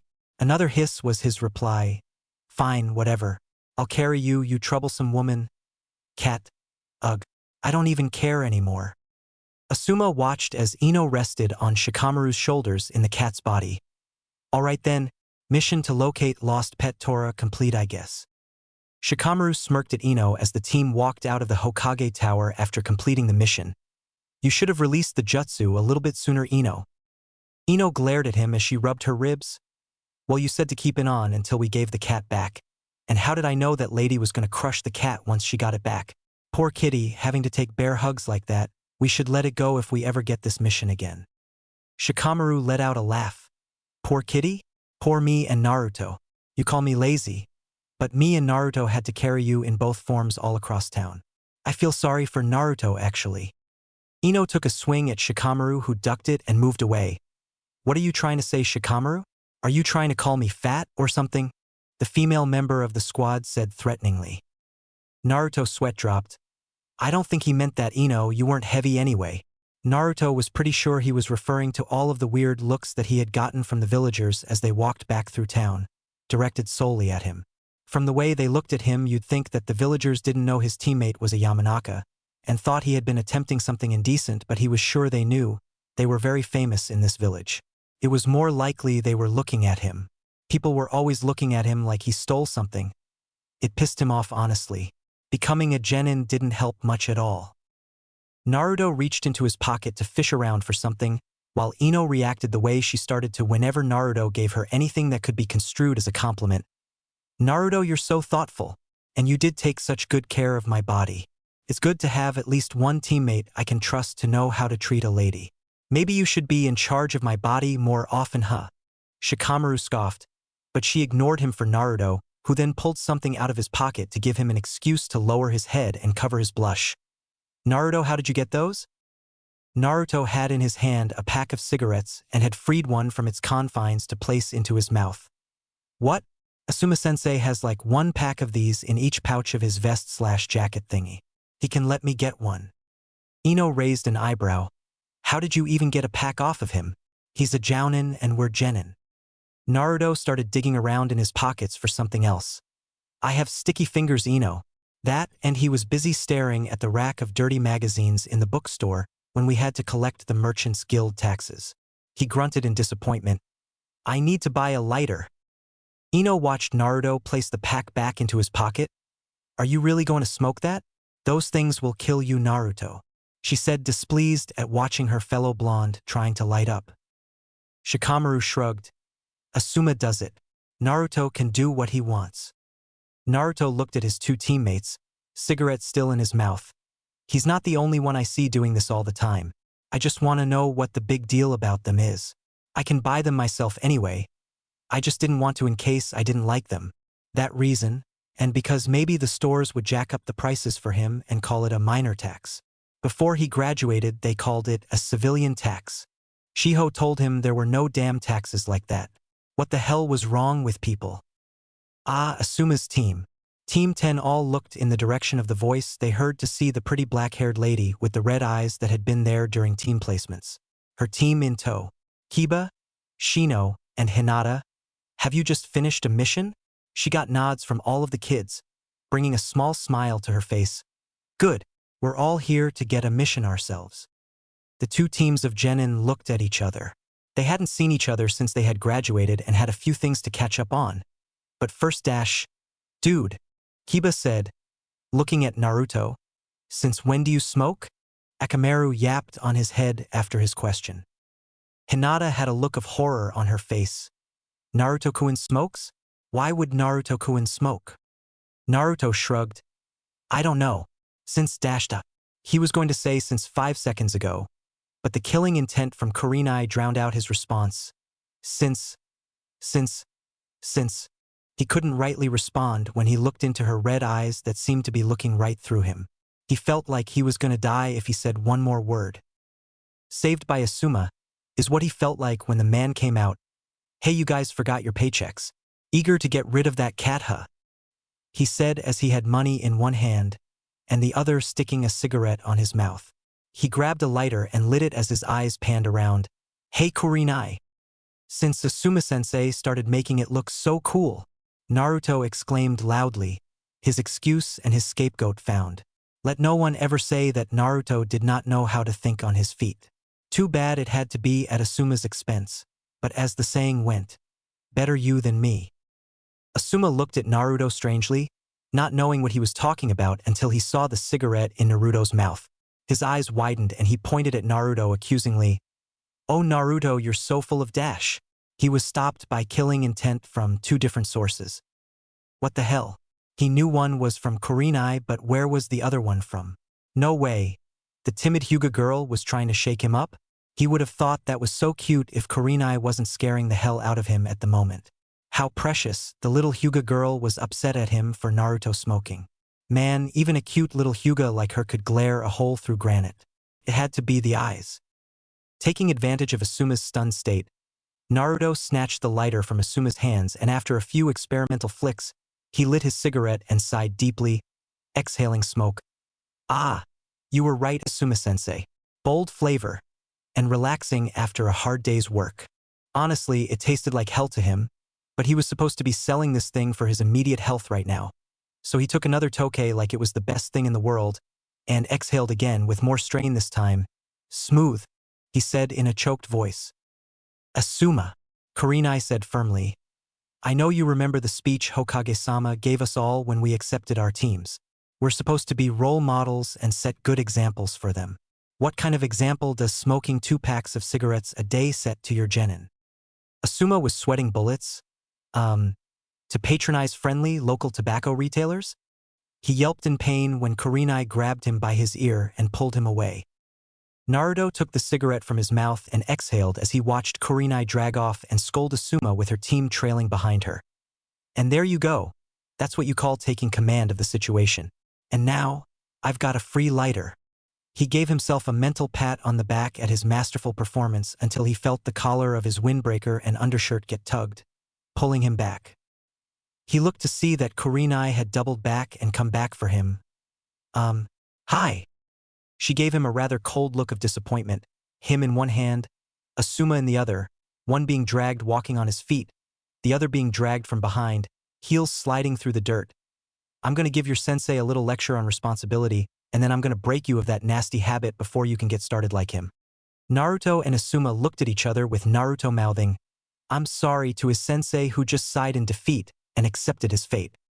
Shikamaru looked down the road that his sensei and his male teammate were disappearing at the end of. So, does that mean we're done for today? Ino blinked at the same sight when something hit her. Wait, Asuma-sensei still has our money. She took off after them to see if she could catch up. She never did. The money was used to buy Naruto 3 entire cartons of cigarettes, which were then used to make him smoke them all in one sitting by Kurenai, who spent the entire time telling Asuma about the responsibilities he now had. Kurenai's genin squad watched on in horror as Naruto smoked 48 packs of cigarettes at once and then proceeded to puke his guts out and fade into unconsciousness immediately after finishing. Kurenai let both Asuma and Naruto go, seeing as her job was done. Naruto learned his lesson as did Asuma, and after watching Naruto get physically ill off of the cigarettes, her team got the message that she wanted to convey. Do not start smoking. However, her plan backfired miserably. Naruto, instead of being one and done to protect his own ass as he originally intended, ended up getting a taste and a feel for the cancer sticks off of Kurenai's little punishment. Asuma still continued to smoke regularly and seemed to encourage Naruto's growing habit as it gave him something to bond with the blonde over. As long as he wasn't stupid enough to do it in front of Kurenai again, and to date he had not been. End flashback. Ino's house, later that evening. Ino was in her father's small storage area loading up her pack for the mission tomorrow. And where are you going that you need all of that? Ino's father Inoichi asked, standing by the door to the room. You have a mission to prepare for? Ino turned to him and nodded. Yes, Daddy. Me, Shikamaru, and Naruto are supposed to be going on our first C-ranked mission with Asuma-sensei tomorrow. Anything you want to tell me about what to be ready for? She switched to a mild glare. Since you didn't tell me about the second part of the Genin exam and everything? Inoichi laughed. No one could say anything about that. It was a test, Ino, but yes, actually. You're good enough for the mission. Just make sure you trust your teammates and you'll all do fine. He then stopped for a moment as he thought. You know, I know Shikamaru pretty well. I've never met your other one before. In return, Ino shrugged and looked up at him. Naruto's a nice guy, and he's a way better ninja than everyone else thought he would be coming out of the academy, which is great actually. She smiled a bit. It's hard to believe no one thought he had a chance coming out of graduation. He's actually good. Kind of goofy from time to time, but he's more fun than Shikamaru is. That stick in the mud. Inoichi's face was momentarily stern. Uzumaki Naruto. His face then lit up. He's not really a bad kid at all. You should invite him over sometime. I already know Shikamaru. I might as well meet him too. Will do, Daddy, Ino said, straining visibly with her overfilled pack. Now could you help me close this thing up? Shikamaru's house. Shikamaru walked into his house and heard his father's voice call out, Shikamaru, come in here. Shikamaru sighed and made his way to the living room where he had been summoned to. What do you want, Dad? Shikamaru's dad Shikaku was sitting in a reclining chair with his eyes closed. So how was your day? Troublesome, his son replied. We did a mission, and then Asuma spent the second part of the day kicking our asses. If I knew being a ninja would have had me doing so much stuff, I don't think I would have let you talk me into it when I was little. Shikaku didn't physically respond. He grunted in understanding before speaking again. I said you could quit whenever you wanted, didn't I? Shikamaru yawned and leaned against the door frame in the room. Yeah, but Mom on the other hand said she wasn't going to have a dropout for a son, and here I am now. Troublesome, Shikaku said, yawning much like his son had a moment earlier. Shikamaru shook his head. You're telling me. I'm living it. Anyway, I have a C rank to go on tomorrow. Asuma finally said me, Ino, and Naruto could take one to see how we do. Shikaku chuckled. Eyes still closed. Ha! That's right, you have Ino on your team. Poor bastard. Shikamaru grumbled something about troublesome old men. And Naruto? Hey, good luck with that. Has he pranked you yet? Shikamaru scowled slightly. No thank Kami. I would like to stay on the opposite end of that spectrum for as long as I can. That bastard is sneaky. He's already gotten Asuma. He won't touch Ino with any. And that means I'm a potential target. It's best to not give him a reason. He stood there and thought for a moment.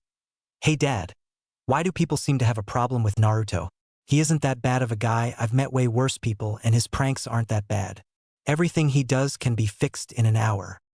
At that, Shikaku cracked an eyelid and gazed at his son for a moment before shutting it again. Too troublesome to explain. You're a smart kid. Figure it out on your own. Shikamaru got off the wall and walked away. Whatever, Dad. Troublesome old man. Shikaku muttered when Shikamaru left. Troublesome brat, he said with a smirk. Konoha Archive Library. Naruto frowned as Itsudo shrugged. Shiho didn't come in today, Naruto. I don't know what to tell you. Well, has she ever missed before? Naruto asked, getting a shake of the head as his response. Well, let me go check on her. She might be sick or hurt or something really bad. Itsudo nodded. He couldn't leave to go check on her the way he wanted to. She may have been his apprentice, but he had to keep watch over the library as well. He wrote out her address on a sticky note. Here. This is where she lives since you still probably don't know. At that, Naruto grinned sheepishly. Make sure she's all right, and if she isn't, come get me. Naruto nodded and ran off on his way. After a few minutes of searching, Naruto found the right address. Shiho appeared to live in a nice-sized 2-floor home across town from him. No wonder she didn't want him to walk her home. It was so far away. But she shouldn't have known that. He never said anything about where he lived. He knocked on the door. Shiho-chan, it's Naruto. Are you okay? You didn't come in today. No response. He knocked and waited 3 more times before getting nervous and picking the lock. A skill he was proud to say he had learned all on his own from when he would leave his key inside his house and lock himself out. It was kind of awkward explaining to passing Anbu about why you were trying to break into your own house, and he could swear behind those masks those guys were laughing. Bastards. Naruto felt the lock click open and made his way inside. Holy crap! He exclaimed once he got a look at Shiho's ground floor.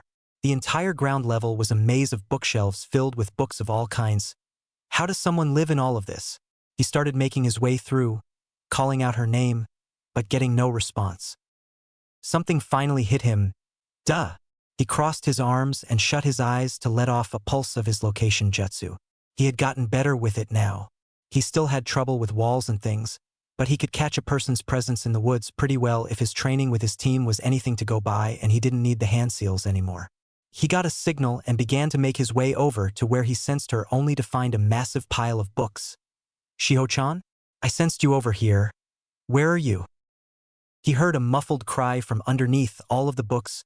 Wah! He made a mass of Kaga Bunshin, who all helped him pick up the books, where he found Shiho at the bottom, crying tears of joy. Are you all right? She nodded. Thank you so much, Uzumaki-kun, she said, getting helped to her feet by the clones, who then started looking around. I was trying to get something down to study from this morning when all of a sudden that whole pile fell down on top of me. And I live alone, you see, so I didn't have anyone to call. She let out a sigh of relief, only to see Naruto looking at her strangely. You live alone? He asked. But all the time when you had to leave before I could offer to take you home, you always said you had to leave right then or you'd get into trouble. Shiho looked down. Well, I didn't want you to see my house, Uzumaki-kun. I was afraid that you would think I was even weirder than before if you saw that I lived. Well, here, she said, gesturing to the books that made up her bottom floor. Naruto shook his head. Well, that's stupid. I don't care that you have books, Shiho-chan. I mean, there are a lot, but so what? I like all kinds of ramen, you like all kinds of books. We're both weird, I guess, he said, getting a smile out of her. What happened to you, family? Shiho smiled apologetically. Well, my father was killed in the attack by the Kyuubi, and my mother suffered serious injuries from it that never really healed, you see. She died when I was 5. Naruto frowned deeply. Wow, I'm sorry. I didn't mean to bring anything bad up, Shiho-chan. Shiho momentarily placed Naruto's face with the Kyuubi, but quickly wiped that thought aside. The real Kyuubi wouldn't have cared anything at all about her parents. The real Kyuubi wouldn't even have helped her out or even tried befriending her. As a matter of fact, Naruto was tormenting the Kyuubi with his very existence, keeping it trapped, unable to do a single thing, and that brought a smile to her face. It's okay. It was a long time ago. At least I got to know her. You never knew either one of yours, so I can't really complain. Naruto grinned at her.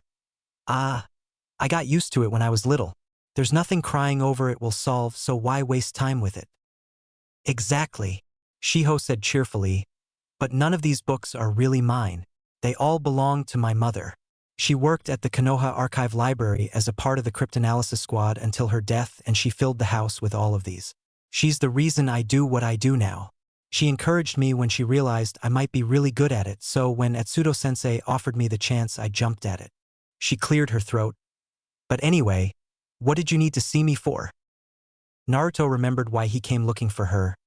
Oh, well, I'm leaving on a C-ranked mission tomorrow, and Asuma-sensei said I would probably be gone for a while, so I'm just telling you that I won't be around for a bit. Shiho gave him a stern glance for a moment. Amount of exits in the house at first glance, Uzumaki-kun? Know your surroundings. Naruto rolled his eyes. The amount of windows on the front of your house would make me believe between 5 and 7.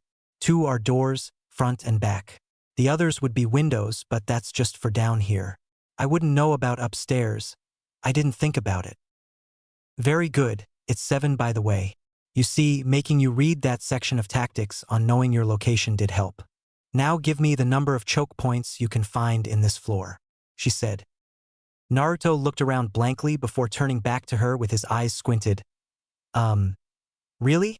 Because with the bookcases and everything that would take a while to put together. Shiho-chan, I could trap an entire platoon in here if I had to. Ask Shikamaru about that. Asuma-sensei said his IQ is like over 200. Shiho blushed at the implementation of Naruto's teammate's name and laughed sheepishly, but he chalked that up to him embarrassing her about the state of her home. Well, never mind then. Anyway, good luck on your mission. I know you'll do great, she said to him. Naruto grinned at her. You know it. All right, now I have to go pack. He turned to quickly and abruptly leave by running but wound up smashing his face into a bookcase. He steadied it and proceeded to watch his step all the way out the door. By Shiho-chan. The next day, Naruto, Shikamaru, and Ino were all standing out in front of the Hokage Tower in front of Asuma. So today's the day. Are you all ready? He got 3 nods before pulling out a scroll. I already picked your mission for you, so we could get started. Anything to say? He asked. Naruto shook his head excitedly. No more useless chores. Ino frowned. Why didn't we get to pick? Shikamaru rubbed his shoulder. How far away is it? I don't want to have to carry this pack too far for too long. Asuma's sweat dropped. While he said it in the most ass way possible, Shikamaru was the only one that asked the right question. We're to be heading to the village of Tui, 3 days away from here to deliver a letter meant to be received by Kusagakure. We'll meet up with a squad of Kusa ninja once we arrive. Questions? Naruto raised his hand. Are we going to have to fight anything? Asuma shrugged. Maybe. There's always a chance of combat when you leave the village, but if you're asking if we're going to directly be forced to fight, then no. Missions like this don't normally anticipate conflict. There's little chance of danger on these. Shikamaru sighed. Walking all the way to a far-off village, that's just what I wanted to do for a week, he said sarcastically. Asuma raised an eyebrow. Okay, I can just take this mission back and exchange it for a day's worth of nice, easygoing D-ranks. I hear the Academy commissioned some help in moving the new equipment into all of the classrooms and taking old equipment out. All of the classrooms. Ino and Naruto grabbed Shikamaru's arms and dragged him away from the tower. There's no need for that, sensei, Ino said cheerfully. Come on. Let's go before we lose the daylight. It's morning, Ino, we have all day, Shikamaru commented, letting himself be dragged because hey, that was just ground, he didn't have to cover himself by walking. A few hours later, Naruto looked around himself as Team 10 continued on their way to Tui. On the road like this, Naruto's team position was as human sonar. Having so much chakra meant that every 2 minutes or so Naruto could let out a pulse to scout the area around them. Irika said he would never be able to use the jutsu the way Naruto could and stay battle-ready, but Naruto chalked it up to his massive chakra reserves and took it as a blessing. We're pretty far away from Konoha by now, aren't we? He asked, getting a nod from everyone else. Good, he said, taking a pack of cigarettes from his pocket and lighting it up in his mouth. Ino looked at him, shaking her head. That will kill your lungs, Naruto. You should really stop. I'm surprised you don't smell like an ashtray by now. Asuma-sensei too. Naruto looked over at her. I can't help it. They're not that bad. And I smoked an entire carton's worth dash. 3 cartons worth. Asuma interjected, smoking his own cigarette carelessly. Right? Naruto said. Dash 3 cartons worth of cigarettes at once, and I didn't feel it once until after I was done. And that was in my stomach. And Asuma kicks our asses and runs circles around you guys, and he smokes 2 packs a day at least. Asuma nodded. Well, my reasons for not being affected too badly by it are different than yours. I channel chakra to my lungs to tone down the damage. You have a demon in you, kid. Not that you know that. Sighing in defeat, Ino threw her hands into the air. Fine. I give up. 2 of the people on my team are now addicted to smoking. If Shikamaru starts too, I'm going to lose it. Shikamaru rose to her remark. Yeah, as if I'd never pick up that habit. It's too much work. First you've got to pull the cigarette from the pack, then you've got to put it in your mouth and light it, then you've got to breathe it in and out without killing yourself in the process, and then no matter what, 30 or 40 years later you die anyway. It's too troublesome. You being lazy is a good thing for once. Ino said. Who would have figured? Asuma signaled them to a stop. Okay, let's see your packs. The group looked at each other in confusion until he elaborated. I need to make sure you all brought what you needed for this mission, so packs off. This is for a grade, he joked. He looked through Shikamaru's first. Good. You've got a good amount of equipment and rations for a mission of this length. Clothes to change into. And it's all placed in here neatly. He gave Shikamaru a dry look. Your mother packed this for you, didn't she? Shikamaru didn't have a hint of shame towards admitting it. She said I needed to redo it, and I said it was too much trouble. Of course she did. Asuma passed it back to Shikamaru. I'll tell her to make you do it yourself next time and see how lenient she'll be if you don't. Shikamaru paled as Asuma moved on to Naruto. Okay Naruto, you're up. Naruto handed his bag over, letting Asuma look through it.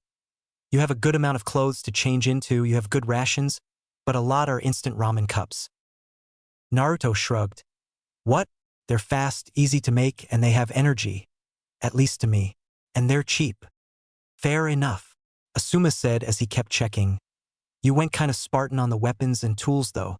Only kunai and shuriken, and not many of those. Those aren't so cheap and easy to get for me, Asuma-sensei. I don't pay sticker price for most stuff. Taxes, they say. Naruto said. He could tell that Naruto was confused about why, but apparently from the way he dismissed it he was used to it. Asuma kept the growl out of his voice lest Naruto think he was angry with him. He'd be paying a few stores a visit once they got back home. Most stores that sold weapons were run part-time by shinobi. Shinobi that weren't afraid of retaliation from a fresh genin for hiking up prices. It's alright Naruto. We'll get you rightly outfitted when you get back. Ino put a hand on Naruto's shoulder. If you need to, I'm sure you can stock up on some things from my house. We have tons of stuff that we keep too much of anyway. It's got to be hard keeping your own place and buying everything for yourself. Ino didn't rightly get it, but the only tax she was aware of was sales tax, and that wasn't much. He also said it plural, so that meant more than one tax. What taxes? Thanks, Ino, Naruto said with a grateful smile through his cigarette as he placed his pack back onto his form, and they continued on the road towards their distant destination. Is this village even in High no Kuni, Asuma-sensei? Nope, the bearded jounin responded. You're all getting to see the world for the first time. Isn't that half the reason why you joined in the first place? The shinobi forces of Konohagakure no Sato. Join up, meet interesting people, kill them. He noticed the owlish looks he was getting from his genin. That used to be the old slogan back when I was a chunin. 3 days later. Damn it Naruto, you can't take this from me, Asuma said almost hysterically as they entered the town they were intended to be in. One of the things I was looking forward to as a jounin sensei was watching you all fall off the side of a tree on your heads for a week. You were going to be the most entertaining one. Naruto looked at Asuma strangely. Sorry Asuma-sensei, but it was an exercise in the Nibaken scroll. Sticking to surfaces with chakra. And a week? I just now got it. How the hell did you figure it would take a week? Asuma calmed down. Well, it's a chakra control exercise. Since you have the reserves of at least 5 regular chunin, exercises like that are always going to be rough on you. I'm surprised you didn't come to me about this. Naruto turned away. Well, I'm not going to walk up to you and say I can't get 2 steps up a tree. It was my own training. I'm sure when Ino and Shikamaru can't get their own clan stuff down, they can't just come to you about it. Asuma scratched his head. Well, they have family members that are shinobi Naruto. You don't. I'm the one that's supposed to be responsible for you, and if you can't get something you shouldn't hesitate to come to me. Ino looked at him inquiringly. So you can walk up stuff now? Like that wall. If you walked up to it, you could stick to it. Naruto nodded. Yep, I can do it for my hands too. He kept his hand wide and stuck his palm to Ino's arm. Now if I get a hold of you, good luck getting me off. Try. Ino jerked her arm around but found herself unable to even budge Naruto. She stopped struggling. You're sticking to the ground too, aren't you? Naruto let go of her arm and they all kept walking. You've got it. Alright Naruto, stop showing off. Shikamaru said, "We're not in Konoha, and I really don't want anyone we could end up fighting knowing how you're going to fight them." Naruto nodded and continued down the street alongside his team. Naruto repeatedly poked at Ino's sides, who poked him back, only he was able to get his fingers to stick to her when he did it, which felt weirder to her, giving him an advantage. He rather liked having the shoe on the other foot, and felt he could afford to mess with his fellow blonde because he could sense anything around them. No one was going to get the drop on him. Thus, Naruto continued messing with Ino. Only this time, when he stuck a finger to her side, he used the rest of them on his hand to tickle her to get her to stop poking him and concede defeat. The villagers of Tui were treated to the sight of a blonde boy with a Konoha headband, whisker marks, and orange clothes grinning madly while tickling one of Konoha's famous Yamanaka clan in the middle of their street while she was trying to take a swing at him. In order to stop his students from acting up any further, Asuma lifted them up and separated them between him. "Asuma-sensei, you're no fun. I almost had her," Naruto said once it was over.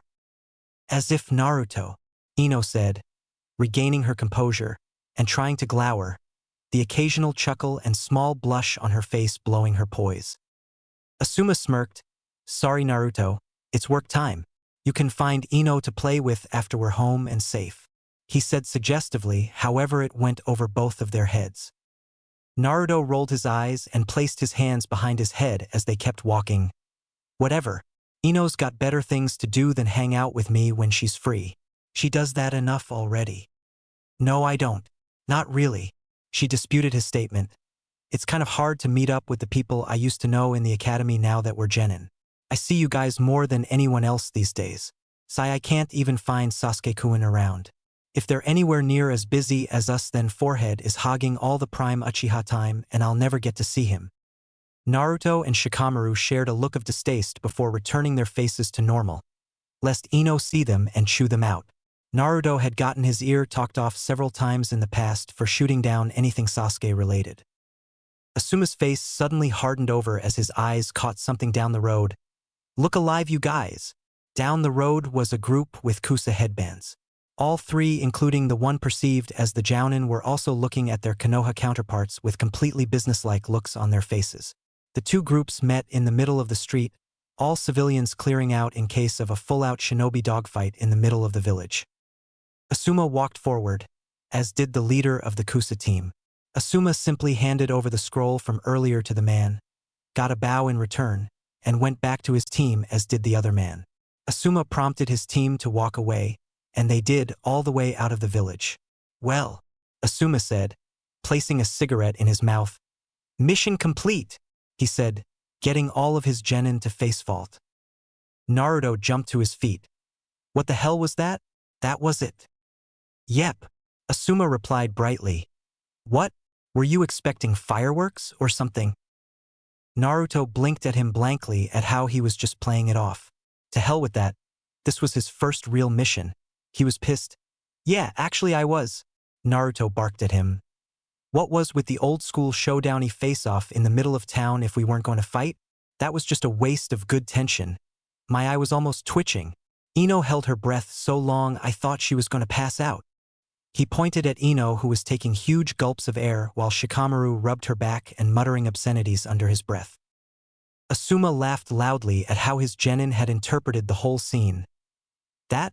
All of that was just formality, kid. We might be allied with Kusa, but ninja will be ninja, and we don't trust each other as a bylaw. That was just all theatrics. Although I'm glad none of you blew it by sneezing or something. Then that guy and his genin would have been laughing their heads off all the way back to their village. They already knew you were a bunch of baby-faced newbies. No need to give them a reason to try and pick with you." Shikamaru raised his eyebrow. "Those other guys were genin? That was a genin team? Those guys looked like they were all 18 or something." He then had another thought. "Are we going to be genin that long too? That would suck. Picking up dog crap and shopping for old people on a daily basis." The entire team shivered at the thought of running D ranks at that age. "I'd rather do C ranks like this. This was actually pretty low-key. I like it." Asuma shrugged. "Well, get good enough to pass the Chunin exams and escape this horrible existence as a genin, and you can run C ranks on a regular basis. Or you can underachieve and you can stay like those guys, doing odd jobs and getting to leave the village once every blue moon." It's up to how good you want to be really. That and whether or not we're at war, but that's a whole different set of circumstances. Asuma took the cigarette from his mouth and exhaled. Yep, back to Konoha and good old Diranks for you guys. Good job back there. Ino crossed her arms and grumbled. Yeah, we did great, she said sarcastically. We sure scared the other team with our mad dog faces. Oh well, at least the pay should be good. The next morning, Naruto had been looking up for about 5 minutes. They had all taken shifts on keeping watch and he had the last shift, thus leaving him with the morning run. About right around the time just after the sun came up, a hawk was circling above the camp, and Naruto hadn't the faintest idea on what to do. Hey Squirt, how you doing? Asuma said as he alerted Naruto that he was up and about. You feel dead on your feet yet? Want to crash out in your own bed once we get home yet? Naruto shook his head. Damn, you fucking ball of energy. Energy and win. Naruto corrected. The win's the most important part. I'd hate to be a ball of energy and fail. He then pointed up. What is that thing doing up there? Asuma squinted and saw the hawk before signaling it down to him. He took a scroll from the animal and sent it back from where it came. Once he read it, he let out a sigh and rolled it back up. Naruto, go get Ino and Shikamaru and you guys break up camp. We're moving out in a hurry. Naruto was confused. What was that, Asuma-sensei? Asuma looked down at his diminutive genin. That Naruto was one of Konoha's messenger hawks, and the message was for us to back up another squad already dispatched on a mission to Nami no Kuni. Sending a whole squad of Chunin would be a waste of resources since there's already a whole genin squad and a jounin there, so we're gonna help out. He pulled out his first cigarette of the day irritably. Naruto looked at how angrily he lit it up and had to comment. Is this going to be one of those days you keep telling us about? Asuma's only response was to stick a cigarette into Naruto's mouth and light it. Asuma placed his lighter back into his pocket and looked at the freshly risen sun. All I'm going to say is you better enjoy that. How to train your genin. Tip 3. Find your genin squad's group dynamic. Just as there are many different types of shinobi, there are different types of squads. While most squads are going to want to be well-balanced to be prepared for any possible situation they'll face, a lot of the time that goal is extremely unrealistic. No matter what you do, your team will probably specialize in one field or another, and there's nothing wrong with that. Getting an area of expertise is important for your genin to have a comfort level in the field. They need to know what they're good at, and while being predictable in combat can at times be fatal, they need to have some kind of default game plan that they can revert to at any time. However, do not try to force a niche for your squad. Let it find them. As mentioned earlier, train them to accentuate their strengths and hide their weaknesses. If this is done right, it will become obvious soon enough what your team will be good at. If they seem to have chakra reserves that don't quit, and are swift and well prepared, there goes a quick response squad. If they specialize at keeping powerful enemies at bay long enough for something to be done about them with little to no damage to themselves, then there goes your delay and diversion squad. And I could go on, but you get the point. It will build itself if given time. Also, finding a pecking order in your squad can help to improve your squad solidarity. Having a clear-cut go-to-guy/girl in the case of your absence gives them a sense of comfort in a situation and helps to put a feeling of control back on them in stressful situations, allowing them to keep their heads and work out a solution. Establishing roles also breaks up the obvious responsibilities of the squad and improves teamwork and team relations. A team is only as good as its individual parts, but a well-trained squad of genin can bring down a jounin under the right conditions. Thus, teamwork is obviously a great way to ensure your genin stay alive long enough to improve themselves. Chapter 7. Have Blade Will Travel. It was a 2-day excursion moving at the fastest speed that Team 10 could collectively muster to get them from the side of the country they were on all the way to the other side where they were meant to head over to. A message from Konoha to Asuma and his team informed them that they were needed to head to Nami no Kuni, Land of Waves, to provide assistance to another squad of genin, along with their jounin sensei that were in over their heads. Despite cutting a very good pace to make it to the coast, that was where they ran into a problem, as getting from the mainland to the island nation would prove to be rather bothersome in itself, as seemingly no ships were making their way to or from the country. Ino had a hand on her hip as the 3 genin of the squad took a rest in a port town at the border of Hai no Kuni, Land of Fire. She looked out at the ocean where she could barely see the outlying island at the outer limits of the horizon. How did anyone else get there in the first place? What are we supposed to do if we can't even reach the place we're supposed to go? Are we just going to fail our mission off of a technicality or something? Naruto was sitting on the edge of a nearby wharf, kicking his legs over the edge and looking at the ocean. He had never seen it up close before. It was great. Asuma-sensei is handling it, Ino. All we can do right now is just wait for him. Yeah, Ino, Shikamaru said, laying down in a pile of thick rope as makeshift bedding. Asuma's a jounin. They're supposed to be experts at every aspect of shinobi life. I'm sure he can find a way to get us to Nami no Kuni sooner rather than later. Until then, just chill out and rest up. No doubt whatever we end up doing once we get there is going to be troublesome. Ino rolled her eyes and walked over to the pineapple hairstyle genin, poking at him with her toe. Shikamaru rolling out of bed this morning and putting on shoes was troublesome to you. Shikamaru closed his eyes and let out a yawn. That doesn't mean I'm wrong about this though, does it? Ino looked at him with a twitching eye before giving up on him and turning back to Naruto, who was for some reason doing push-ups. Naruto, what in the world are you doing? She asked him. Naruto didn't stop and continued. I'm bored to death here, Ino. You should be resting. We ran all the way here, she said, trying to convince him to stop for the moment to save some energy. What's going to happen if we run into trouble, Dash? When we run into trouble, Shikamaru cut in blithely. Right? Ino said, acknowledging the fact that he was more than likely right about that. What's going to happen when we run into trouble and we have to fight? You'll be all tired. Nope, Naruto said brightly. I'm a-okay, and push-ups never made me tired. I might as well do something while we wait. Laughs, at least I'll be all warmed up when it's time to actually fight right. Ino shook her head at his answer and plopped down at the edge of the wharf much like Naruto had done beforehand with a sigh. What's the matter, Ino? Naruto asked, slightly concerned. You look upset. Ino panned her eyes over to him, noting that he had stopped with his random exercise so that he could listen to her. Well, why is it us that had to go? There had to be a squad with more experience that could have been sent. Naruto stood back up and dusted himself off. Come on, Ino. You were one of the best in our class. Are you saying you can't handle it? And Shikamaru is smart, really smart. Like, he's scary smart. Besides, we've got Asuma-sensei with us and a whole nother team. We should be fine. Ino smiled at his attempt to make her feel better about the situation. And what about you, Naruto? You talked about us, but you didn't say anything about yourself. What do you bring to the team? Naruto stared at her for a moment before rubbing the back of his neck sheepishly. One-man radar and human meat shield? Ino gave him a deadpan look in response. That's really not funny, Naruto. That better not be how you really see yourself. You're the only one out of us that is good at actually attacking. With your Kage Bunshin and that Taijutsu of yours, I think you're the strongest genin on the team. Shikamaru spoke from over where he was laying down. Ino's right, Naruto. In an active battle, you're the only one of us that can guaranteed beat their opponent single-handedly. Ino's jutsu puts her at a disadvantage in case she misses.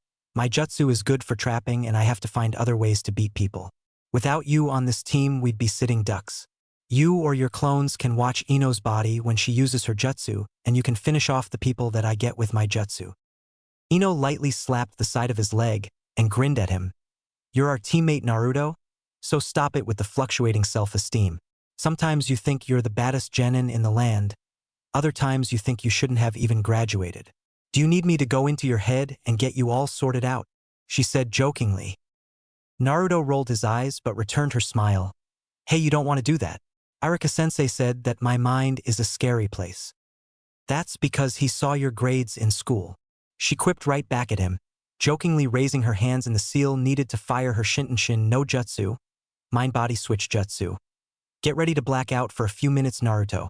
I'll kick you awake when I'm done with your body. Naruto started bouncing on his toes. You have to hit me with it first. He gloated in a challenging manner. Ino winked at him. From this range, I barely have to aim. Shikamaru, watch my body, would you? All right, that's enough of that. Asuma said sternly as he made his way back over to the group. Stop playing with your jutsu. Those are meant for serious work. There was no humor or anything in his voice. Naruto looked at Asuma strangely. Asuma-sensei, yesterday Shikamaru took control of me with his shadow and made me slap myself. You laughed so hard you swallowed your cigarette. What's changed between now and yesterday? How could he put this that wouldn't tip them off to something being wrong in Naruto's psyche? Asuma quickly rattled off an answer. We can't get to Nami no Kuni by normal means when over a year ago there was never any problem doing so. That has to mean that things are rather suspicious either here or there, and I would rather the enemy that may or may not be watching know what you can do because you decided to play with your jutsu while you were bored. He almost cringed at his response. That excuse was flimsy at best and he knew it. Hopefully they wouldn't call him on it if he had a serious enough look on his face. And they didn't. Sorry, Asuma-sensei, Naruto and Ino said in unison. Still, in his head he needed to come up with something better. That excuse would only work for the duration of this mission. He might not come up with another one if they decided to mess around like that again. And the last place he wanted Ino to be was crawling around in Naruto's head, lest she come across a dark little secret, one that could potentially tear her mind asunder. Shikamaru gave Asuma a long hard look for being so strange about Ino using her jutsu. He placed it in the back of his mind for later and spoke up. So do you have a way for us to get over there, or are we landlocked and have to go home? Because I'm completely cool with going home. Asuma sighed at Shikamaru's expected attitude. Remember, Shikamaru, there's always a way to get anywhere no matter what, and it's called money. We're gonna pay someone with a boat to take us across, but we're gonna need to get some money fast. They want way more than I have on me to make the trip. How much? Naruto asked. Asuma scratched his nose. 300,000 ryo. Naruto and Ino stared at Asuma blankly after hearing the amount of money they needed to gain passage to Nami no Kuni. What? Both of them exclaimed simultaneously, getting Asuma to clean out his ears after hearing both loud blondes shout at him. Yeah, Asuma said when the ringing in his ears stopped. Apparently there's a sort of blockade around Nami no Kuni. Ships trying to get onto the island have to pay a steep tax to get in. Apparently it's orchestrated by the powerful shipping magnate Gato. He's got control of Nami no Kuni's trade routes, so unless we can actually pay for passage aboard a ship and the extra that's needed to actually get there, not to mention the amount that they need to pay to actually be allowed to leave. How in the hell are we going to get 300,000 ryo? Ino asked angrily. We're kids. A month's worth of D-ranked missions doesn't top out at 300,000 for all four of us combined. It barely tops out at over 100,000. Shikamaru sat up from where he had been laying down and began thinking while Ino fumed over the situation and Naruto stared at his frog wallet sadly. Hey, Shikamaru said, getting everyone's attention. I think I have an idea. Everyone moved over towards him. Naruto, how long do you think your Kage Bunshin can hold a henge? 12 hours later, Nami no Kuni. As night had fallen, from a distance at the outskirts of a port town in Nami no Kuni, Team 10 watched the ship they had taken to the island nation disembark back to the mainland hastily. They had slipped off of the ship unseen while Gato's harbor patrol had gone on the ship and collected the money from the captain. Instead of a patrol, they looked more like a bunch of thugs. Damn good plan, Shikamaru. And good work, Naruto, Asuma said to the lazy genin and the orange aficionado as he patted the nearby Naruto's spiky blonde head for a job well done. So when do you think those Kage Bunshin of yours will dispel? Naruto started counting on his fingers. I don't know. I can hold a henge for like a week straight if no one makes me break it, and I have to split my chakra evenly to make one Kage Bunshin. The longest I've ever had one out was 4 days straight, and I just had it doing odd jobs. Cleaning my house, studying some notes, just useless stuff that didn't take chakra, and I just let it be. I blacked out when I dispelled it though. Ino snapped her fingers and pointed at him. Oh yeah, that was the day you didn't show up to the training field a week ago, wasn't it? Naruto nodded. But these ones are holding the henge, so I don't know. He let out a sigh. I made a bunch, and they're still holding out so we don't get busted. I'm gonna black out again when they go though. I know it, so can we get to where we need to go fast before I do? How many did you make? Ino asked. Again, Naruto counted out on his fingers. I made enough to put in that sack in increments of 5,000 ryo, so I made 20. Shikamaru shut his eyes to think. One clone can last 4 days doing nothing. Naruto himself can hold a henge for a week himself, and he made 20 clones, all henged. The clones can last almost a day and a half as they are before they dispel if nothing happens. And we were on that boat for 12 hours, so I would say that they have at least another 24 hours before they fade. And by then everything should be good.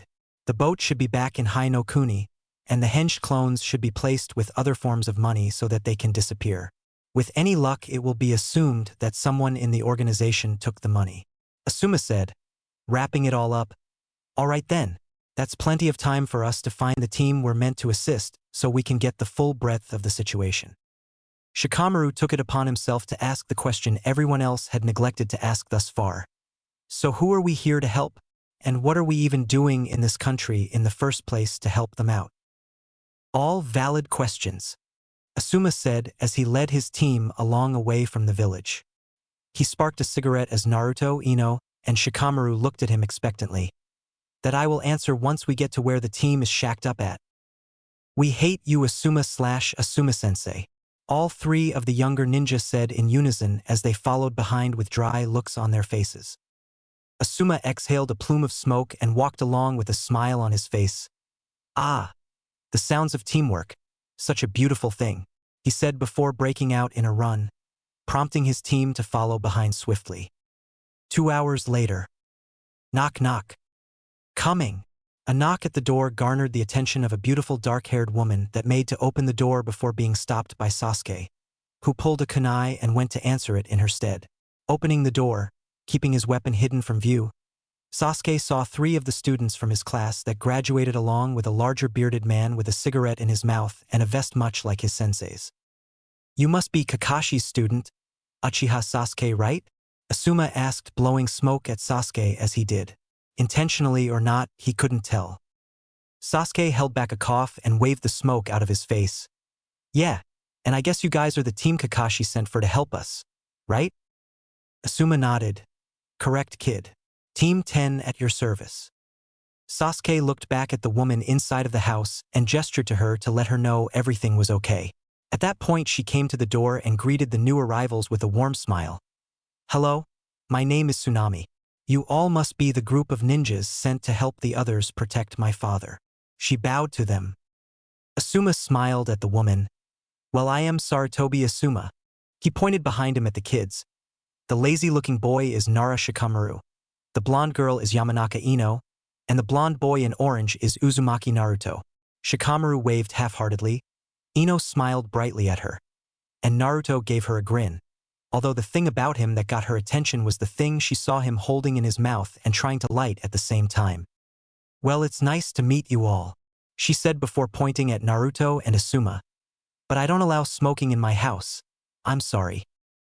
Naruto blinked before looking at her with puppy dog eyes. He hadn't had one in days and he hadn't even taken a puff yet. He thought he deserved one after single-handedly paying their ferry with his chakra. Couldn't he at least imbibe a bit before he blacked out with a monster headache in a few hours? Tsunami refused to budge on the matter due to the unchanging expression on her face, and Naruto dropped the cigarette with a sigh before putting it out under his foot. Asuma did the same, only with more hesitation, but upon doing so they were invited inside. Sasuke stood off to the side as they all came in and Tsunami closed the door behind them. He looked at everyone past him uninterestedly until Ino walked past him. Hello, Sasuke-kun. I missed you all of this time, she said, getting a roll of the eyes out of the stoic genin. Apparently Naruto wasn't the only one who had sensor capabilities, because when Ino said that, Naruto could have sworn that Sakura did too when she yelled down the stairs before she was even see. Leave Sasuke-kun alone, Ino pig. He was doing just fine before you shoved your snout into the house. How could I shove my snout into anything with your massive forehead already filling the place up? Ino yelled back. I know Sasuke-kun is sick of your company after 2 months. Now he can spend time with a real kunoichi. Naruto looked at Tsunami as the 2 young female ninja began squabbling over Sasuke, who looked like he would rather be anywhere but there. Do you have anything blunt to hit one of them with? He asked dryly. Because if not, we're going to be here all night. Ino turned to Naruto, ignoring Sakura for the moment. Naruto, you really wouldn't hit me, would you? Naruto shrugged vapidly. I've already done it before. Those were spars. Ino sent back at him. Seeing him turn away, mumbling so, made Ino smirk in victory. Now where were we, forehead? She asked, about to start up a whole new series of insults between herself and Sakura. All right, enough. Asuma cut in, getting sighs of relief from Naruto. Shikamaru, and even Sasuke. Where's Kakashi? We still need to understand the severity of the situation, and I kind of want to hear it from him. Sakura looked at the jounin she had failed to notice during her spat with Ino and got herself together. Kakashi-sensei is upstairs with Chuji. He has chakra exhaustion from the battle. Naruto looked over at Sasuke. You guys fought? Who did you fight? Sasuke shoved his hands in his pockets and walked upstairs as it was clear that was where the group was soon heading. A jounin. 30 minutes later. Naruto, Ino, and Shikamaru stared blankly at Team 7 with their jaws quite slacked at what they had just heard. Everything was clear and simple when they were told of the mission to protect Tazuna the bridge builder. They were still along for the ride when they were told about being attacked by the two Chunin demon brothers. They were somewhat lost when they were told that a Momochi Zabuza, high-class jounin missing ninja, was next to attack them, but hearing how the battle played out somewhat assuaged how they were feeling. But the combination of everything heard beforehand along with the amassed knowledge they continued to be given as well as the full scope of the situation hit them rather abruptly. A long silence was broken when Shikamaru spoke. So you're telling me that we just ran all the way across an entire country, scammed our way onto a ship to get here, and we can't even leave now until this bridge is built because the blockade of the trade routes are locked down tight? A nod from Chuji and Sakura was the response. Ino spoke next. And you just got through fighting two Chunin and one jounin that you thought you killed. But he got away because someone that was able to pose as a hunter ninja and actually fool your jounin sensei into thinking the jounin was dead got away with him to let him rest up for the next go-around? Naruto finished up for them once Ino's question got a response with another set of nods. And in addition to that, the one orchestrating all of this is one of the richest men in the entire world, and he actually has Nami no Kuni under his heel and has full control of the country. Not only that, but he kills anyone opposing him, and that includes the guy you're here to protect because the bridge would ruin his hold on the nation. Again, a nod from Sakura and Chuji. I see, Ino said before turning to Asuma with anime tears running down her face. Asuma-sensei, can we go home? She asked, getting a face fault out of Naruto who sprung to his feet swiftly after. No way, Ino, Naruto said. If Chuji, Sakura-chan, and Sasuke team didn't cut out and leave after they knew what they were into, we can't just leave. We pulled one over on that Gato guy and his thugs when we first got here before we even knew what was going on. We can do this. It's a jounin Naruto. A jounin and a hunter nin, Ino said, not really feeling too good about this whole thing. Naruto pointed over at Asuma and the downed Kakashi. We have two jounin and the rest of us. Ino found herself somewhat on the losing end of the reasoning, but did not let the matter die. If this Gato guy has enough clout to control the country, he has to have a lot of people working for him to enforce his rule. That's an army Naruto. Shikamaru scoffed and pointed at Naruto, who grinned and waved to her.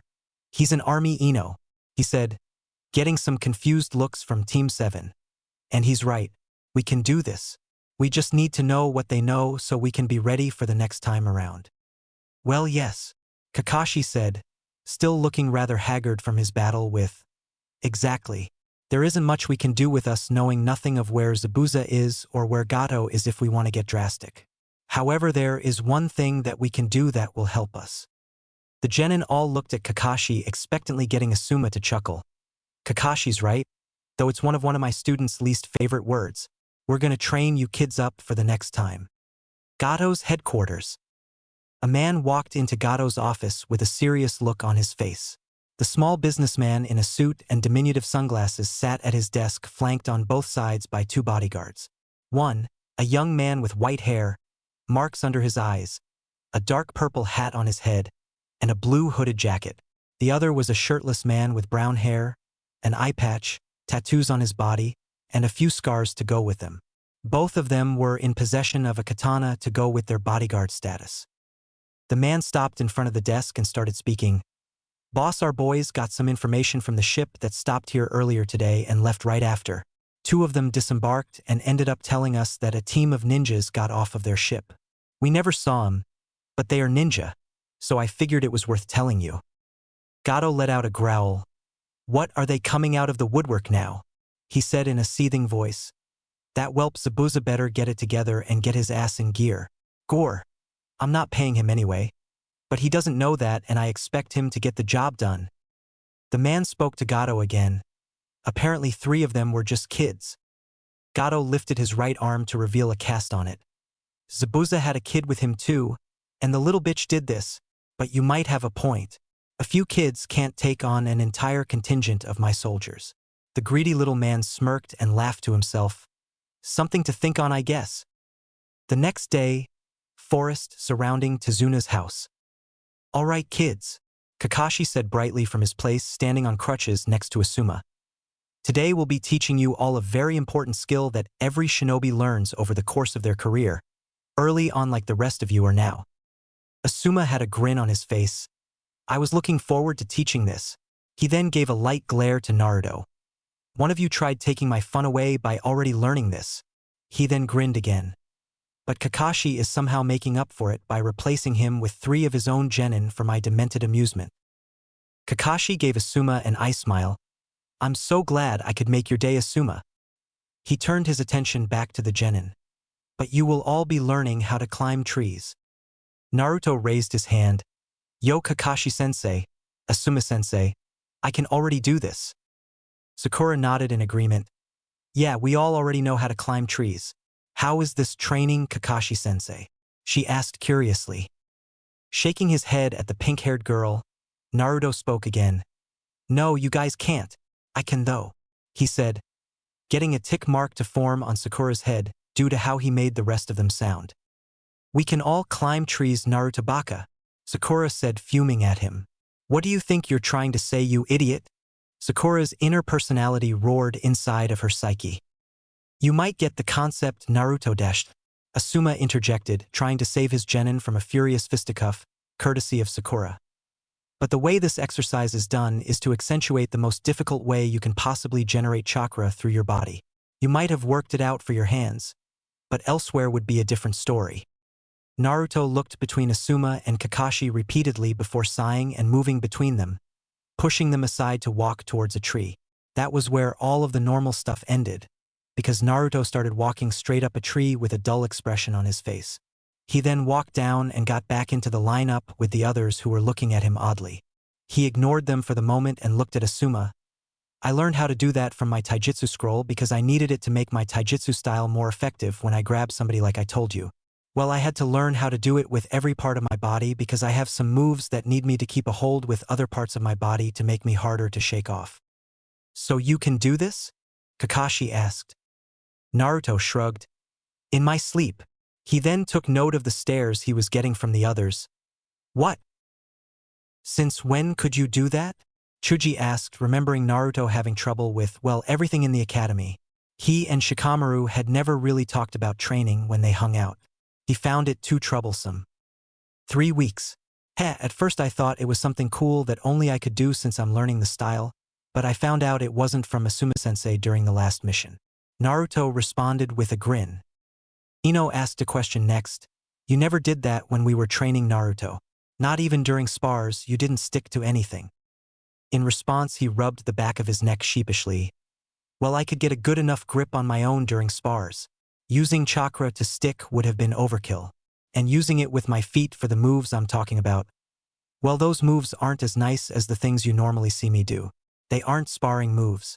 Besides, when did I ever need to walk up a tree for anything? Just for kicks, he walked over to the same tree and started walking in circles. Yep, this sure came up again, and again while we were doing that babysitting mission, he said sarcastically. Right? Kakashi chimed in. Well, you just saw Naruto do it. You need to channel chakra to your feet and make your way up the tree. You might want a running start when you do it though, so the momentum will help you when you start off. The 2 jounin threw out 5 kunai at their students' feet.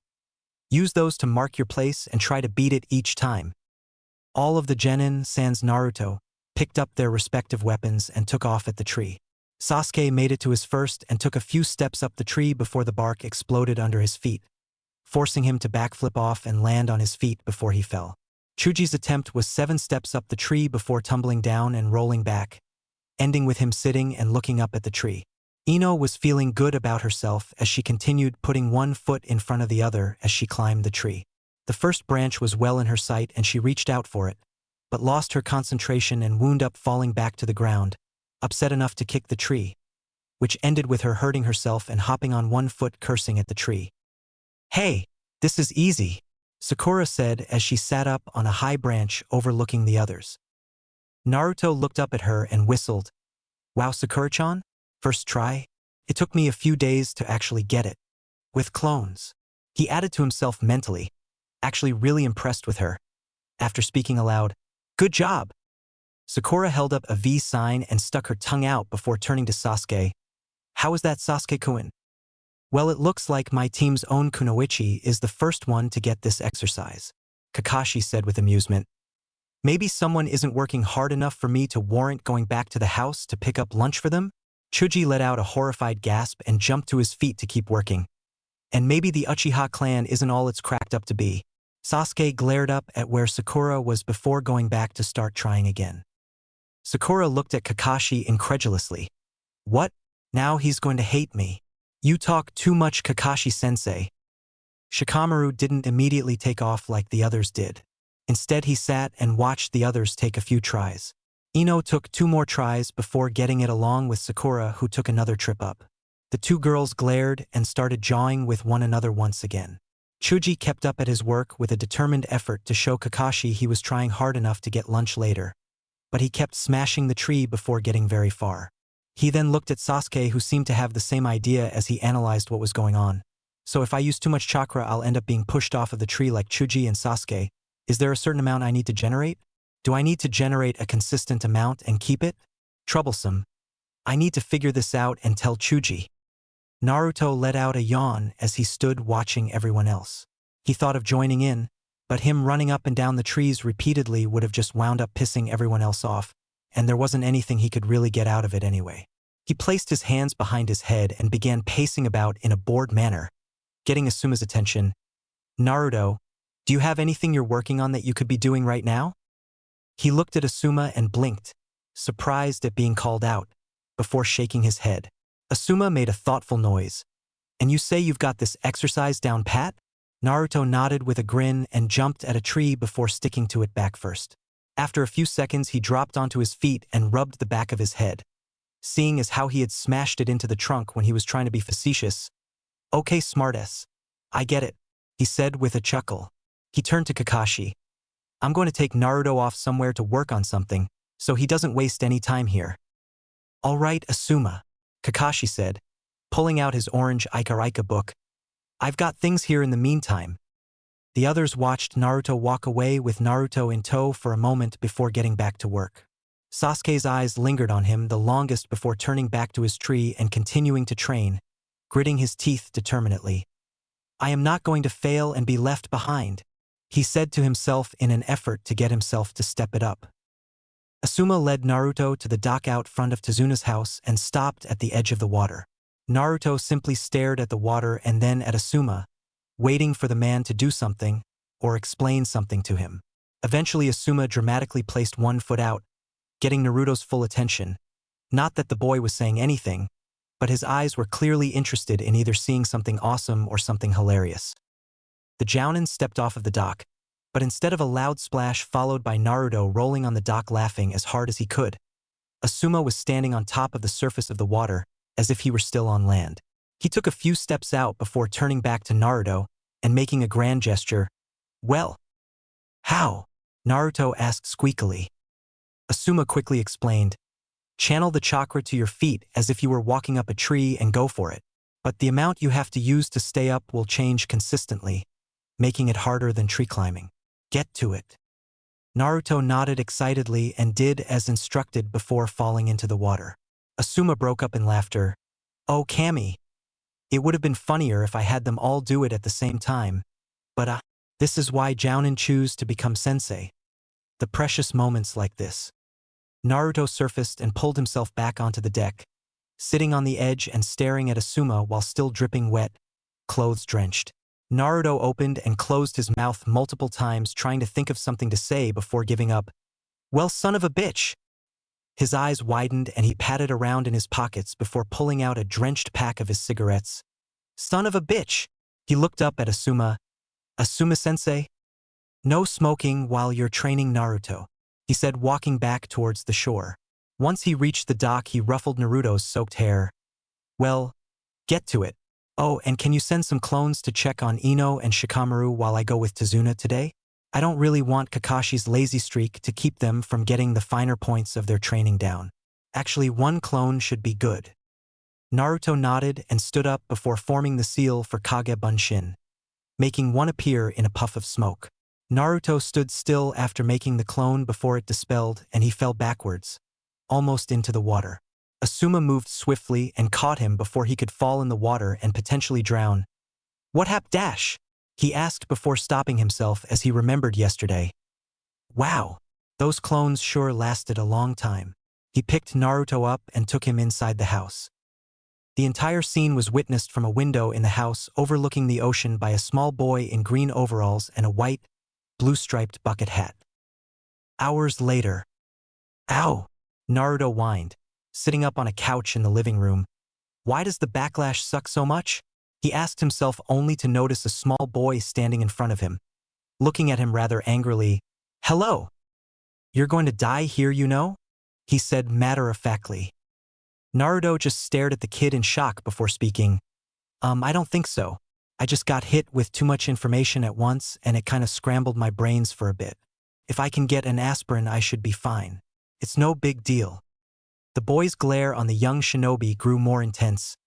No, you idiot, Gato. Gato's going to kill you guys. You and all of those other people that came here. He said as if it were a fact, as if it had already happened. Naruto just looked at the kid with a twitching eye before noticing himself covered in a blanket in his boxers. Damn, not cool. He stood up, keeping himself covered. Okay, whatever. I'm gonna go ask your mom if she has anything for my head, so I can train. He walked into the kitchen, seeing Tsunami sitting at the table just looking out the window. Excuse me, ma'am. Do you have any aspirin? And could you tell me where my clothes are? She looked at Naruto and smiled warmly. Of course, dear, and I'm sorry about Inari. He was like that to the others too. I just don't know what to do, she said, quickly moving to a cabinet and retrieving 2 pills that she handed to Naruto. Here you go. Your clothes are outside drying. They should be done by now. Let me get you a glass of water.